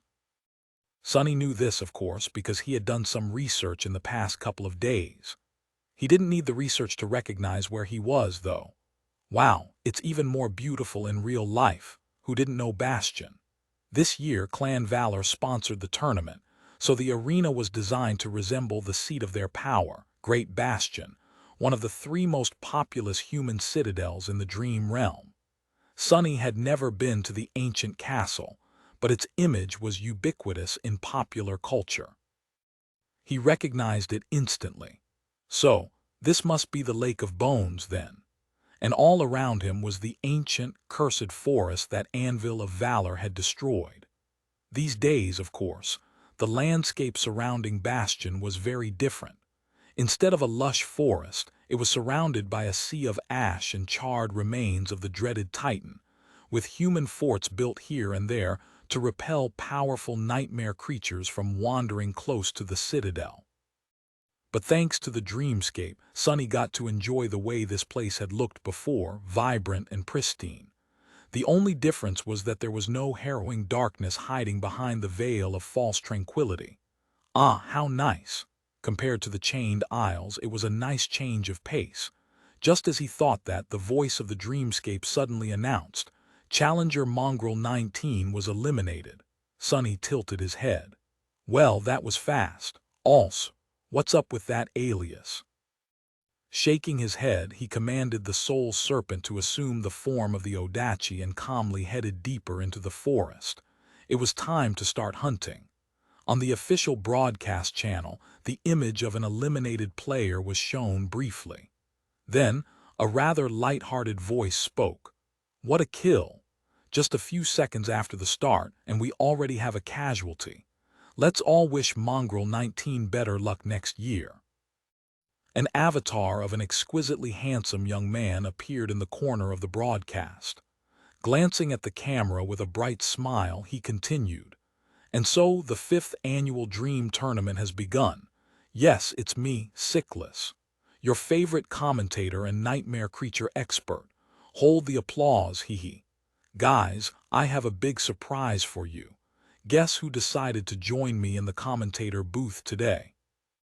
The young man paused and then gestured to the other side of the screen, where an older man with sharp features, deep eyes, and a short beard appeared.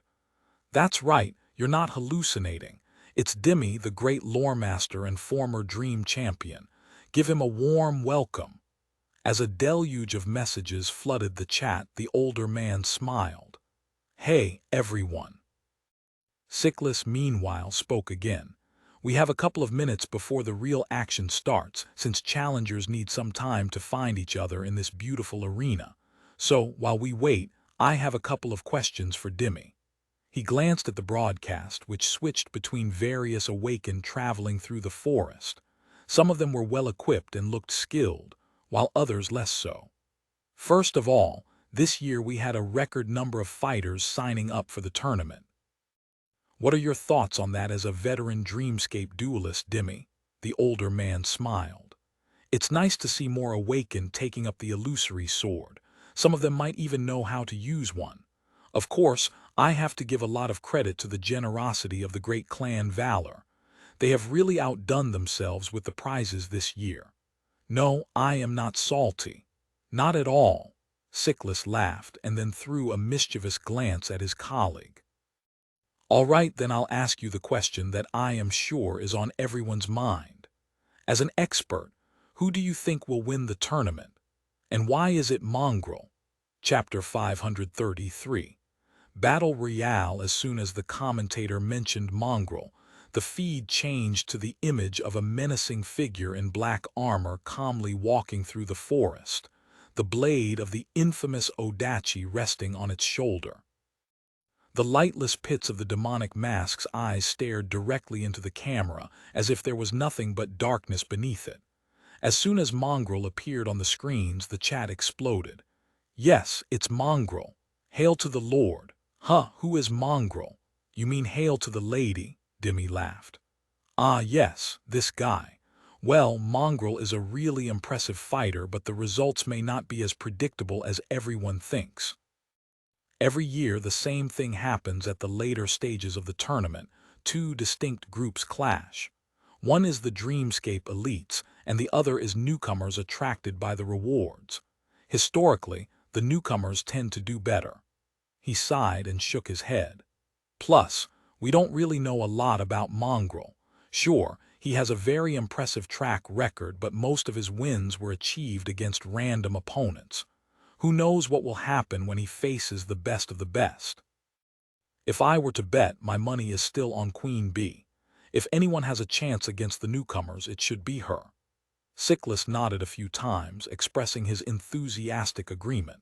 Sure, but still, returning to Mongrel, everyone is dying to know who he really is under that scary mask. And if anyone knows anything about you, Dimmy, they'll know that you must have your guesses. The older man smiled, his eyes suddenly gleaming with excitement. Funny you should ask. Actually, I do have a theory. Challenger Lord Corvus was eliminated. Challenger Fry was eliminated. Challenger Irax was eliminated. Sonny stared at the three corpses at his feet, which were already turning into a flood of white sparks. These three awakened attacked him as a group, and while their skill was not bad and even admirable, he had no problem dispatching the trio in the span of a minute. The fact that they had managed to remain alive for more than several seconds was already an excellent result, considering who their enemy was.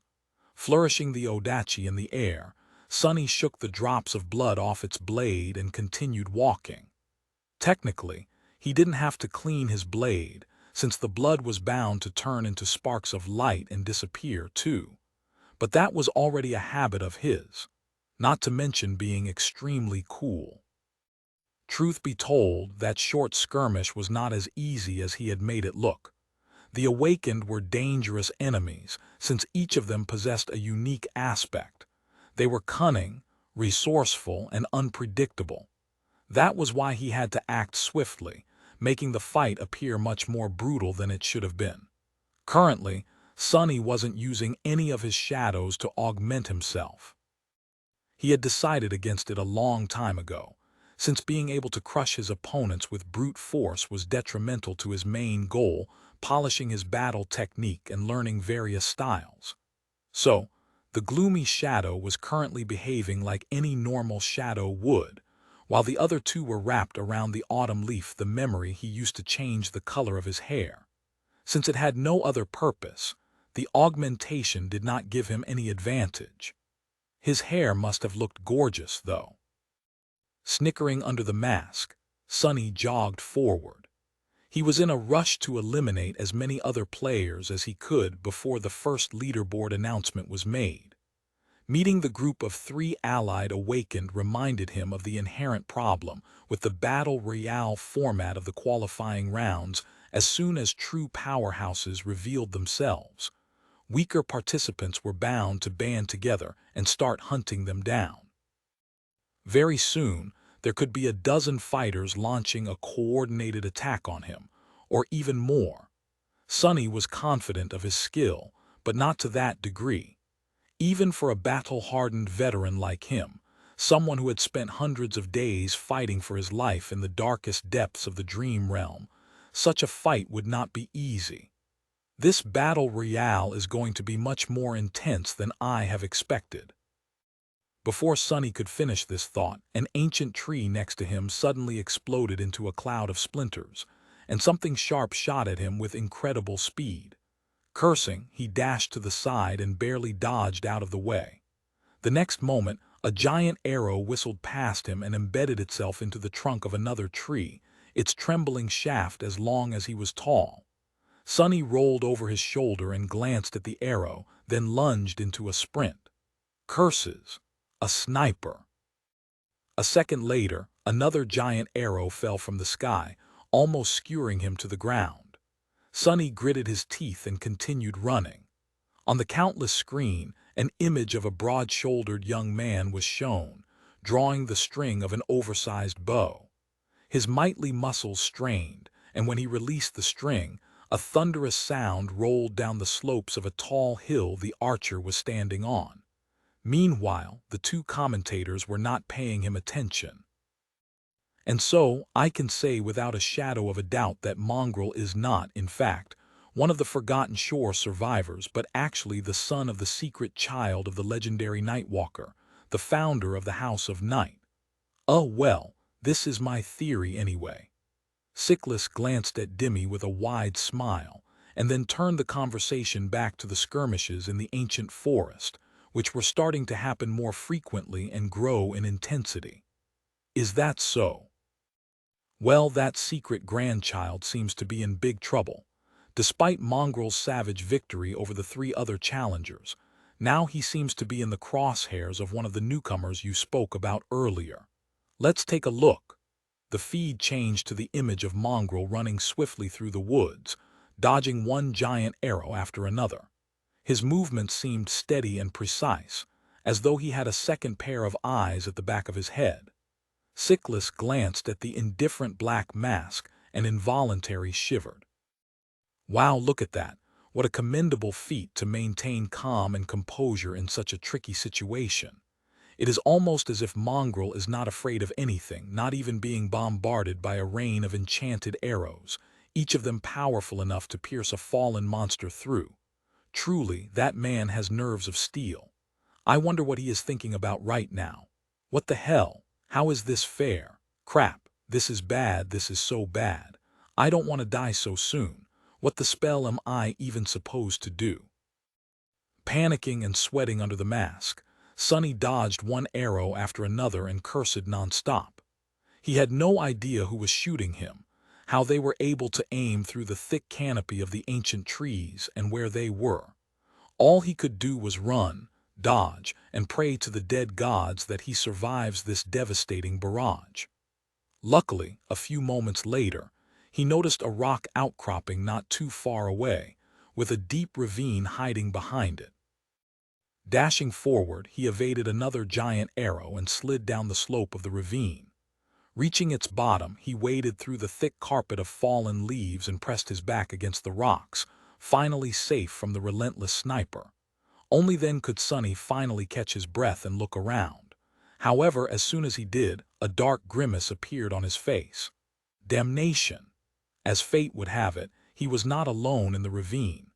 Growling in frustration, Sonny gripped the hilt of the Odachi and once again dodged.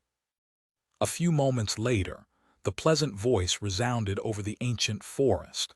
Challenger Ajik was eliminated. Chapter 534. Demonic swordsman Sonny remained in the ravine for a few minutes, considering his options and hoping that the unknown archer would have to shift to another target. He had already revealed his ability to teleport during the gate battle, but the quality of the recording hid the details of how he was able to do it. With the crystal-clear picture of the Dream Tournament broadcast, though, Sonny couldn't risk using Shadow Step again, even if he really wanted to. Neither could he send his shadow to scout the position of the archer, which left him in a bind. The best option would have been to stay hidden for a while, but luck was really not on his side today. Shortly after he had defeated the other awakened taking shelter in the ravine, the sound of the rustling leaves subtly changed, and an ominous darkness suddenly moved between the roots of the ancient trees. As more and more people were eliminated, the remaining challengers were bound to start having trouble finding new opponents in the vast arena. So, the arena was designed to grow smaller as time went by. This year, it seemed, the players would be forced to move toward the center by the fact that the beautiful forest was slowly turning back to its true nature, that of a giant, abominable, flesh-devouring titan. Great! This is just goddamn great! Pushing off of the rocks, Sonny cursed and started climbing up the slope. Sometime later, full of annoyance and with sparks of light falling off his armor, he walked out of the cover of trees and entered a small clearing. There, an awakened in a lustrous brass armor stood above the disintegrating corpses of two others, holding a heavy war hammer in his hands. A few steps away from him, another was bandaging a shallow cut on her forearm. The man threw one glance at Sonny and rolled his eyes. Great! Another mongrel impersonato. Before he could finish speaking, though, the blade of the Odachi pierced his throat, sliding precisely between the lip of the brass breastplate and the bottom edge of the helmet. As the body of the awakened hit the ground, his partner looked at Sonny with wide eyes. A battle axe fell from her hands. "Oh crap, you're actually him." The girl turned around and tried to run, but before she could, Sonny was already upon her, ending her participation in the battle royale with one swift strike. Challenger Abel was eliminated. Challenger Win was eliminated. Sonny sighed and remained motionless for a bit, resting. He was more than a little bit tired. But the worst was still to come. Suddenly, the sound of trumpets rolled across the ancient forest, and the pleasant voice of the Dreamspy announced, "Only 500 challengers remain. Bravest warriors are Dar of the Maharana clan, 78 kills, Fireshing, 33 kills, Mongrel, 27 kills." Sonny stared at the sky, the black mask hiding a grim expression on his face. 78 kills, gee. Who is this monster? He had a hunch that he already knew. Defeating his own 27 opponents had not been exactly time-consuming, but looking for them was. Who wouldn't need to waste precious minutes prowling the woods in search of enemies to kill, though? A damned archer with a strange ability to sense his targets across vast distances and through any obstacle, perhaps. I need to step up my game, I guess. It wouldn't do for Lord Mongrel to lag behind some legacy prince. As if to answer his thoughts, a dozen figures suddenly appeared from behind the trees, surrounding him. These awakened were armed with all kinds of weapons, looking at him with satisfied expressions. It seemed that they had planned this ambush really well. Sonny had nowhere to retreat and no chance to escape.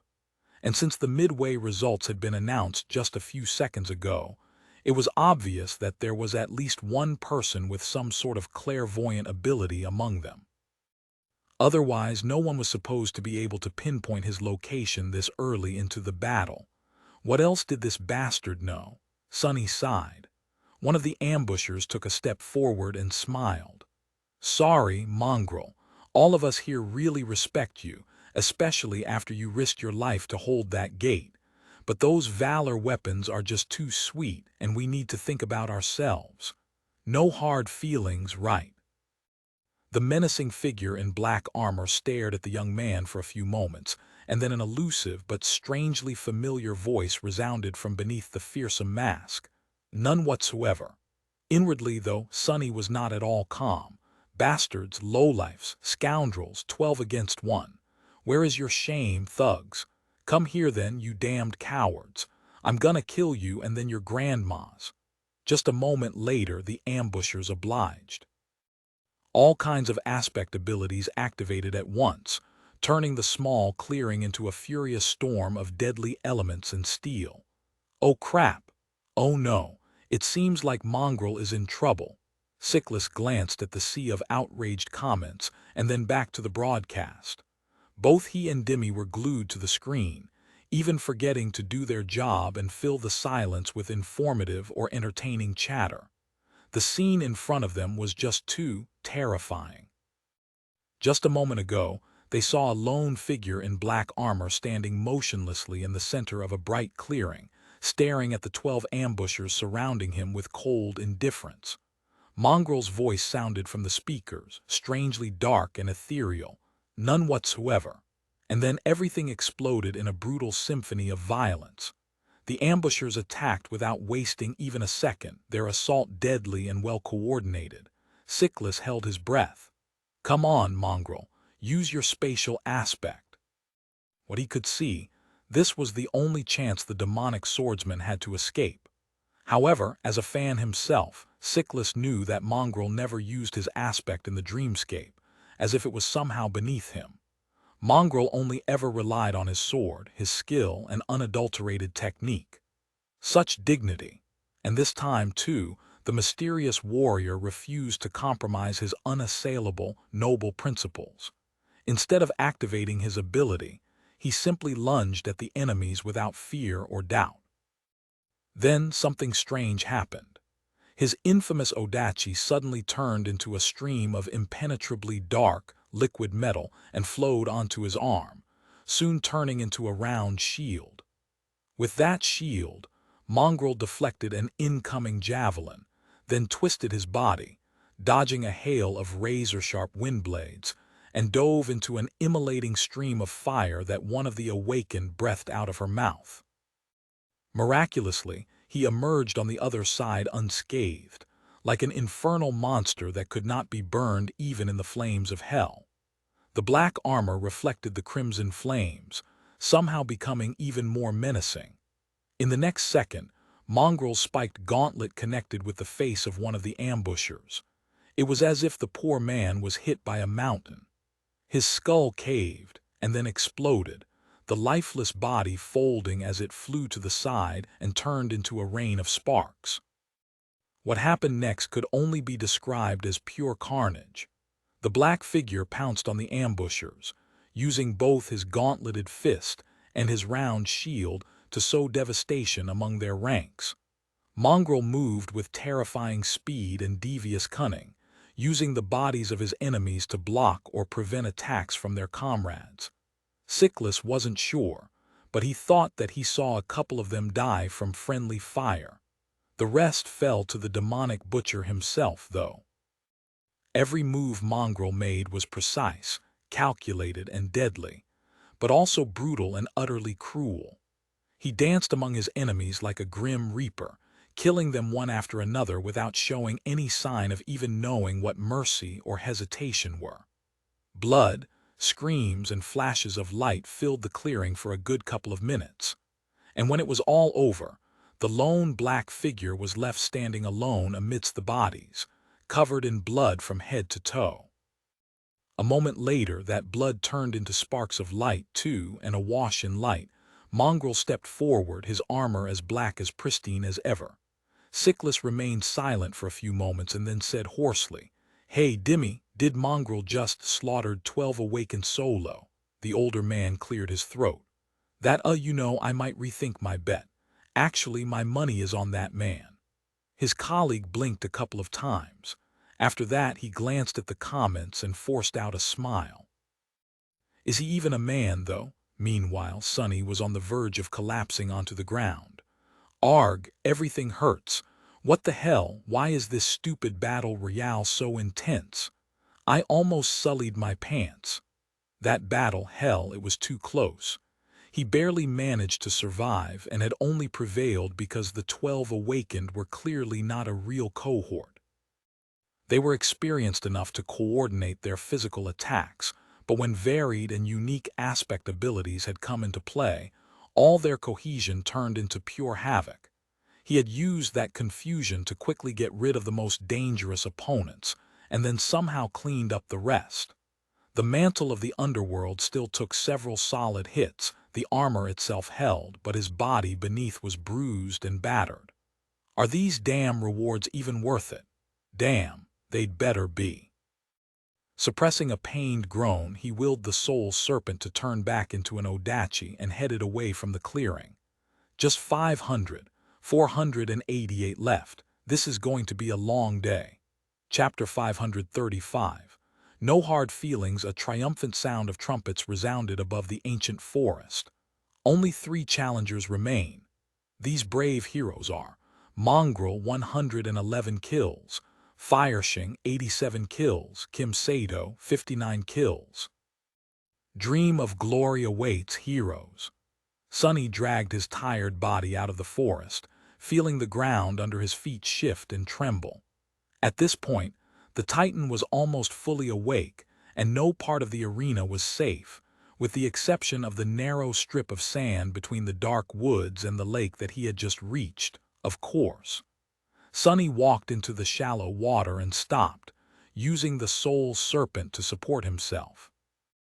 His breath was ragged and hoarse, and there were several dents on the onyx surface of the mantle of the underworld.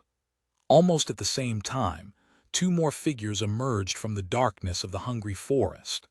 One was an attractive young woman with broad shoulders and an athletic build, her long auburn hair gathered in a ponytail. She was wearing a modest red tunic, her torso protected by a leather cuirass, and wielded a light spear. Her blue eyes were tired but clear, full of intensity and focus. The other was a man in heavy armor, carrying a greatsword with its blade inscribed by a complicated weave of runes. His face was hidden behind the visor of a helmet, with only calm, cold eyes visible in the narrow slit. His steps were confident but a little unsteady, betraying a dire level of exhaustion. This must be Fireshing and Sato. The mighty archer had not made it. Sunny could only guess what had happened to him, but the most likely scenario was pretty obvious. The powerful legacy must have run into an ambush similar to those Sunny himself had encountered, only with a much less happy result. Well, that was life. Dar of the Maharana clan had paid the price for daring to stand out too much without having enough power to answer for such audacity. On one hand, it was not very fair as far as tournaments went. On the other hand, when was anything ever fair? Sunny much preferred to stay in the shadows, even if this damned persona of his had somewhat failed to help him in that regard. Coincidentally, none of those who had conspired to form a group had made it this far as well. And with a good reason, the type of person who would resort to such methods did not have what it took to win this battle, to begin with. So Sunny was not going to underestimate his last 2 opponents. They had already proven how formidable they were. The 3 awakened stood apart, looking at each other warily. The clear water of the tranquil lake splashed against their shins. The magnificent castle loomed in the distance, its ancient walls bathed in the bright sunlight. The vista was beautiful and peaceful, but the air was practically crackling with tension. After a while, the man in a suit of heavy plate armor turned to the fiery young woman and said hoarsely, "Let's deal with that demon together. We can decide who wins between the 2 of us after that thing is eliminated." Sunny rolled his eyes. Wow, how unexpected. He gripped the hilt of the soul serpent, preparing himself for a tough fight. To his surprise, though, the young woman shook her head and said simply, a clear expression of disdain appearing on her freckled face, "No." He raised his eyebrows. "Huh, such nobility, gods, what an idiot, what a fool." The man called Sato laughed and then glanced at Mongrel. "How about it, Mongrel? Same offer. Let's take care of the girl first and then have a proper duel, you and I, or is it beneath you?" Sunny gritted his teeth but had no choice but to say, "It is." "Arg, curse it," Sato shook his head. "Young people these days so naive. Have the dream realm taught you nothing?" Sonny raised the Odachi and grinned. "It taught me everything." With that, he shifted his weight and prepared to dash forward. The time for words was over. The other two also understood that, and in the next moment the calmness of the clear lake was instantly no more. What the? As soon as Sonny moved, a powerful explosion thundered, and he was thrown into the air by the devastating shockwave. Landing in a roll, he hurriedly slotted the memory of fire into the mantle and rose just in time to see a massive fireball dissipate into the air. His body felt even more damaged than it had been a moment ago. Kim Sato, however, took the brunt of the explosion. His heavy armor was mangled and torn, patches of burned skin visible through the tears. Just as Fireshing lunged at him, tongues of flame appearing on the blade of her spear, he suddenly moved with unexpected agility, thrusting his sword forward. He wasn't aiming at the girl, though. Bad. Sonny noticed the rows of runes ignite with a menacing purple light, and then hastily threw his body sideways. In the next moment, a phantom figure of an armored giant appeared in the air and slashed downward, cutting the air where he had just stood with the identical copy of the same greatsword. What a powerful memory! Since both of his enemies seemed to possess deadly means of range attack, he had no choice but to close the distance. Luckily, Sato was already entangled with Fireshing, who rained a barrage of lightning-fast but precise and deadly strikes on him. It was as if the young woman was dancing, her auburn hair and red tunic flying through the air like tongues of wild flame. Interesting style. I should leave her for last. The man, meanwhile, didn't try to evade the burning spear and instead turned his body swiftly, making sure that it struck the undamaged parts of his armor. Despite being mangled by the explosion, the heavy armor held, betraying the fact that it too was a memory of considerable power. It didn't matter, though. A moment later, Sonny was upon them and joined the fight, the dark Odachi united with the flaming spear and a runic greatsword to sing the Song of Steel. A few minutes later, the voice of the dreamscape spoke again. Challenger Kim Sato was eliminated. Challenger Fireshing was eliminated. Challenger Mongrel is victorious. Glory to the victor. As blood turned into a flood of sparks and the waters of the tranquil lake became clear once more, triumphant music thundered from all sides. Hidden behind the black mask, Sonny grimaced and suppressed the desire to plug his ears. What's with this terrible noise? Arg, that was way too hard. Unbeknownst to him, the network was already exploding with countless articles, all titled more or less the same, "No hard feelings. Lord Mongrel easily defeats 1,000 awakened." Chapter 536. Elcon of Chivalry. What a chore. Sonny dragged himself out of the dreamscape pod and sighed. Even though the battle royale happened inside an illusion, and his body wasn't tired or bruised, the mental exhaustion was real. The qualifier round had turned out to be much more demanding than Sonny had thought. Of course, he could have used the three shadows to augment himself and devastate the entire arena, but that would have defeated the purpose. Sonny had managed fine with just his own strength. This way, he was also polishing his technique and enriching his comprehension of shadow dance, which was not a small matter. Putting on some clothes, he returned upstairs, sprawled on the sofa, and then looked at his communicator. Currently, hundreds of similar illusory battles were being broadcasted for people to see. Some were already close to a conclusion, some were in the thick of bloodshed, and some were only just starting.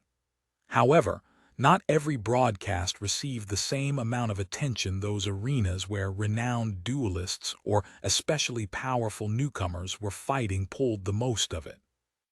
Sadly, due to Mongrel's infamy, the one Sonny had just finished was among the more popular broadcasts. It was also one of the earliest to end, so clips of the most exciting moments were already circulating on the network. Sonny groaned. Perfect, just perfect. Another damned viral clip. His final fight against Fireshing and Sato received a lot of views, but nowhere near as many as the clip of his brutal confrontation with the 12 ambushers. The comments were exploding. Hell yeah. Our Lord taught these thugs a lesson. Only 12. These guys are idiots. They should have gathered at least 100. No hard feelings, none whatsoever. Gods, how can anyone be so cool? Did you see his Odachi shapeshift? I was not hallucinating, right? Is it just me, or does Mongrel's hair look extra gorgeous today? He grimaced. Then look at the comments under the other video. That Sade guy, why did he even ask? Doesn't he know that Mongrel is an icon of chivalry? Of course it is beneath Lord Mongrel. He is so noble. What are you fools talking about? Mongrel is not noble. He is a wild beast. He only said that teaming up is beneath him because a beast like him doesn't need anyone's help to kill everyone. Gee, so many edgelords in the comments today. I miss the early days when only true experts knew about Mongrel. His technique was way better back then, too. Sonny stared at the screen for a while, then shook his head. What's wrong with these people? Since when was I an icon of chivalry? Wait, what does chivalry even mean? He shook his head again, then switched to the official feed and looked up the results of his match. Sonny, of course, qualified for the tournament the moment he had won the Battle Royale. However, other participants also had a chance to move on to the next stage. That depended on their performance and individual score, so there was no set number of people who would be allowed to continue. As it turned out of the 1,000 awakened who had fought in his Battle Royale, 2 more qualified to participate in the tournament. One of them was Fireshing, the young woman whom he had faced last, and Dar of the Maharana clan, the archer who had almost skewered Sonny with his giant arrows. The bastard squeezed through after all. Losing interest, Sonny turned off the communicator and yawned. Tomorrow, the real tournament was going to begin. Around 1,000 fighters, those who proved their mettle in the qualifying rounds, were going to face each other in proper duels, and after several days of intense competition, one victor was going to emerge to reap the best reward. I better rest well. He went back into the underground dojo, climbed into the sleeping pod, and closed his eyes. Soon, the familiar sight of the sanctuary appeared in front of him. Without wasting any time, Sonny left the altar island, went to his room, crashed on the narrow cot, and almost instantly fell asleep. Who said that there was no rest for the wicked? The next morning, Rain appeared at his doorstep for the training session, punctual as ever. Luckily, the tournament was not going to start until noon, so Sonny didn't have to find an excuse to cancel their lesson. Not that he would. This was much more important than some stupid tournament. He could get powerful memories elsewhere, but every day that passed was one less day for him to increase his sister's chances of survival. So, tutoring Rain took precedence. The girl repeated the movements and katas he had shown her the last time. Her form was as horrible as he had expected, but Rain was nothing if not diligent. She was improving with every set, slowly correcting the mistakes he pointed to her and absorbing the technique into her bones. For a complete novice, she was doing rather great. Runs in the blood, I guess. Making sure that she couldn't see, Sonny faced away and grinned. At that exact moment, his communicator received a message. After looking at it, his mood improved even further. The message was from Eiko, informing him that the soul shards he had retrieved from the Wormvine were finally sold. Transcendent shards were infinitely more rare and precious than those of lesser ranks, not only because they stored more essence, but also because there were aspect abilities and spelltech applications that depended on the quality of the raw materials used. So, Sonny just became considerably richer. He had not dared to sell Solvin's soul shard, though. There were certainly awakened out there who could determine the nature and source of a shard. If anyone learned that he was in possession of one coming from a human saint, Sonny would have to answer too many uncomfortable questions. So he had just given it to Kai instead. Strengthening the members of his cohort was, in a sense, the same as strengthening himself, so Sonny didn't feel that aggrieved because of the loss of potential profit. It was still incredibly sad, though. After the training session was over, he made a tasty breakfast for himself and Rain. The girl was hungry as a wolf, so she destroyed the contents of her plate in record time. When she was almost done, Sunny glanced at her with an incredulous expression and asked neutrally, "Has that tournament of yours started?" Rain swallowed the last bite and smiled. "The dream tournament, yes, the qualifying rounds were yesterday." He took a sip of tea, acting indifferent. "Oh, really? Right, I think I saw some clips on the network." Did you?" She nodded. "Yeah." Sunny lingered for a bit, then mentioned as if he just happened to think about it. "I hear that mongrel guy is quite good," Rain scoffed. "Sure, I guess, but I don't like him." Sunny almost choked on his tea. "What? Why?" It took a lot of effort to keep his voice calm and conversational. "Why don't you like Mongrel? Mongrel is awesome. He defeated 12 Awakened solo, you know." The girl simply shrugged. "I don't know, he just seems pompous." "And who does he think he is, going around teaching people how to live? Plus, what's up with that mask? A good person wouldn't have to hide behind a mask, that's what I think." Sunny glared at her with a bit of resentment, then forced out a smile. "Well, I don't know. The mask is a powerful memory for sure. And he probably doesn't even want to teach people anything, at least that is my impression." Rain frowned. "Plus, he caused so many problems for Night. If he had the tiniest bit of conscience, he would have come forward and refuted those ridiculous rumors. But I bet that he doesn't." Sunny's eye twitched. "Aha, so this is the root of all this. Just you wait, Kai, I'll repay you for this one day." He slowly took another sip of tea and asked, hiding his outrage, "You seem to know a lot about that tournament, huh? I thought you weren't very interested in that kind of stuff." Rain sighed. "I am not. I just thought that maybe I'll see that Awakened again. The woman who saved me, but she's not participating." Sunny wanted to say something, but before she could, the girl added, "Well, of course. A true Awakened like her would never waste time on something frivolous like this. She is probably busy doing something important, exploring the dream realm to help humanity, protecting people from the nightmare creatures. Stuff like that, you know." Sunny smiled. "That is certainly a possibility. Wait, what do you mean? A true Awakened wouldn't waste." "Didn't you suggest that I participate in that tournament?" Rain looked at him as though he was stupid. "That's you, and that's her. What kind of question is that? By the way, what time it is? Oh, goodness. I have to run." With that, she hurriedly waved Sunny goodbye and dashed to the door, leaving him completely stunned. "What the hell is that supposed to mean? That's me and that's her." He remained motionless for a while, then slowly closed his mouth and looked at the time. As it turned out, he had to hurry too. The tournament duels were about to begin. Walking toward the elevator, Sunny was seething with anger. "That's me. Well, of course that's me. I'll show her. Hell, I'll show all of them. I mean, Mongrel will. Ah, curses." Chapter 537. Learning Curve. The opening ceremony of the tournament was supposed to be a spectacular event, with thousands of challengers, each of them a talented Awakened fighter, gathered in the magnificent central courtyard of the illusory bastion.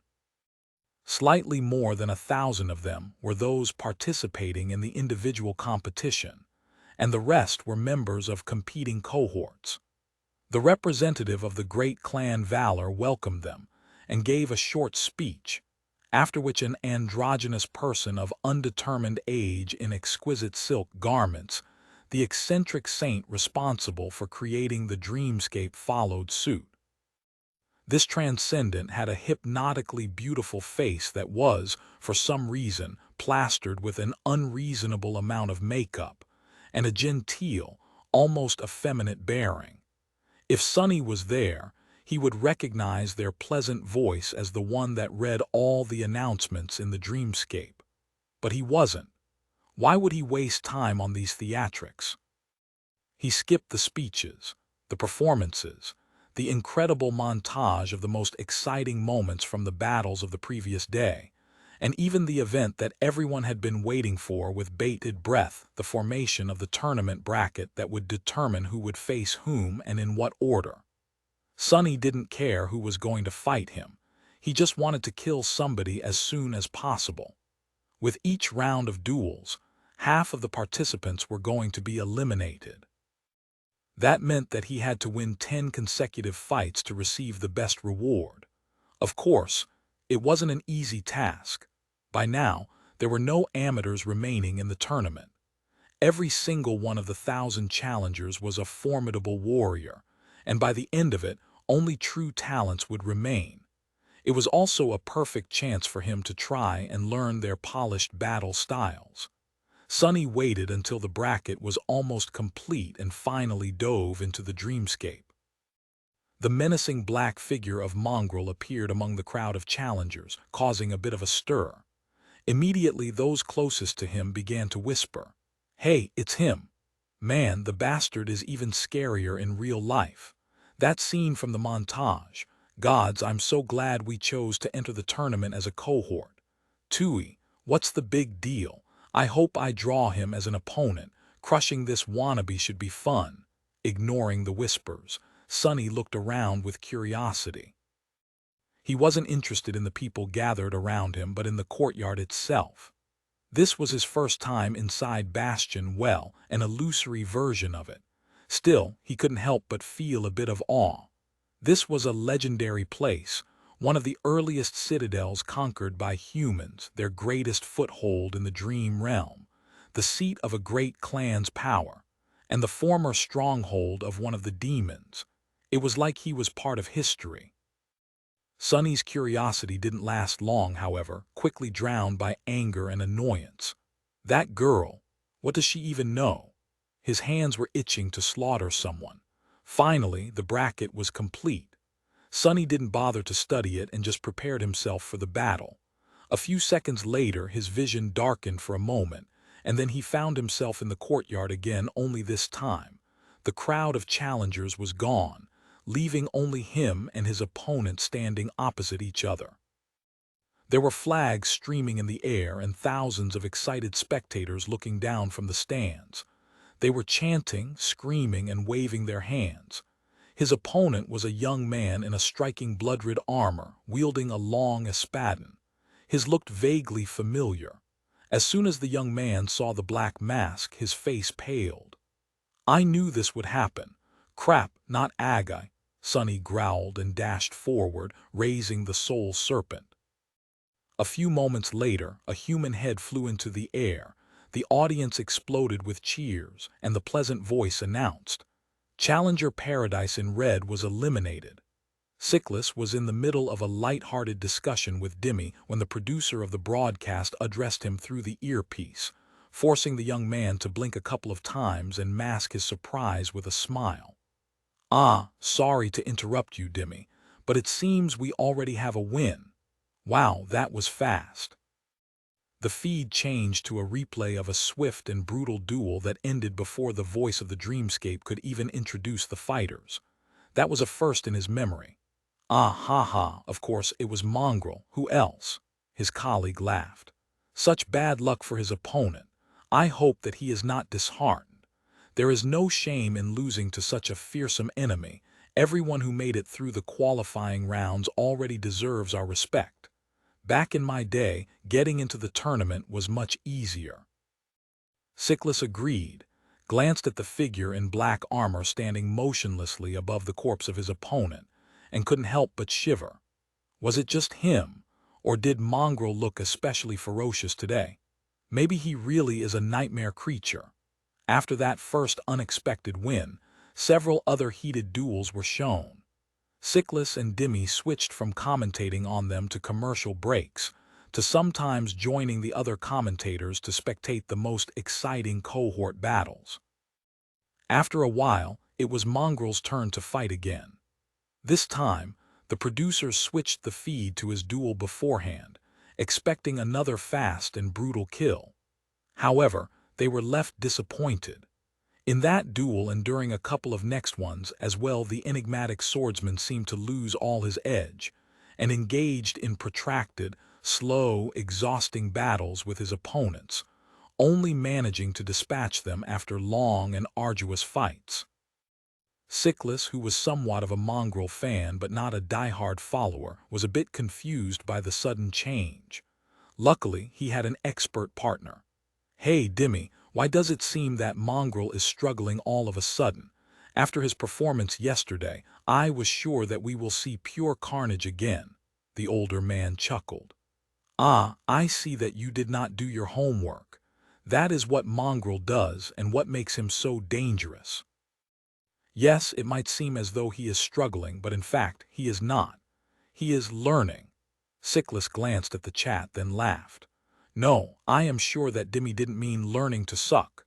But what exactly did you mean, Dimmy? The resident expert smiled.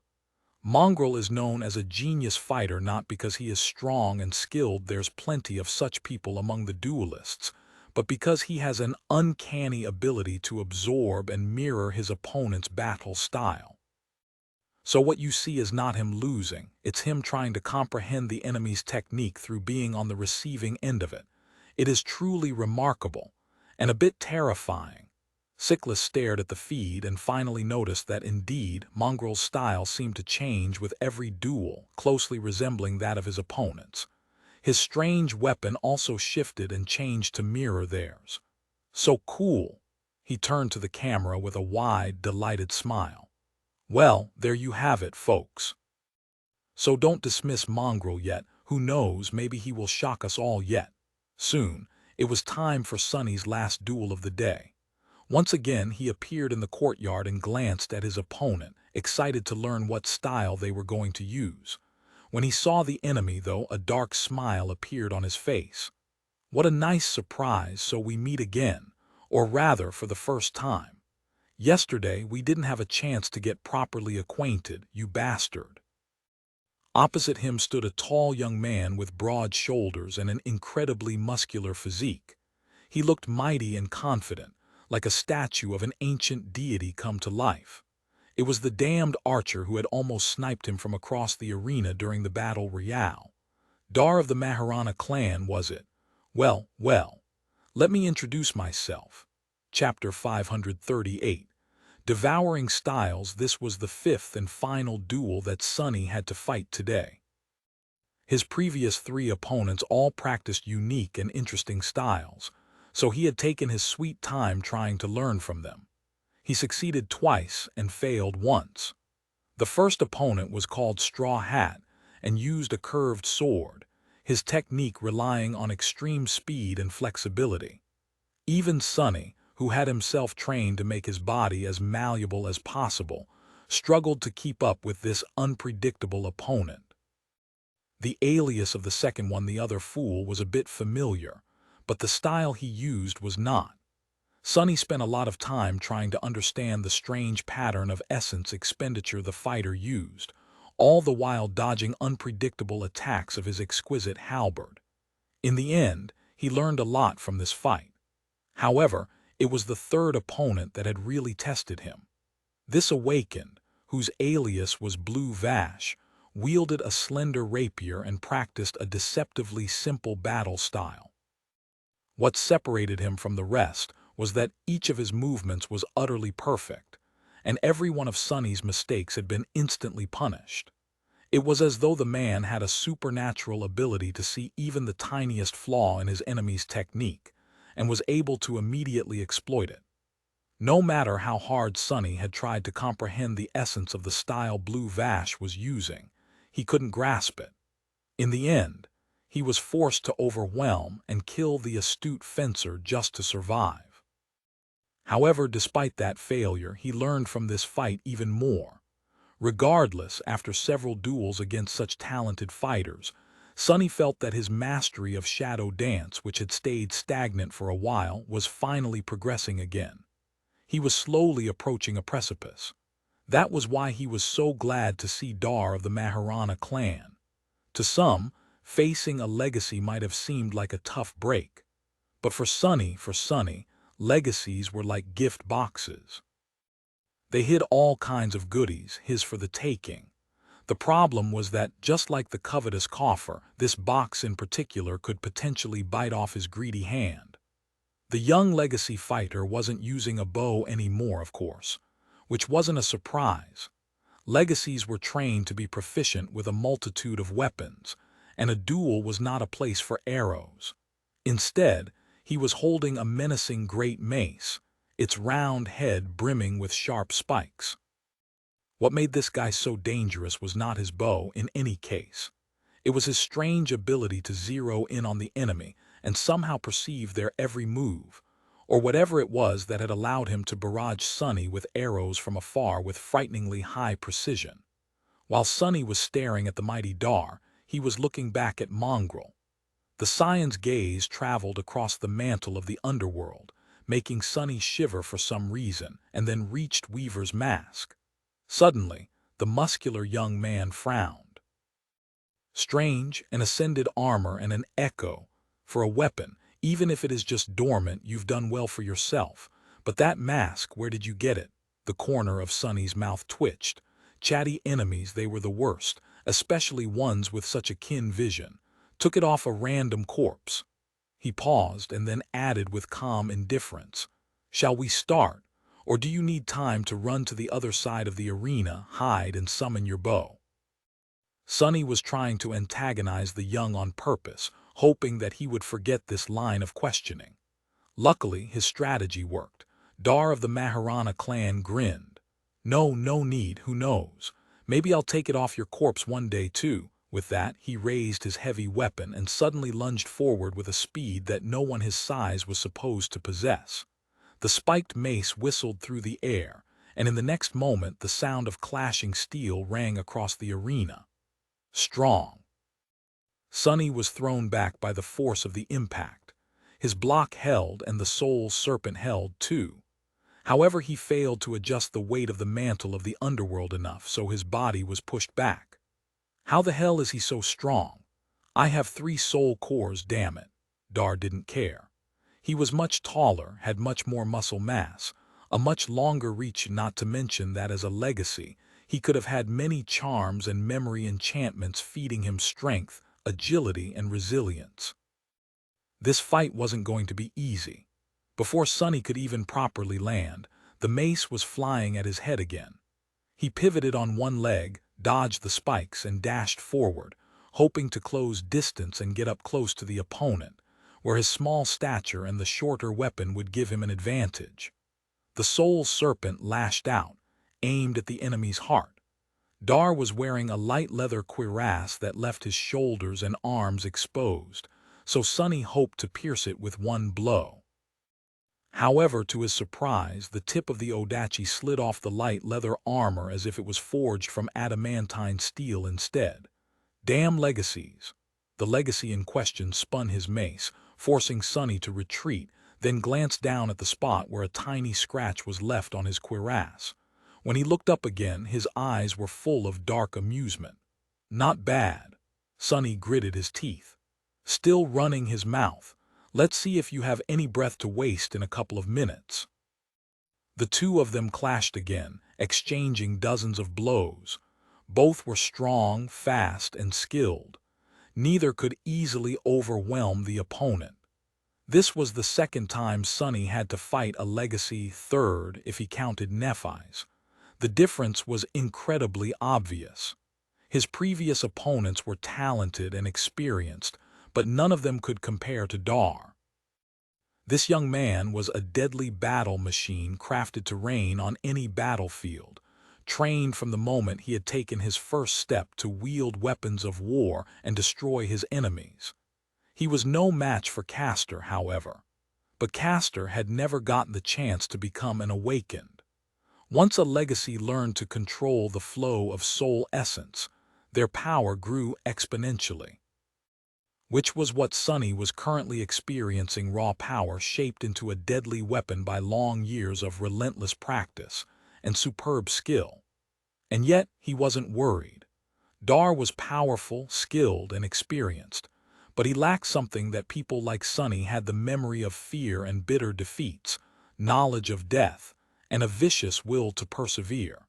Sonny didn't doubt that the legacy had spent a lot of time in the dream realm, battling nightmare creatures. But he did doubt that Dar had ever found himself in absolute despair, having to claw his way back to life. His experience was that of fighting down and not fighting up. As Master Jet would say, he wasn't a killer, but Sonny was, and so the legacy had already lost this fight, even if he didn't know it yet. He was only alive because his enemy was interested in learning sophisticated battle styles.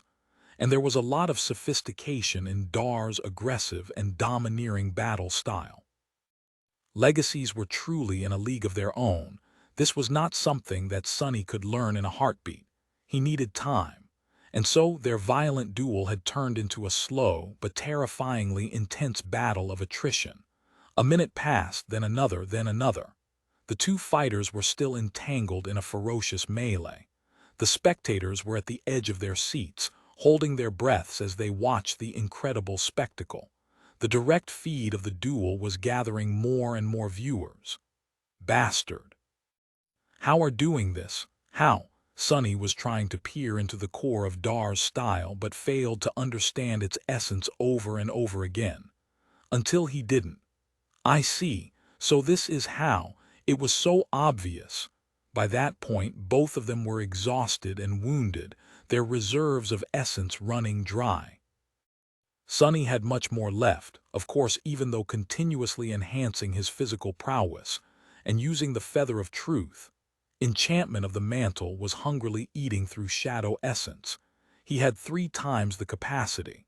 He also had much better control of it, it seemed. All the time Sonny had spent meditating in the sky below was not for nothing, after all. Feeling the foundation of shadow dance grow stronger, Sonny grinned behind the mask and suddenly changed his entire attitude. His movements turned sharper and more aggressive, his demeanor bold and overbearing. The soul serpent turned into liquid darkness and then shaped itself into a spiked mace. Dar was thrown off by the sudden change, but only for a moment. However, that moment was all Sonny needed. Dodging the enemy's attack before it could even fully manifest, as if reading the legacy's thoughts, he dove under the strike and delivered a crushing blow of his own. His enemy's leather armor still held, but the bones beneath it did not. Dar's ribcage caved and he spat a stream of blood. In the next second, another hit connected with his jaw, turning the young man's face into a bloody mess. He fell to his knees and raised a hand, desperately trying to block the finishing blow. The demon in black armor knew no mercy, though. Calmly raising the mace, he brutally brought it down. The crowd let out a collective scream. In the silence that followed, a pleasant voice announced, Dar of the Maharana clan was eliminated. Chapter 539. Out of reach, Sonny climbed out of the pod and stretched, lamenting the fact that dreamscape capsules weren't as sophisticated as the sleeping pods used to enter the actual dream realm. Due to his luxurious metal sarcophagus, he had almost forgotten the rusty feeling of spending too much time inside one of these things. Despite the fact that the duels themselves had not lasted too long, an entire day already passed. Sonny was somewhat tired, but instead of resting, he commanded the soul serpent to shape itself into a weapon and walk to the middle of the dojo. He was impatient to cement the knowledge of the battle styles he had absorbed today. Sonny started to perform various katas, executing each one slowly at first, and then quicker and quicker and quicker still. Soon he moved with incredible speed, his lithe and flexible body almost leaving afterimages behind. Lean muscles were rolling under his pale skin, which soon glistened with sweat. Sonny fluidly shifted from one style to another, his movements simultaneously firm and flowing, sharp and gentle, clear and unpredictable. The soul serpent flowed from one form to another, too, as insidious and shapeless as the person who wielded it. It was as though Sonny was performing a strange, graceful, viciously complicated dance.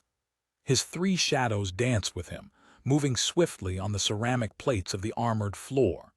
If Sonny could look at himself right now, he would be surprised to see that his movements were eerily similar to the dance that the young slave girl had once performed in his dream. But while her movements were beautiful and smooth, his were deadly and sharp. Hers were flawless, while his were slightly crude. As if he had not mastered his art yet. I can feel it, the second step. I can feel it, but why can't I reach it? Something is missing. After a long time, Sonny tiredly fell on the cold ceramic floor and remained motionless for several minutes, his chest moving heavily. There was a tired but determined expression on his face. More, I need more. More and better. In the morning, Sonny had some free time before he had to enter the dreamscape again. Making himself a cup of tea, he relaxed in a comfortable chair and took out his communicator. After yesterday, the number of duelists remaining in the tournament had drastically reduced. Now there were only 32 of them left. Each one was a formidable opponent, so Sonny decided to study their previous fights a bit. Luckily, all the recordings were readily available on the network. His were too. Now I am even more sure that Mongrel is a legacy, or an actual demon. Who else could have defeated that monster Dar? Mongrel knew that this guy was an archer, so he even offered to give him time to get away. He's so cordial, so noble. What an inspiration. You mean an actual demoness, right? Sonny shivered, and not even trying to look at the comments, hurriedly scrolled past these videos to start doing his research. Maybe one of these guys will help me advance to the next level of shadow dance. Out of curiosity, he also glanced at the cohort competition leaderboard. The team that was currently in the first place was called Librarians, and weirdly, consisted of only 2 people. Their aliases were Unorganized Laundry and Izza, which didn't tell him anything. But considering that these 2 were currently dominating much larger cohorts, they must have been a truly fearsome duo. Initially, Sonny had only joined the Dream Tournament to reap the alluring rewards, so he had not thought much of it. But now, he was starting to suspect that it was going to be a humbling experience. He had already faced several troublesome opponents that earned his reluctant acknowledgement, and things would only get exponentially harder from here. Due to his recent progress, Sonny had allowed himself to become a little vain. He was stronger and more experienced than most of the awakened he met, so he had almost forgotten to always expect the worst. Seeing these powerful awakened helped him remember how dangerous it was to underestimate the enemy. And these weren't even the true elites. Real powerhouses of the awakened world would never reveal their might in a public tournament. Sonny was one of these hidden tigers himself, after all, so he would know. With a dark expression, he shook his head and concentrated on the screen of the communicator. Very soon, he was back in the arena. Sonny had skipped all the theatrics again and only entered the dreamscape at the last minute, hoping to avoid any situation that could lead to him being asked questions.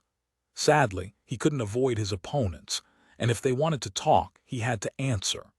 Currently, he was facing a man wearing a peculiar armor made out of rusted metal, their face grim and full of dark apprehension.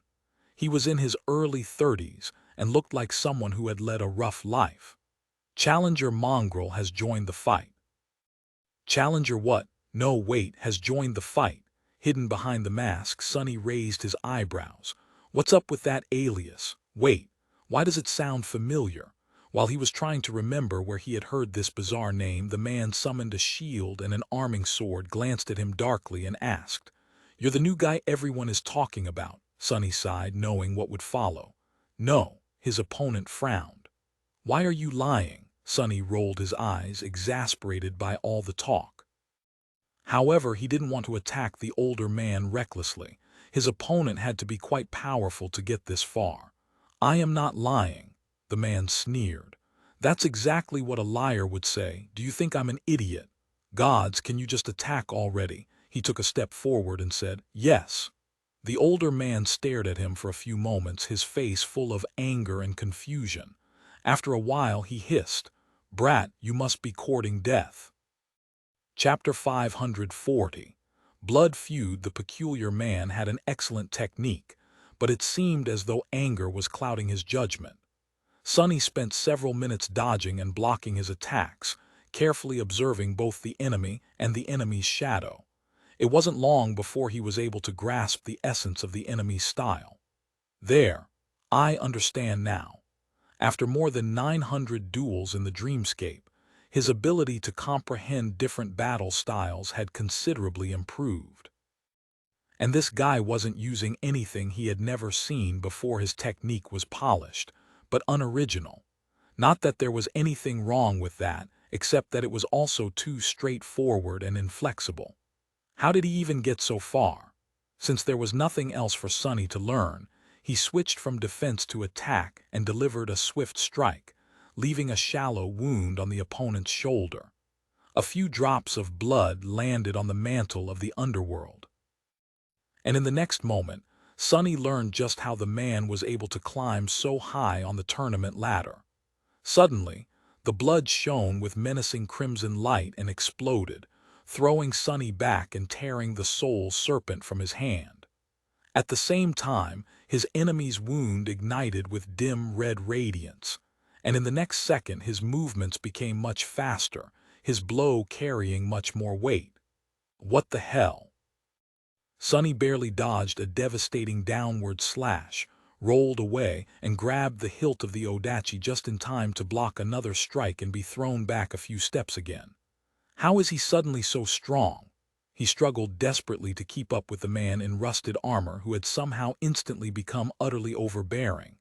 In the process, another drop of blood landed on him. Crap! The mantle withstood another explosion. Its surface did not crack, but Sonny could tell that the armor was weakened. Jumping back to his feet, he gritted his teeth and continued to fight. Pretty soon, his suspicion was confirmed. The enemy seemed to possess an aspect related to blood. His first ability allowed him to ignite it, and the second increased his strength and speed the more he bled.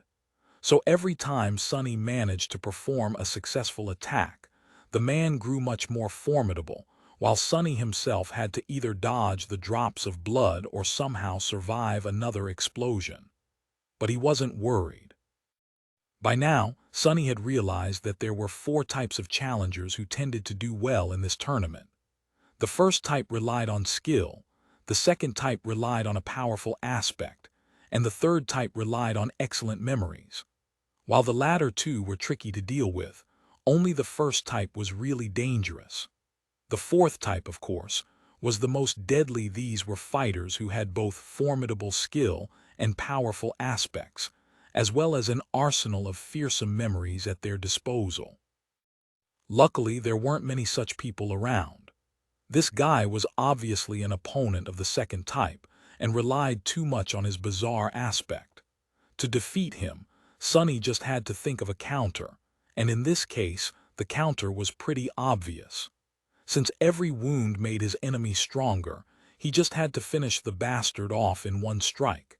And since the warrior in rusted armor neglected to truly develop his technique, that was not that hard to do. After another explosion, Sonny increased the weight of the mantle of the underworld and withstood the shockwave, then made it as light a feather and dashed forward. He understood the essence of the enemy's style already, so it wasn't hard to predict his next move. In fact, Sonny had manipulated the man into doing exactly what he wanted. Once his opponent raised his sword to block a vicious slash, Sonny shifted his weight and suddenly changed the direction of the attack, sidestepping as he pushed his sword forward. The soul serpent scraped against the enemy's sword and slid effortlessly into the visor slit of the rusted helmet. Immediately, Sonny dismissed the shadow and jumped as far back as he could. He was just in time. The body of the man in rusted armor shuddered, and then violently exploded, causing the whole courtyard to tremble. If Sonny was just a tiny bit slower, he would have been pulverized by the explosion too, and his enemy would have avenged himself from beyond the grave. Well, from beyond being eliminated from the tournament in this case. What kind of an aspect is that? Phew. I guess this is why awakened are so dangerous. You just never know what kind of weird crap they are capable of. As the crowd exploded with applause, the voice of the dreamscape announced, "Challenger what? No, wait, was eliminated." Sonny, however, didn't pay it any attention, because almost at the same time the spell whispered into his ear, "You have received a memory. A few moments later, Sonny was back in the black void, staring at the fake pattern of radiant strings with a perplexed expression. Huh, that's crazy. He knew, of course, that it was possible to exchange memories in the dreamscape. This illusion was a mystical space created by a saint's aspect ability, after all, and not an artificial VR simulation. What he had not known, however, was that one could just receive a memory out of nowhere, without the usual requirement of being in physical contact, even if that contact was illusory with its master. However, if the saint in question was responsible for delivering the rewards, then it sort of made sense. More importantly, though, he had received a memory. His eyes gleamed. Sonny was already eligible for several smaller prizes, most of them in the form of credits or soul shards. He wasn't going to bother receiving them, though even if there was a way to do so without leaving a paper trail, Sonny didn't know of one. The memories, however, that was an entirely different situation. Summoning the runes, he quickly read, "Memory, memory of ice." Wait, that sounds familiar. Don't I have a memory of fire charm already? Indeed, the memory he received was eerily similar. It was another protective charm. Memory rank ascended. Memory tier, memory type, charm. Memory description. Even when the sun returned, they shivered and remembered the never-ending winter. Memory enchantments, bitter cold. Enchantment description. This charm provides the wearer with moderate resistance to cold. A wide smile appeared on his face, hidden behind the black mask. Now that is what I am talking about. Chapter 541. Battle of Two Demons, an incredible win by by Mongrel. Looking at the cloud of blood rising above the arena, Siklus couldn't contain his enthusiasm. Today, there were no simultaneous duels, as there were only 32 contenders left. Each battle was intense and exciting, and received the full attention of the commentators. Looking at the cheering audience, Demi laughed. Indeed, Mongrel did very well against no weight. That aspect of his is a real menace, believe me. I've been on the receiving end of those explosions way too many times. Demi had been one of the first renowned duelists of the dreamscape, back when it had been just growing popular 10 or so years ago, so he was talking from experience. Siklus glanced at the chat, knowing that it was a good time to involve the viewers in the discussion. Coincidentally, he noticed a comment concerning something that he himself was curious about. Yeah, very devious. But Demi, don't you feel like Mongrel behaved a bit out of character today? I mean, he practically called a respected dreamscape veteran an idiot. With how noble, dignified, and chivalrous Mongrel usually is. Demi thought for a bit, then shook his head. You see, Siklus, I respected Mongrel before, but now I truly admire him. It takes a very talented fighter to quickly recognize a battle style. True, Mongrel is talented, but he is also wise. He smiled. Because it takes a very wise man to quickly recognize an idiot. And make no mistake, this guy is a complete buffoon. Believe me, I have the misfortune of knowing him pretty well. I mean, only an idiot would end up with an alias like what? No, wait, right. Instantly, a deluge of comments flooded the chat. True, Mongrel is so wise, deadly, and handsome. How do you know that he's handsome, fool? He never takes off that creepy mask. You mean she is handsome? Wait, that doesn't sound right. Can someone ban that troll already? Demi is right. Only a complete idiot would end up with that alias. Why would an idiot like that even try to fight someone as wise as Lord Mongrel? Tui. Oh, I remember where I've seen that weird alias.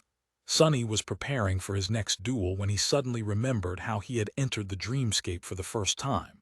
Back then, he had almost ended up with that exact name after accidentally saying the words out loud. Luckily, it had already been taken. Otherwise, Sonny could have been called what? No, wait, himself.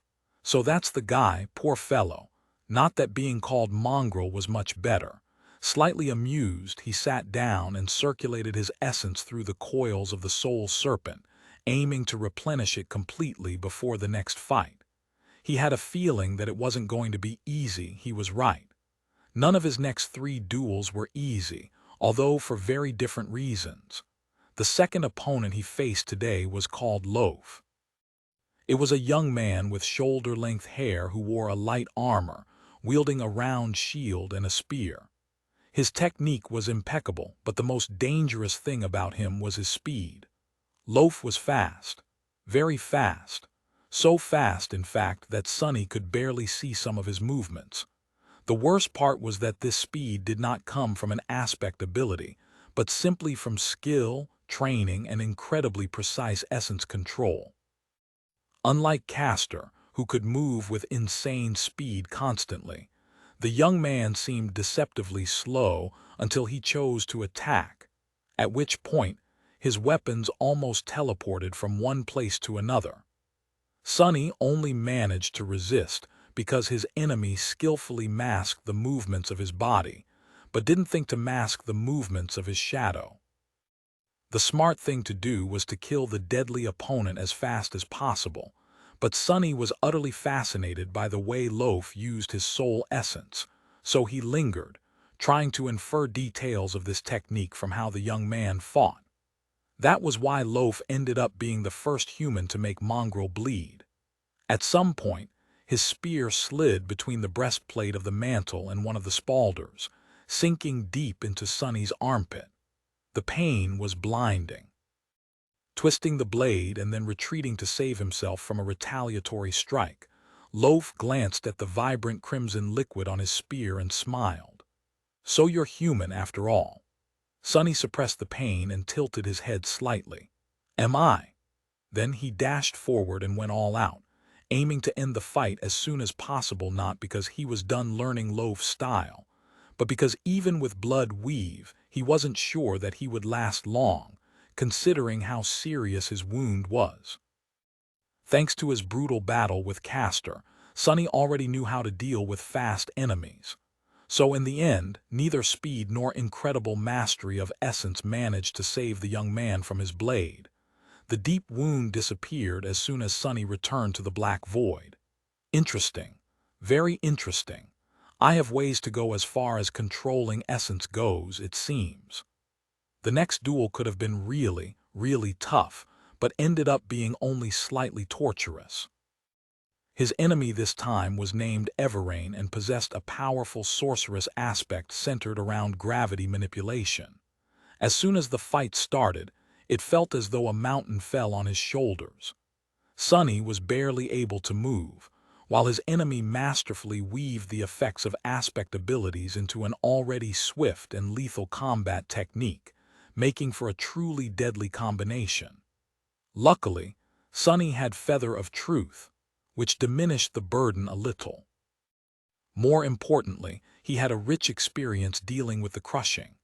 Even though Everrain was able to make him sweat by manipulating gravity with admirable ingenuity, he was victorious in the end. The third duel, however, made him rethink a lot of things. This time, his enemy was a friendly-looking guy with a funny alias, Dionyzer. Weirdly, he wore simple garments instead of an armor and wielded no weapons.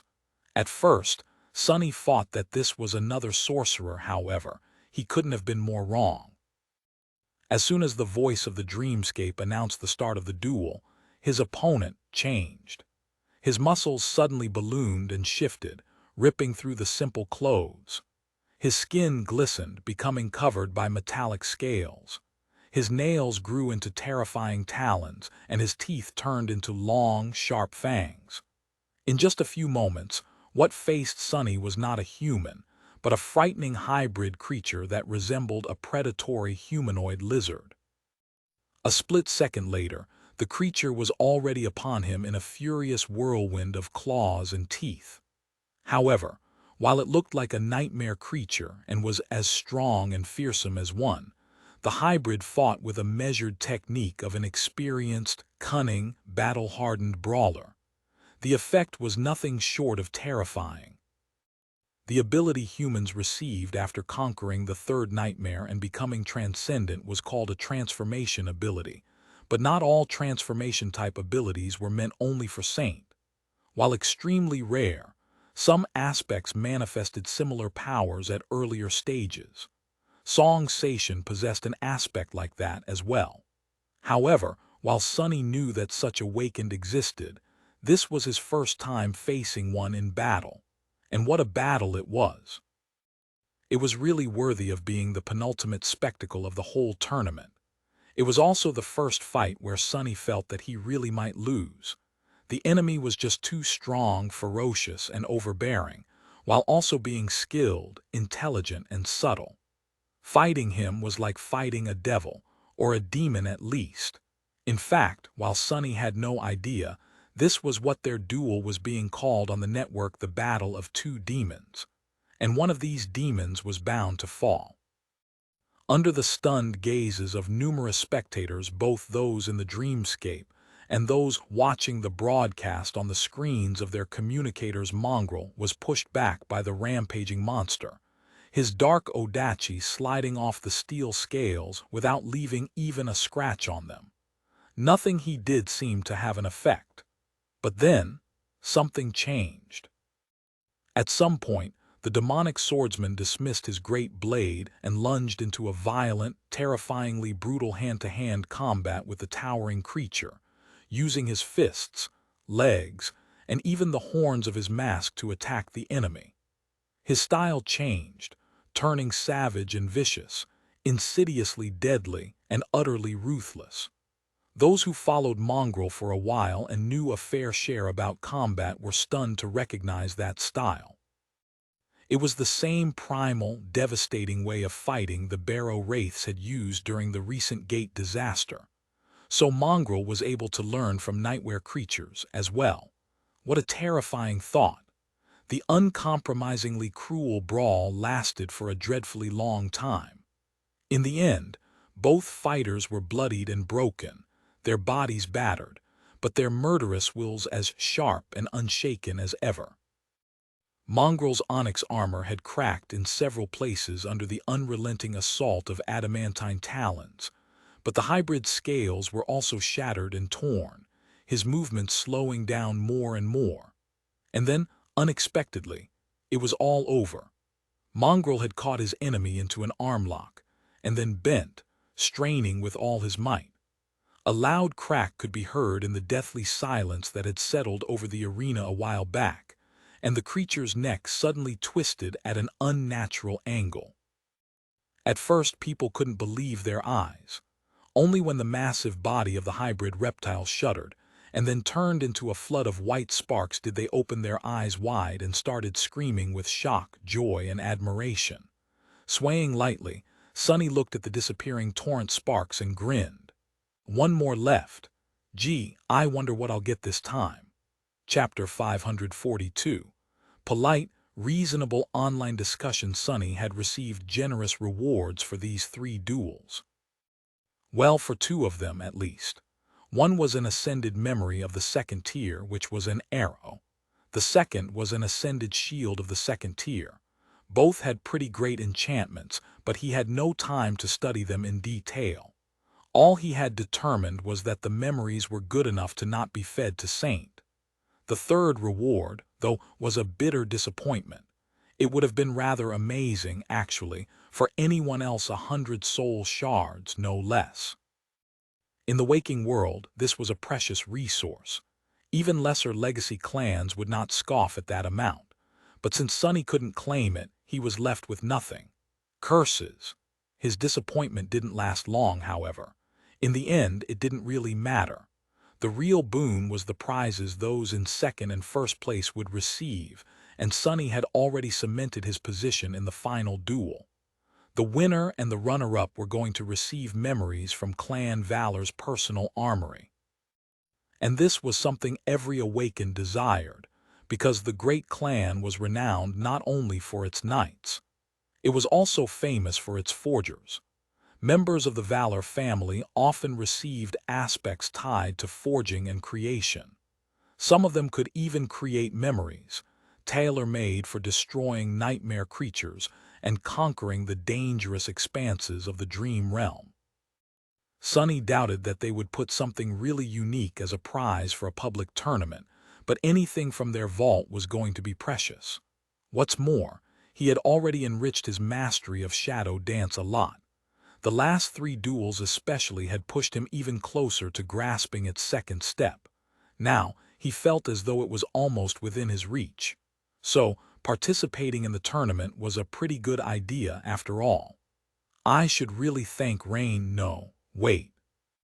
She doesn't know that I am participating.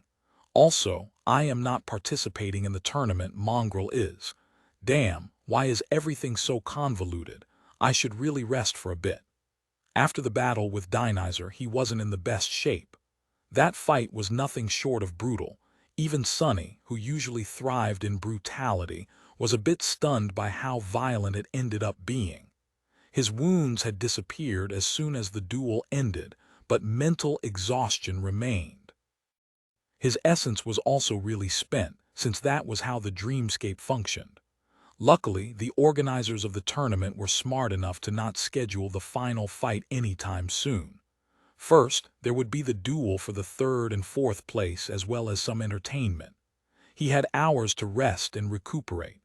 With a tired sigh, Sunny left the dreamscape, climbed out of the pod and went to make himself a tasty dinner. While eating, Sunny studied his opponent. This year, the final duel was going to be a bit unusual, because both challengers were not powerful newcomers who entered the dreamscape to win the tournament rewards, but habitual duelists. Well, if Mongrel could be considered one. He had heard about the woman he was going to face too, but not much. Her alias was Queen Bee, and she was almost as enigmatic as Sunny himself. Unlike other popular duelists, she didn't broadcast or promote her fights, preferring instead to remain anonymous and under the radar. It seemed as though she was only interested in dueling itself and nothing else. From what he knew, Queen Bee had never lost a duel. She was an undefeated champion of the arenas. Why would someone that powerful hang out in an illusory game? He had no idea. But Sunny wasn't one to judge, since he was also wasting his time there despite having better things to do. He had his reasons, so maybe she did, too. Or maybe it was just a fun hobby. In any case, the network was full of theories about who Queen Bee might be. There was even a rumor that she was not human at all, but instead an artificial construct created to keep the players from reaching the top spot, and to remind them to always strive for greater mastery. Which was complete idiocy, of course, considering that Dreamscape was not capable of emulating actual intelligence. If it was, Awakened wouldn't waste time fighting each other and train against simulated nightmare creatures instead. But people believed what they wanted to believe, and people were also insane. What the hell? Sunny stared at the communicator with a weird expression. To no surprise whatsoever, Queen Bee had her own army of unreasonable fans even though she didn't want any. And currently, that army was engaged in an all-out war with Mongrel's own unwanted horde of followers. The network was bursting with venom and vitriol produced by both sides. Lord Mongrel, that loser, Tui, come back when he's King Mongrel, you tasteless dimwits. You fool, Mongrel never claimed to be a lord and he would not want to be a king. Mongrel is one of us common people. Wanna follow a tyrannical monarch, do it privately, you sheep. Who are you calling sheep, you sheep? That shady Mongrel guy has literal horns, so think before you bleat. Guys, can we all calm down? Why are we arguing? Isn't it obvious that Mongrel is Queen Bee? They're the same person, there won't be a duel. That guy is insane, Mongrel can't compare to our noble queen's left pinky. That guy is whack, that pathetic wannabe princess can't compare to honorable Lord Mongrel, ridiculous. Well, at least we can agree that the previous commenter is an idiot. You're an idiot. I guess not. Sunny stared at the screen, his eye twitching. After a while, turned away. Humanity is a mistake. Maybe it's time to give someone else a chance. I hear mushrooms are a pretty neat species. Turning off the communicator, Sunny concentrated on devouring his food, even though all that nonsense had almost killed his appetite. Sunny's appetite, however, was as resilient as he himself was, maybe even more. It was more or less impossible to kill. A few hours later, Sonny returned to the arena.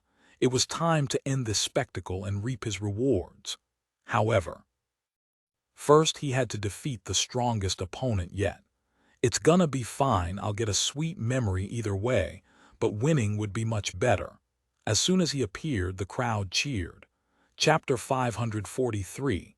Finale. Hearing the thunderous cheer, Sonny almost flinched.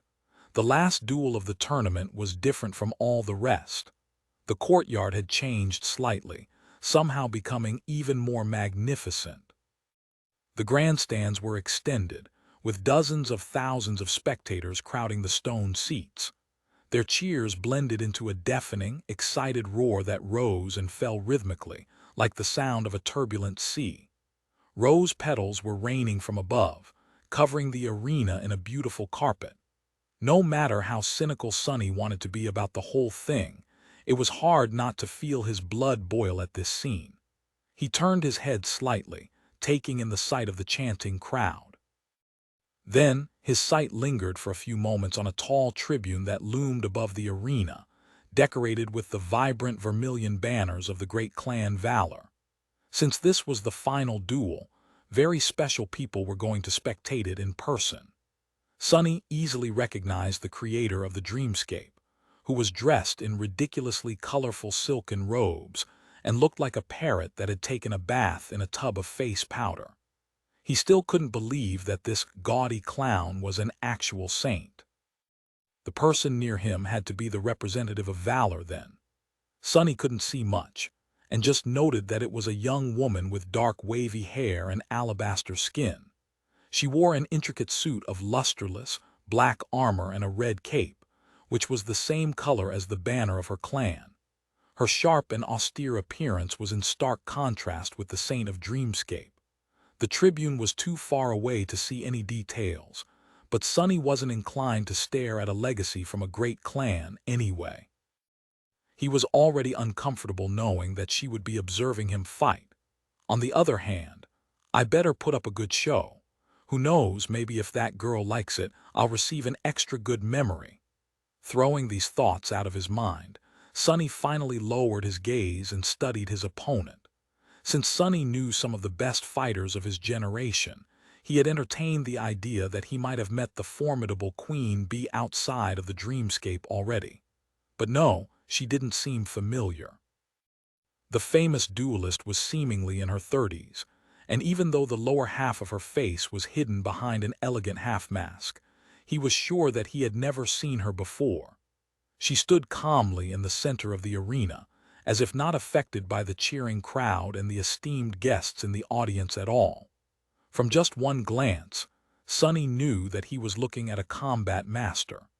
Everything about the regal woman spoke of skill, grace, and resolve. She wore a light metal armor and wielded a slender estoc, its blade long and sharp. There was a strange serenity about her that somehow seemed simultaneously alien and familiar. Clarity. This is the same vibe Neff sometimes gave off. Indeed, it was the same type of clarity that Nephi's and Sonny himself possessed. But while Changing Star was sharp and inevitable like a striking sword, Queen Bee was not. On the contrary, she seemed deceptively placid.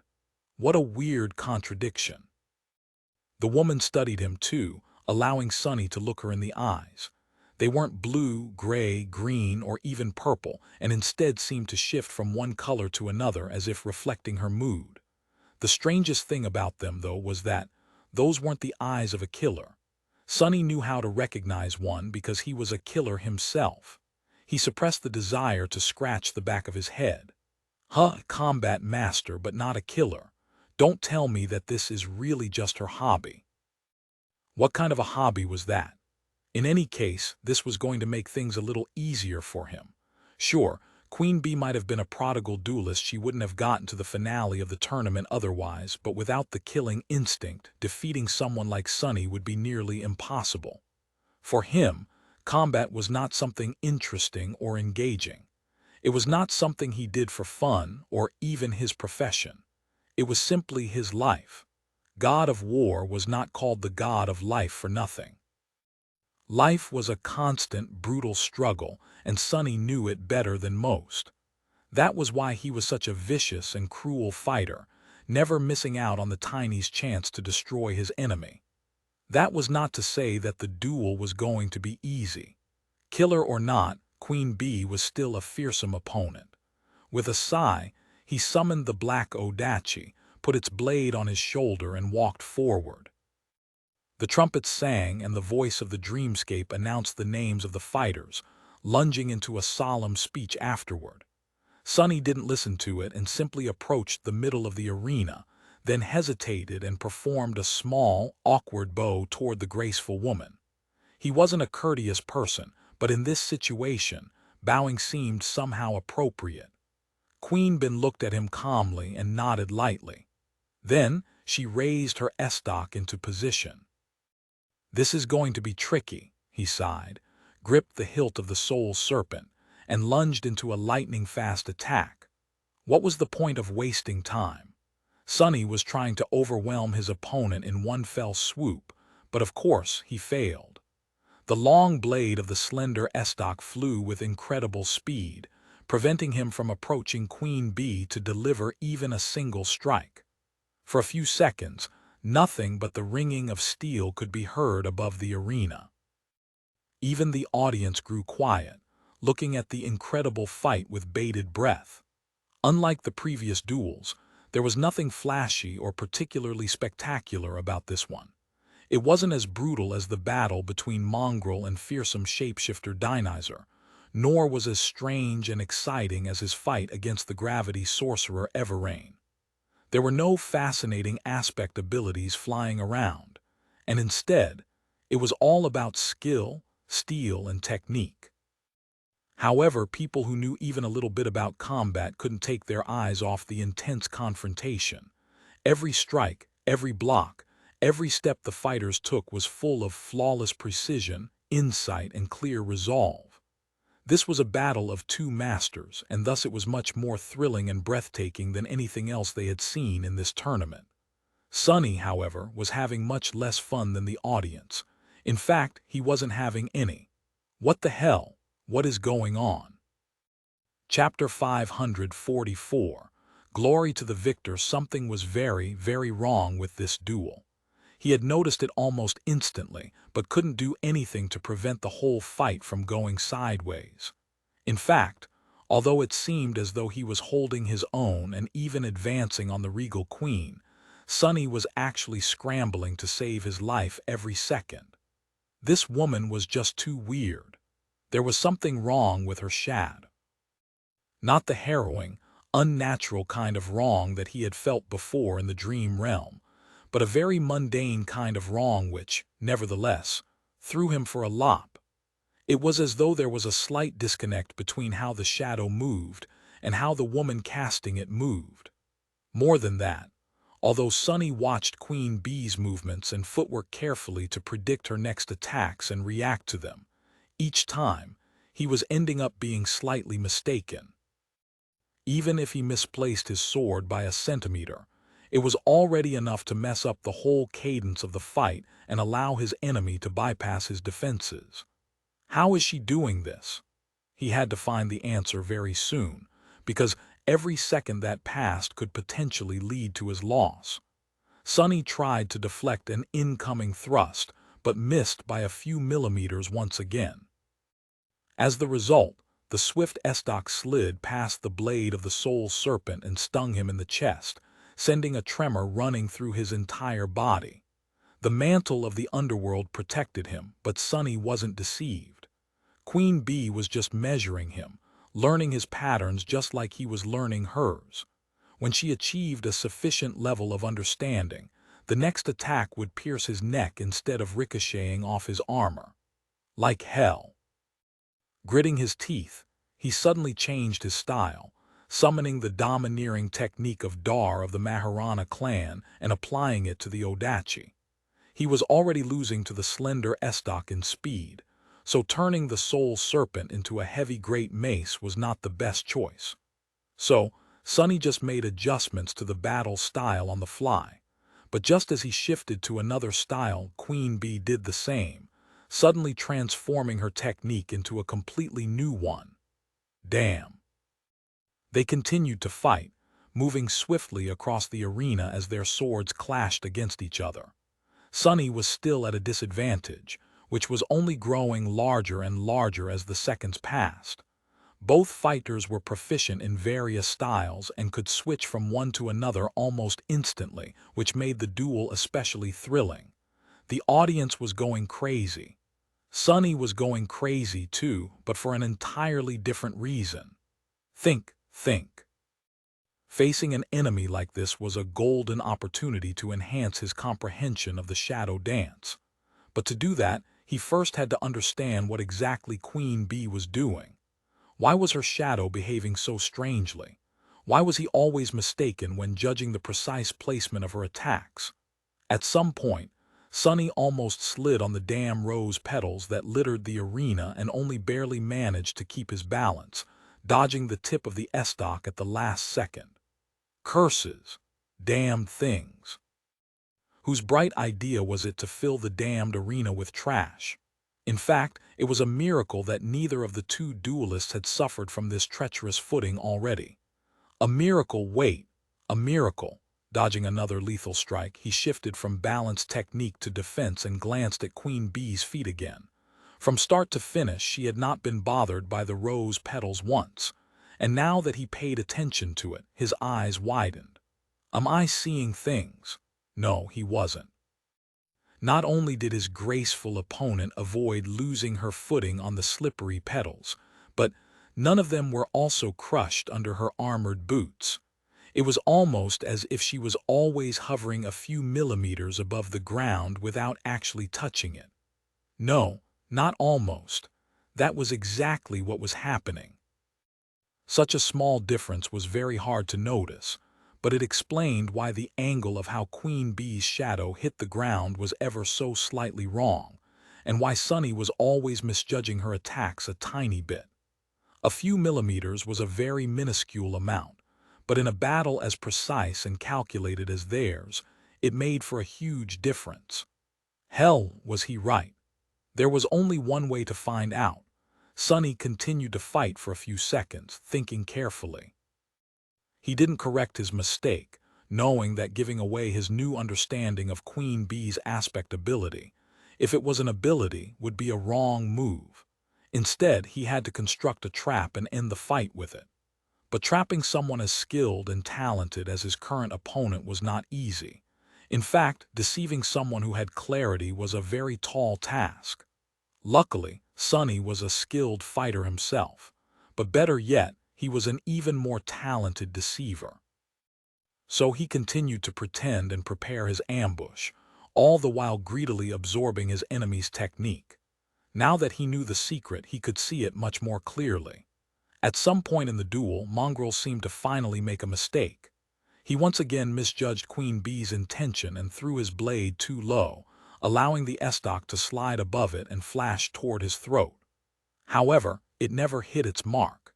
Instead of piercing Mongrel's neck, the slender blade simply left a deep cut on his skin, because at the last moment the demonic swordsman moved ever so slightly to his left, and then almost instantly dashed forward. The dark Odachi hissed as it cut the air, and the figure in black armor moved past the graceful woman in light armor, stopping a couple of steps behind her. Feeling a stinging pain radiating from the shallow wound on his neck, Sunny sighed and lowered the soul serpent. Behind him, Queen Bee swayed lightly, and then fell into a torrent of white sparks. For a couple of seconds the magnificent courtyard was silent, and then it became filled with deafening cheers from the crowd. Sunny looked at the celebrating spectators, breathing heavily. Did I really do it? Did I win? As if to answer his thought, the voice of the Dreamscape announced, Challenger Queen Bee was eliminated. Glory to the victor. The champion of the annual Dream Tournament is. However, the pleasant voice was drowned by the chanting of the crowd. Mongrel, Mongrel, Mongrel. Chapter 545.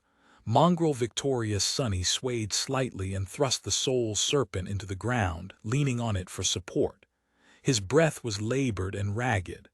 The wound on his neck had already disappeared, but drops of crimson blood remained on the onyx surface of his fearsome armor. All around him, the crowd was going crazy. Mongrel, mongrel, mongrel. The fight against the noble queen had not been as savage and bloody as some of his previous ones, but it had been incomparably harder. Even though each of the fighters had only managed to land one strike, the mental strain and physical effort the duel had required of them was nothing short of tremendous. Facing a true battle master was a tough trial. Sonny was completely spent, but more than that, he was also bitter and full of fury. Damnation! I almost had it. Not paying the crowd any attention, he closed his eyes and tried to concentrate on the dissipating sensation he had felt during the last seconds of the intense battle against the undefeated champion of the dreamscape. During their fight, after grasping the secret of the elusive queen, he had come close to making a breakthrough in his mastery of the shadow dance. It had been so close that Sonny could practically see it, but in the end, he failed to make the last step. There was an invisible obstacle in his way that had pushed him back, one that he didn't know how to overcome. Something was still missing. All the styles he had absorbed created a vast and solid foundation, but it was not enough. At this point, he knew that the problem was not quantity. He had already done the groundwork. Then what? What did he need to do to bring this stage of shadow dance to completion? Find a unifying element. Face even more formidable opponents. Sonny didn't know, which made him extremely frustrated. However, he didn't receive any time to savor his frustration or consider the issue deeper, because a thundering voice suddenly drowned out the roar of the crowd. Up on the central tribune, the saint of the dreamscape had risen from their seat and was now looking down with a brilliant smile, already in the middle of an excited speech. Right, I won. I am about to receive my reward. Sonny grinned behind the mask and straightened, lifting the odachi and putting it back on his shoulder. The reward wasn't this why he had entered the tournament in the first place. And now it was finally time to reap it. The saint was going on, showering Sonny with praise. Glory, marvelous duty of the awakened true warrior, bravery, courage, future of humanity. Gods, can you just get to the point? Sonny didn't care about all that nonsense. He just wanted to receive his prize and disappear. However, he had to stand in the middle of the arena like the world's most fearsome scarecrow and endure the endless barrage of flowery words flying out of the grandiloquent saint's mouth. For a while, this guy, woman, this person really likes the sound of their voice, huh? At least it gave him a chance to recover. After something that felt like an eternity, the saint was finally finished with their long speech and gestured at the representative of valor. Personally reward the winner. As the crowd applauded, the young woman in black armor stood up and approached the parapet of the tribune. Then, smiled at the audience and looked down at Sonny.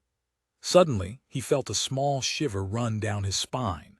The young woman was smiling in a friendly manner, but her eyes were as cold as the sharpest of swords. They were also of a strange, vibrant color, bright red, the same as her full lips and vermilion cape.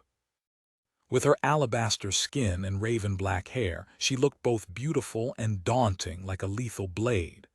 The pressure she exerted could be felt even from where Sonny stood. A master.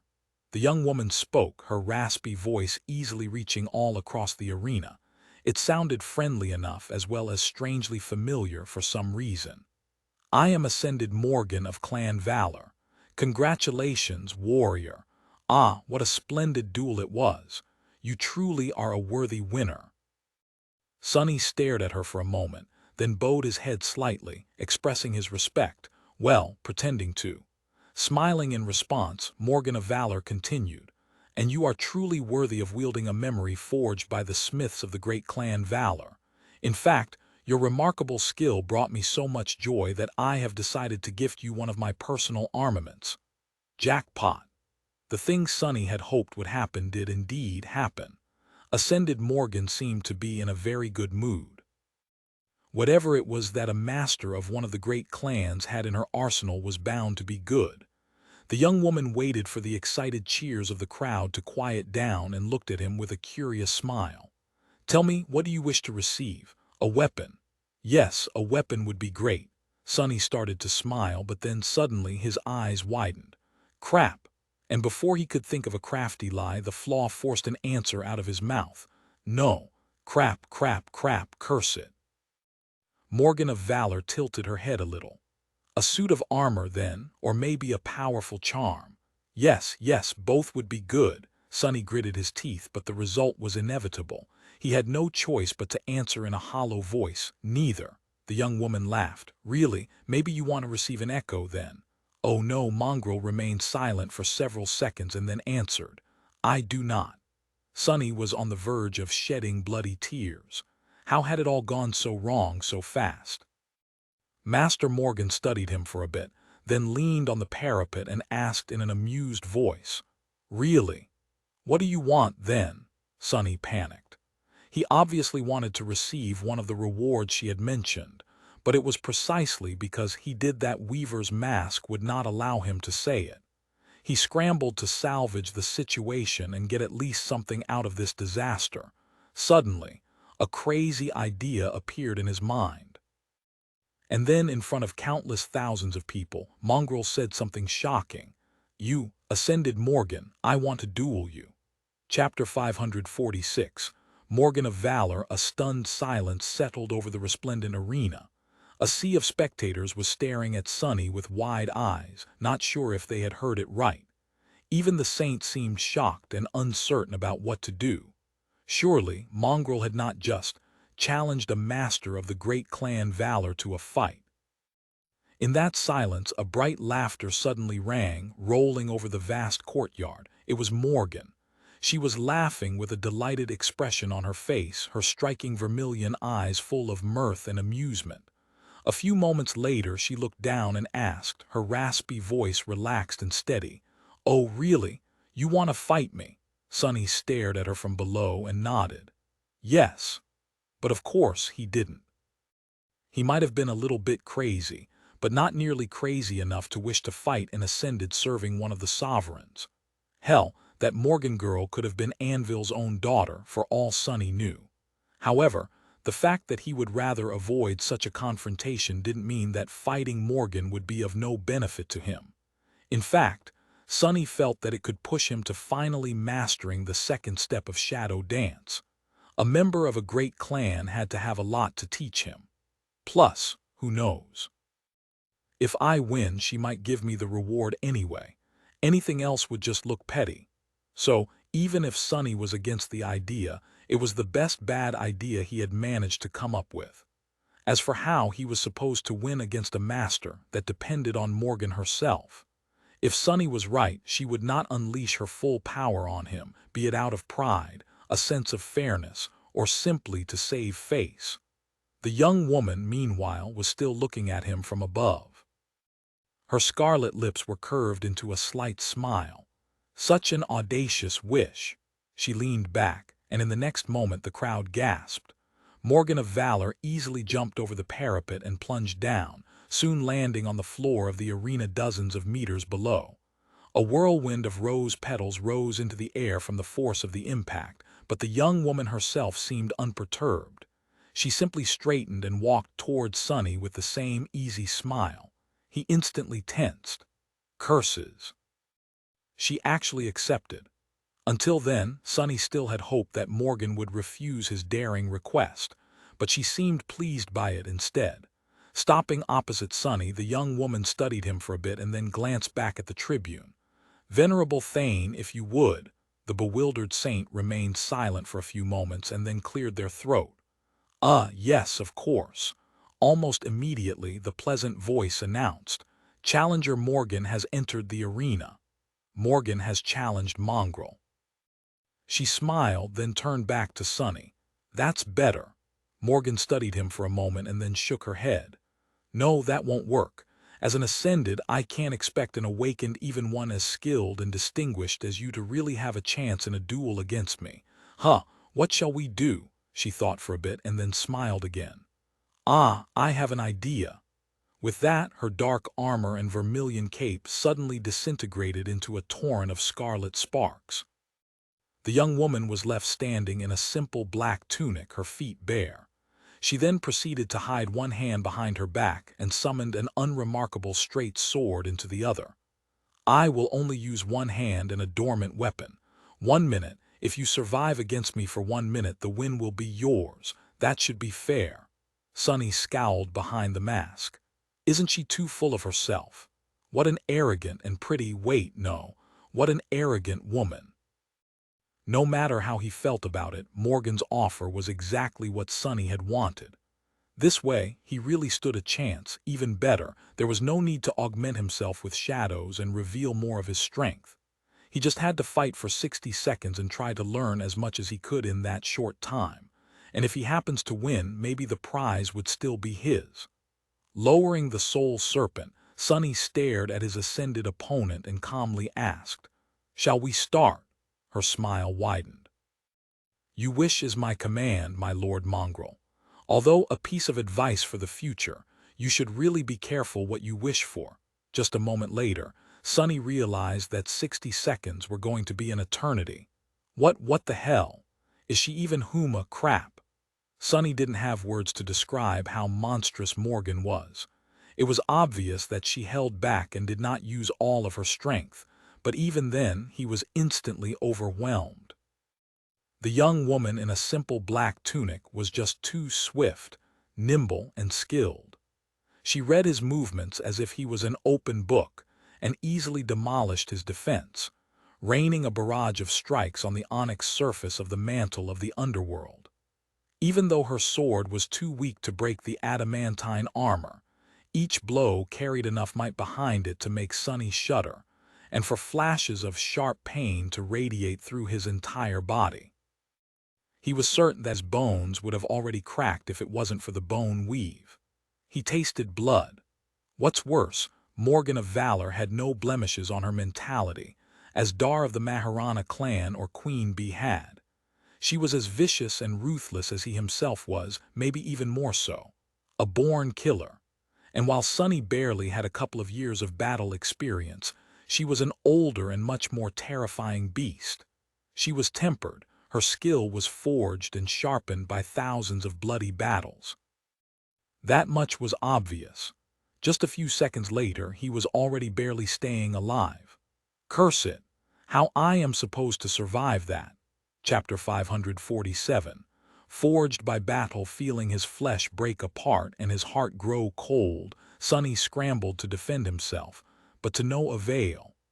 Morgan easily crushed his attempts to resist and delivered another series of devastating strikes, moving with terrifying precision and speed. Her movements were fluid and natural, as if wielding a weapon was as innate to her as breathing, as if battle was her native environment instead of peace.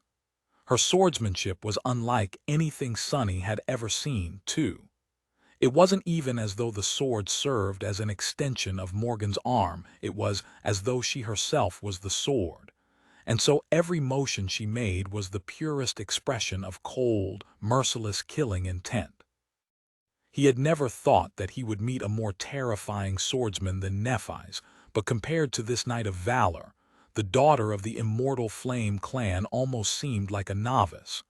Sunny was instantly overwhelmed, and there was nothing he could do to maintain even a sliver of control. The situation was utterly hopeless. This feeling of absolute bitter powerlessness, he had not experienced it in a long time. Attain a breakthrough to the second step of shadow dance. Sunny wasn't even sure that he would be able to stay alive for another couple of seconds. He had to think of something fast. Following a mental command, the mantle of the underworld received one of his charms. Immediately, the familiar but strongly enhanced pain of his soul being torn apart flooded his whole being with agony. Sunny didn't hope that the broken oath would help him defeat Morgan after all. As an ascended, she had a much more powerful soul. All he wanted was a second of respite. Morgan suddenly slowed down, allowing him to disengage and take several steps back. For a moment there was a slight grimace on her face, but it was quickly replaced by the same relaxed, amused smile. "A nice trick." Sonny bent slightly and vomited a mouthful of blood, thin streams of crimson flowing through the fangs of the black mask. The sight of it was both frightening and striking. When he straightened, something about him changed. Well, of course it did. He had commanded 2 shadows resting on the autumn lead to wrap themselves around his body after all. Instantly, his strength, speed, and resilience tripled. Sonny had not wanted to augment himself before, but faced with the devastating onslaught of the terrifying battle master, he had no other choice. If he wished to learn anything from this fight, he had to make it last more than just a few seconds. Morgan noticed the subtle shift in his posture and tilted her head slightly. Her smile suddenly widened. "Good, this is good, this is much better." Sonny dismissed the broken oath, but before the charm even had time to disappear, the young woman was already upon him once again in a whirlwind of ruthless steel. However, this time things were different, or rather, slightly different. What the actual hell? Sonny was still hopelessly outmatched, barely managing to survive under the merciless barrage of lightning-fast, cruel attacks. Previously, he had judged that his peak physical might would be on par with a newly ascended master. Even though Sonny wasn't currently using the 3rd shadow, it had to remain on the ground to keep his secrets. The gap between Morgan and him was not supposed to remain that vast. But there was a mistake in his reasoning. He had compared himself to an average master. However, Morgan of Valor was not average in any way. She hailed from one of the 3 great clans and was possibly even a member of its core family. Among the Awakened, she was a being at the absolute apex of might. Come on! And yet, he was able to do something now, at least. Even though Morgan was still dominating the fight and delivering one devastating blow after another, Sonny could perceive her movements and react.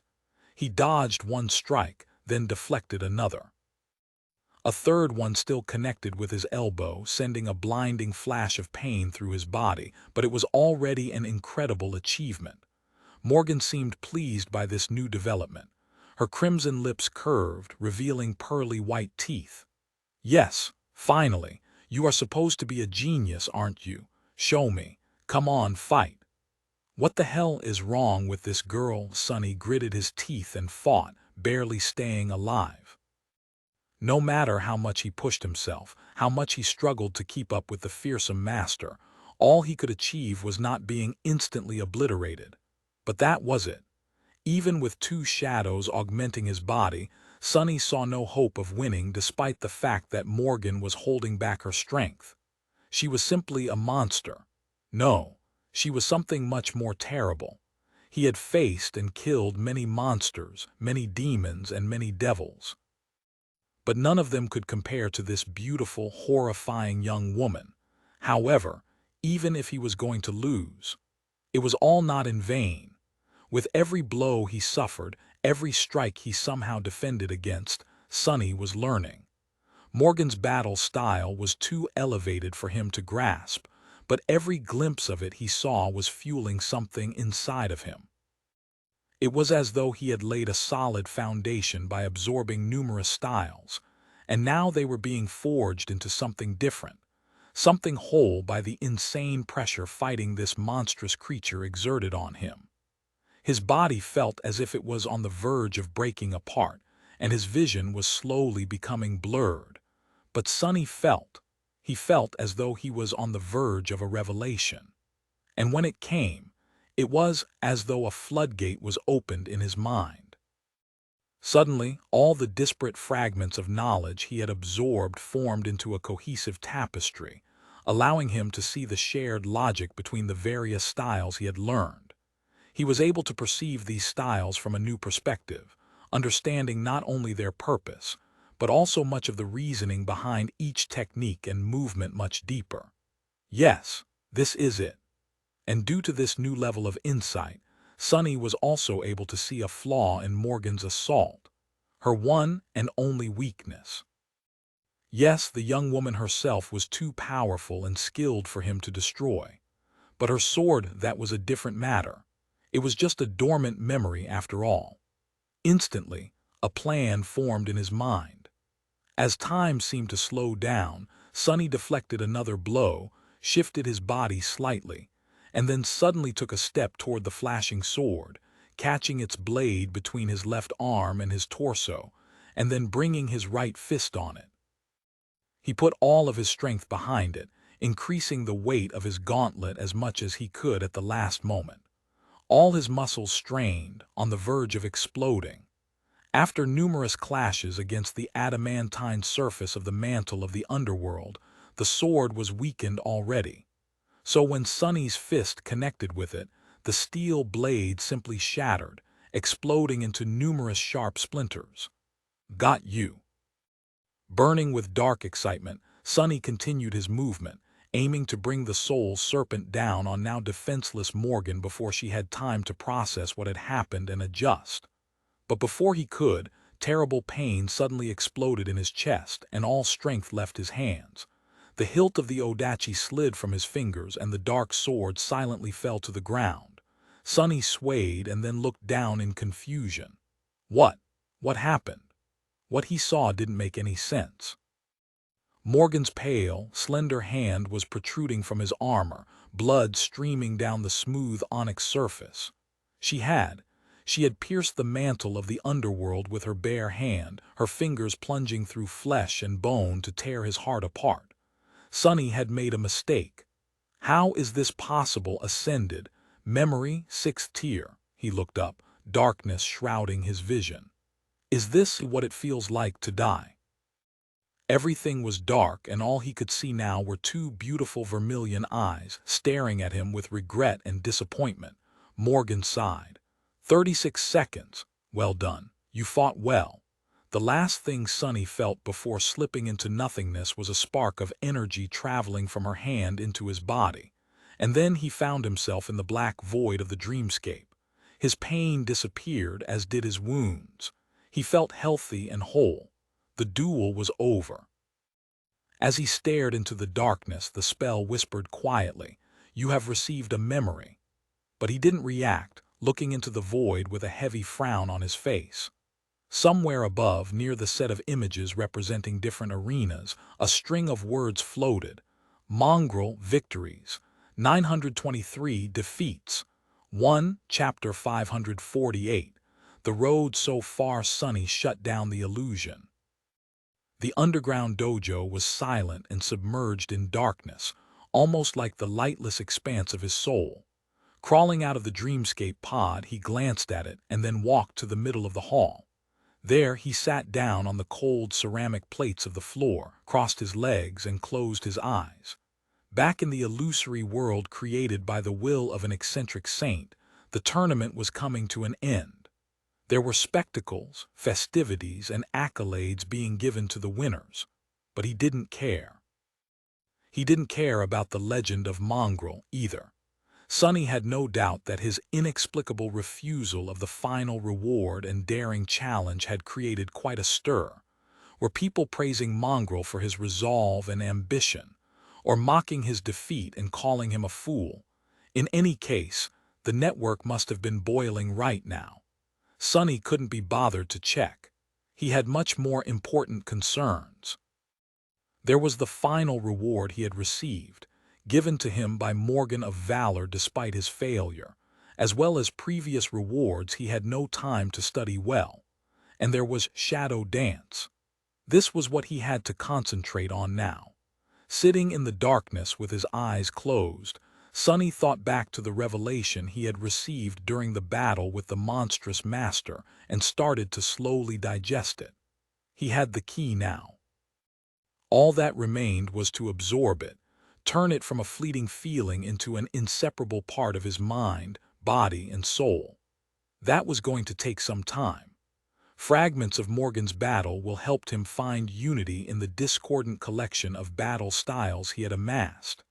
His comprehension of the fundamental, governing principles of battle techniques was vastly elevated, allowing him to understand them on a deeper level. This enlightenment was going to help Sunny grasp various styles much faster, as well as mirror more complex and sophisticated battle arts with ease. At this level, he needed to be able to recognize patterns of essence control from how the enemies moved, breathed, and attacked. The new understanding was going to help with that too. He just had to assimilate it all. Time slowly passed. Sunny continued to meditate, making slow progress toward his goal. After a while, his thought began to wander. The dream tournament gave Sunny much more than he had expected. Yes, there were powerful memories and a breakthrough in his comprehension of shadow dance, but there was also something else. Different but no less valuable. Fighting the best of the best that the dreamscape had to offer had helped him to put his own prowess into perspective. Facing formidable champions one after another showed Sunny just how much more powerful and experienced than them he was. Sunny was always comparing himself to Nephis, and inevitably finding himself falling short. He chased after her with desperate resolve, but was never able to catch up. Mongrel might have been only defeated once, but Sunny had been defeated countless times. He lived in the shadow of constant failure. But it was exactly because he had been chasing after changing star without rest that he had left everyone else in the dust without even noticing. Now that he had a chance to look back, Sunny finally saw just how wide the gap between himself and all the rest of the awakened had become. It was so wide that he had been able to cut the best of them down while barely using a quarter of his power. Back on the forgotten shore, Sunny had learned a simple truth: if one wanted to better themselves, they had to challenge those who were stronger than them. Nothing was more beneficial to one's growth than fighting against a superior opponent. That was why and how he had transformed himself into a lethal killer in the span of a single year. And even though Sunny had not understood it before, using Nephis as a reference point achieved the same result. Even if the goal of surpassing her often seemed bitterly unattainable, he had come far by struggling to do so against all odds. So far, he saw it clearly now. But he also saw how much further he had to walk. Just as fighting the participants of the dream tournament had shown him his strength, fighting Morgan had shown him his weakness. Yes, Sunny was incredibly powerful for an awakened of his age. But there were other giants out there, no less terrifying than him. They were older, stronger, and had years of battle experience and vast resources that he lacked. In front of them, Sunny was like an ant. A subtle smile appeared on his face. Or maybe like a cockroach. Morgan was a master of the great clan valor, and as such, she was a peak existence among those below the level of a saint.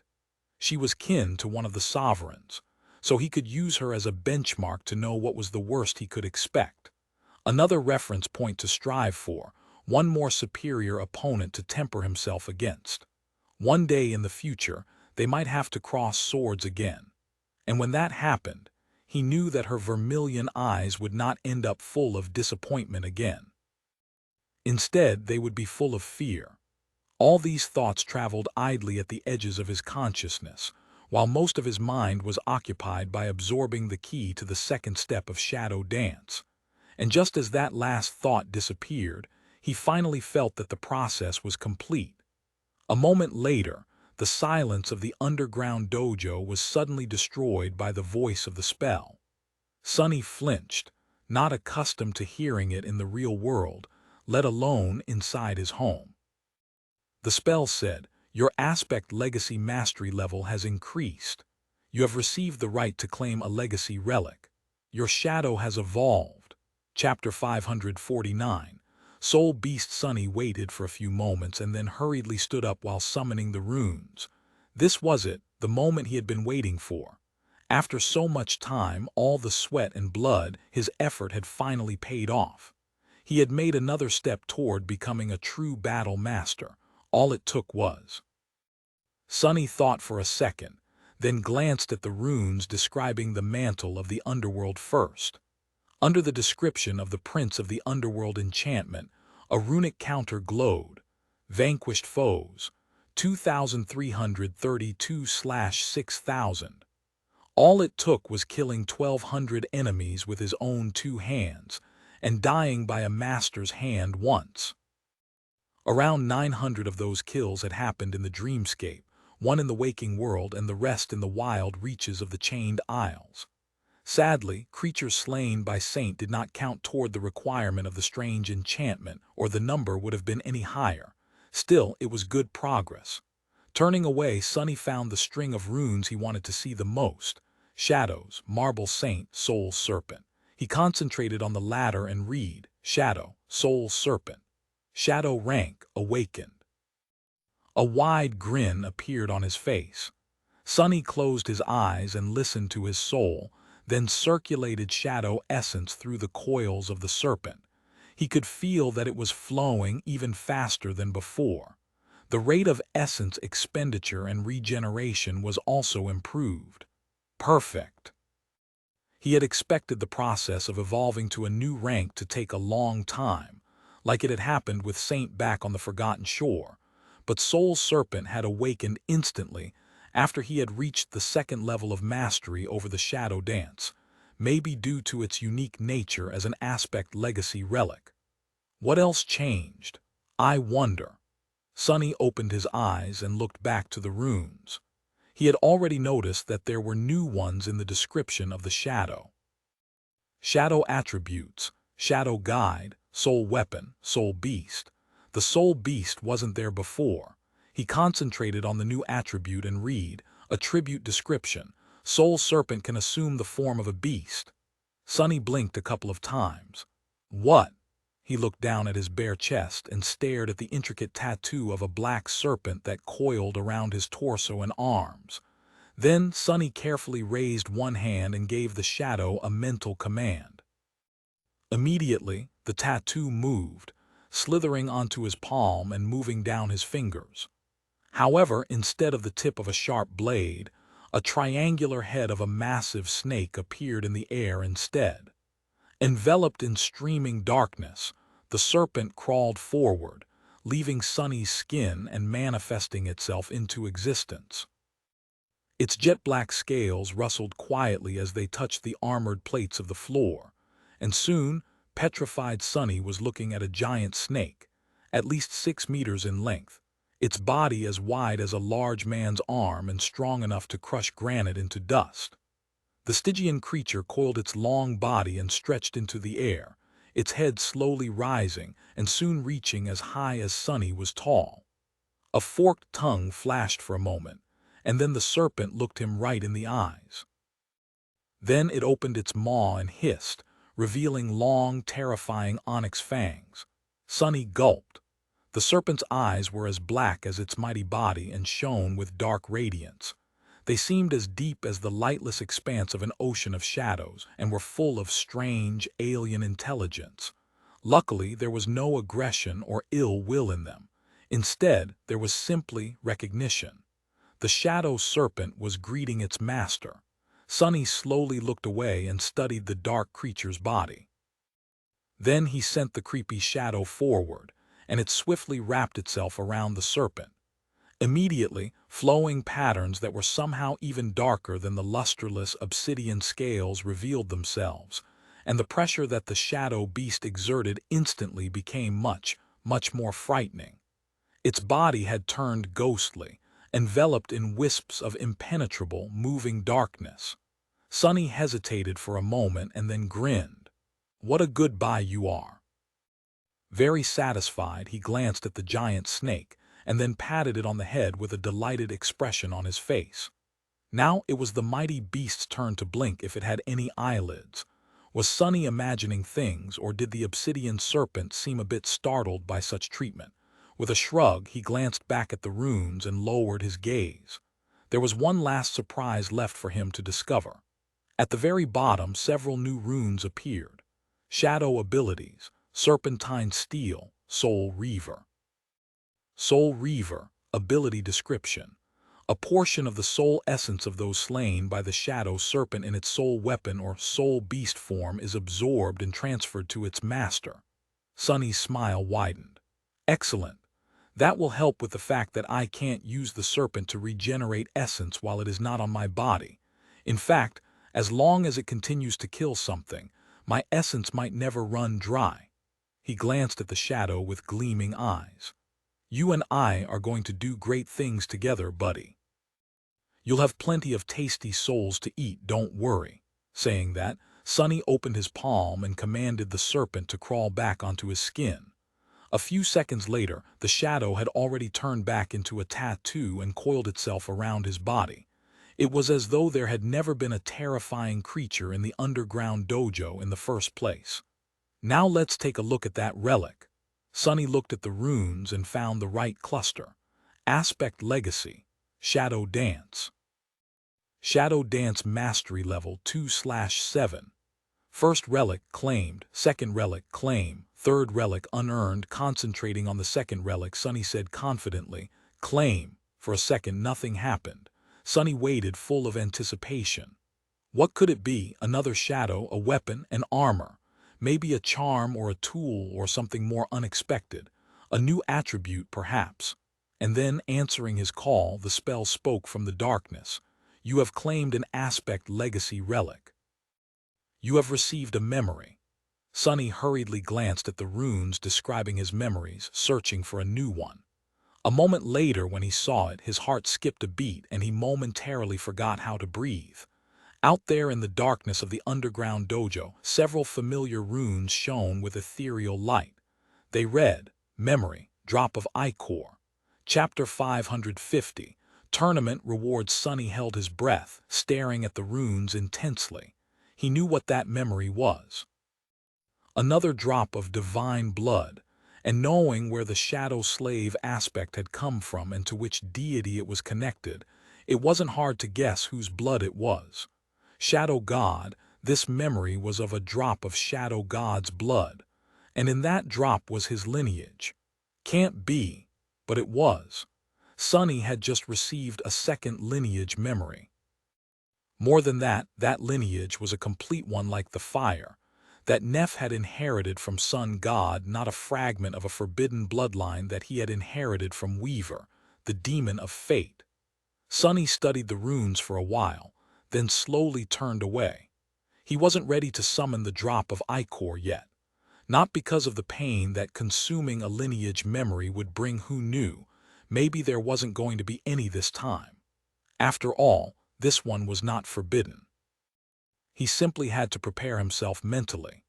Sonny paced for a bit, then sat down and meditated for some time. Then he decided to study the memories he had received in the tournament to distract himself. He had already studied the memory of ice in detail, so 3 more remained. The arrow, the shield, and the final reward he had received from Morgan, the memory created in the forge of the great clan Valor. The real reason he had joined the dream tournament in the first place. Sonny hesitated for a moment, then looked at the list of his memories. Memories: Silver Bell, Puppeteer's Shroud, Midnight Shard, Ordinary Rock, Prowling Thorn, Endless Spring, Blood Blossom, Dark Wing, Moonlight Shard, Mantle of the Underworld, Weaver's Mask, Broken Oath, Blackhorn Bow, Full Quiver, Autumn Leaf, Cruel Sight, Covetous Coffer, Undying Chain, Heavenly Burden, Memory of Fire, Memory of Ice, Strike of Thunder, Patient Avenger, Morgan's Warbow, Drop of Ichor. So it's a bow, but what's up with that name? Well, it made sense, actually. If this was really a custom memory created for a specific user, then why wouldn't its name fit theirs? Sonny concentrated on the arrow first. Memory, Strike of Thunder. Memory rank, Ascended. Memory tier, Roman 2. Memory type, Weapon. Memory description: a powerful spirit was once trapped in a glass bottle for 1,000 years. This lightning is a manifestation of his rage. Memory enchantments: Caged Lightning. Enchantment description: this arrow strikes as fast as a bolt of lightning and chains its devastating damage to several nearby creatures. He grunted. So, lightning in a bottle, huh? Even though the arrow's single enchantment was an active one and required a lot of essence to access, which meant that it couldn't be used often, the effect was very good. It was able to deal damage to groups of enemies, which could come in handy in many situations. Satisfied, he shifted his gaze to the shield. Memory Patient Avenger, Memory Rank Ascended, Memory Tier Roman 3, Memory Type Weapon, Memory Description: aflame with hatred she waited and watched. When the time came, her vengeance was colder than ice. Memory Enchantments: Tenacious, Burning Heart, Cold Steel, Tenacious Enchantment Description: this shield is especially durable. Burning Heart Enchantment Description: this shield can store a portion of fire damage it receives to augment another weapon of its wielder or unleash a devastating shockwave. Cold Steel Enchantment Description: this shield can store a portion of impact damage it receives to augment another weapon of its wielder or unleash an immolating wave of fire. Sunny thought for a bit. So, this shield was basically able to convert heat to kinetic energy, and vice versa. The stored energy could be used to enhance another weapon or released all at once to deliver a powerful attack, which meant that the more hits the shield received, the more devastating the resulting retaliation would be. Saint was long overdue for a good shield memory, and this one would suit her very well. A weak smile appeared on Sunny's face. And finally, the main prize, he sighed, then concentrated on the bow he had received from Ascended Morgan of Clan Valor. He also summoned it. A composite bow made out of black horn and dark polished wood manifested itself from a storm of crimson sparks. It was entirely black, however. Its string was of a vibrant scarlet color. There was also a brand carved into one of its limbs near the grip, its contour of the same color as the string. It depicted the crest of the Valor family, a straight sword thrust through an iron anvil. The bow was quite beautiful, but more importantly, it radiated a feeling of immense power. Sunny admired the weapon for a few moments and then turned back to the runes. Memory, Morgan's Warbow, Memory Rank Ascended, Memory Tier Roman 4, Memory Type Weapon, Memory Description: death is worth living for, love is worth waiting for. How romantic and how morbid. Sunny didn't know who created this description, the spell itself or the person who had forged the bow. If it was the latter, then maybe this was a message to Morgan, or a lesson the spellsmith wanted to impart to her. But what kind of a lesson was that? Curious, Sunny looked beneath the surface of the black bow, wishing to see if the spellweave of a memory created by a human was different from that created by the spell. However, it seemed pretty much the same, vast, inconceivably complex, and eerily beautiful. In any case, he was excited to see that this memory was of the 4th tier. It was powerful indeed, no less powerful than the cruel sight. Encouraged, he continued to read the runes. Memory Enchantments: Soul Arrows, Unbending, Burden of Peace, Death Dealer. 4 enchantments, first 2 are passive, the other 2 are active. Not bad, he concentrated on the first enchantment. Soul Arrows Enchantment Description: this bow attunes to the soul of its wielder and is capable of creating arrows that share its affinity. Unbending Enchantments Description: this adamantine bow demands a giant's might to be bent. Because of that, arrows shot from it travel as far as the eye can see, and strike with terrible strength, piercing both armor and flesh. The passive enchantments were not bad, to say the least.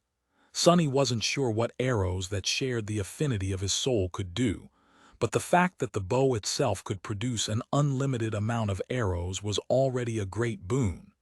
It basically made the full quiver, his previous arrow-type memory, pale in comparison and completely redundant. Each of the soul arrows would also share the tier and rank of the warbow that created them, which was simply incredible.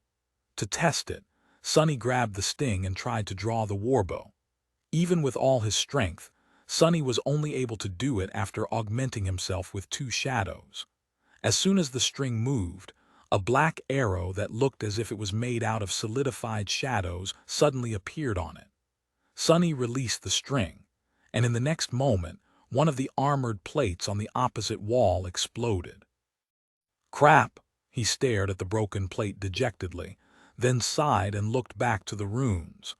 Burden of Peace Enchantment Description: after soul arrows pierce the flesh of an enemy, Their weight can be drastically increased. Interesting.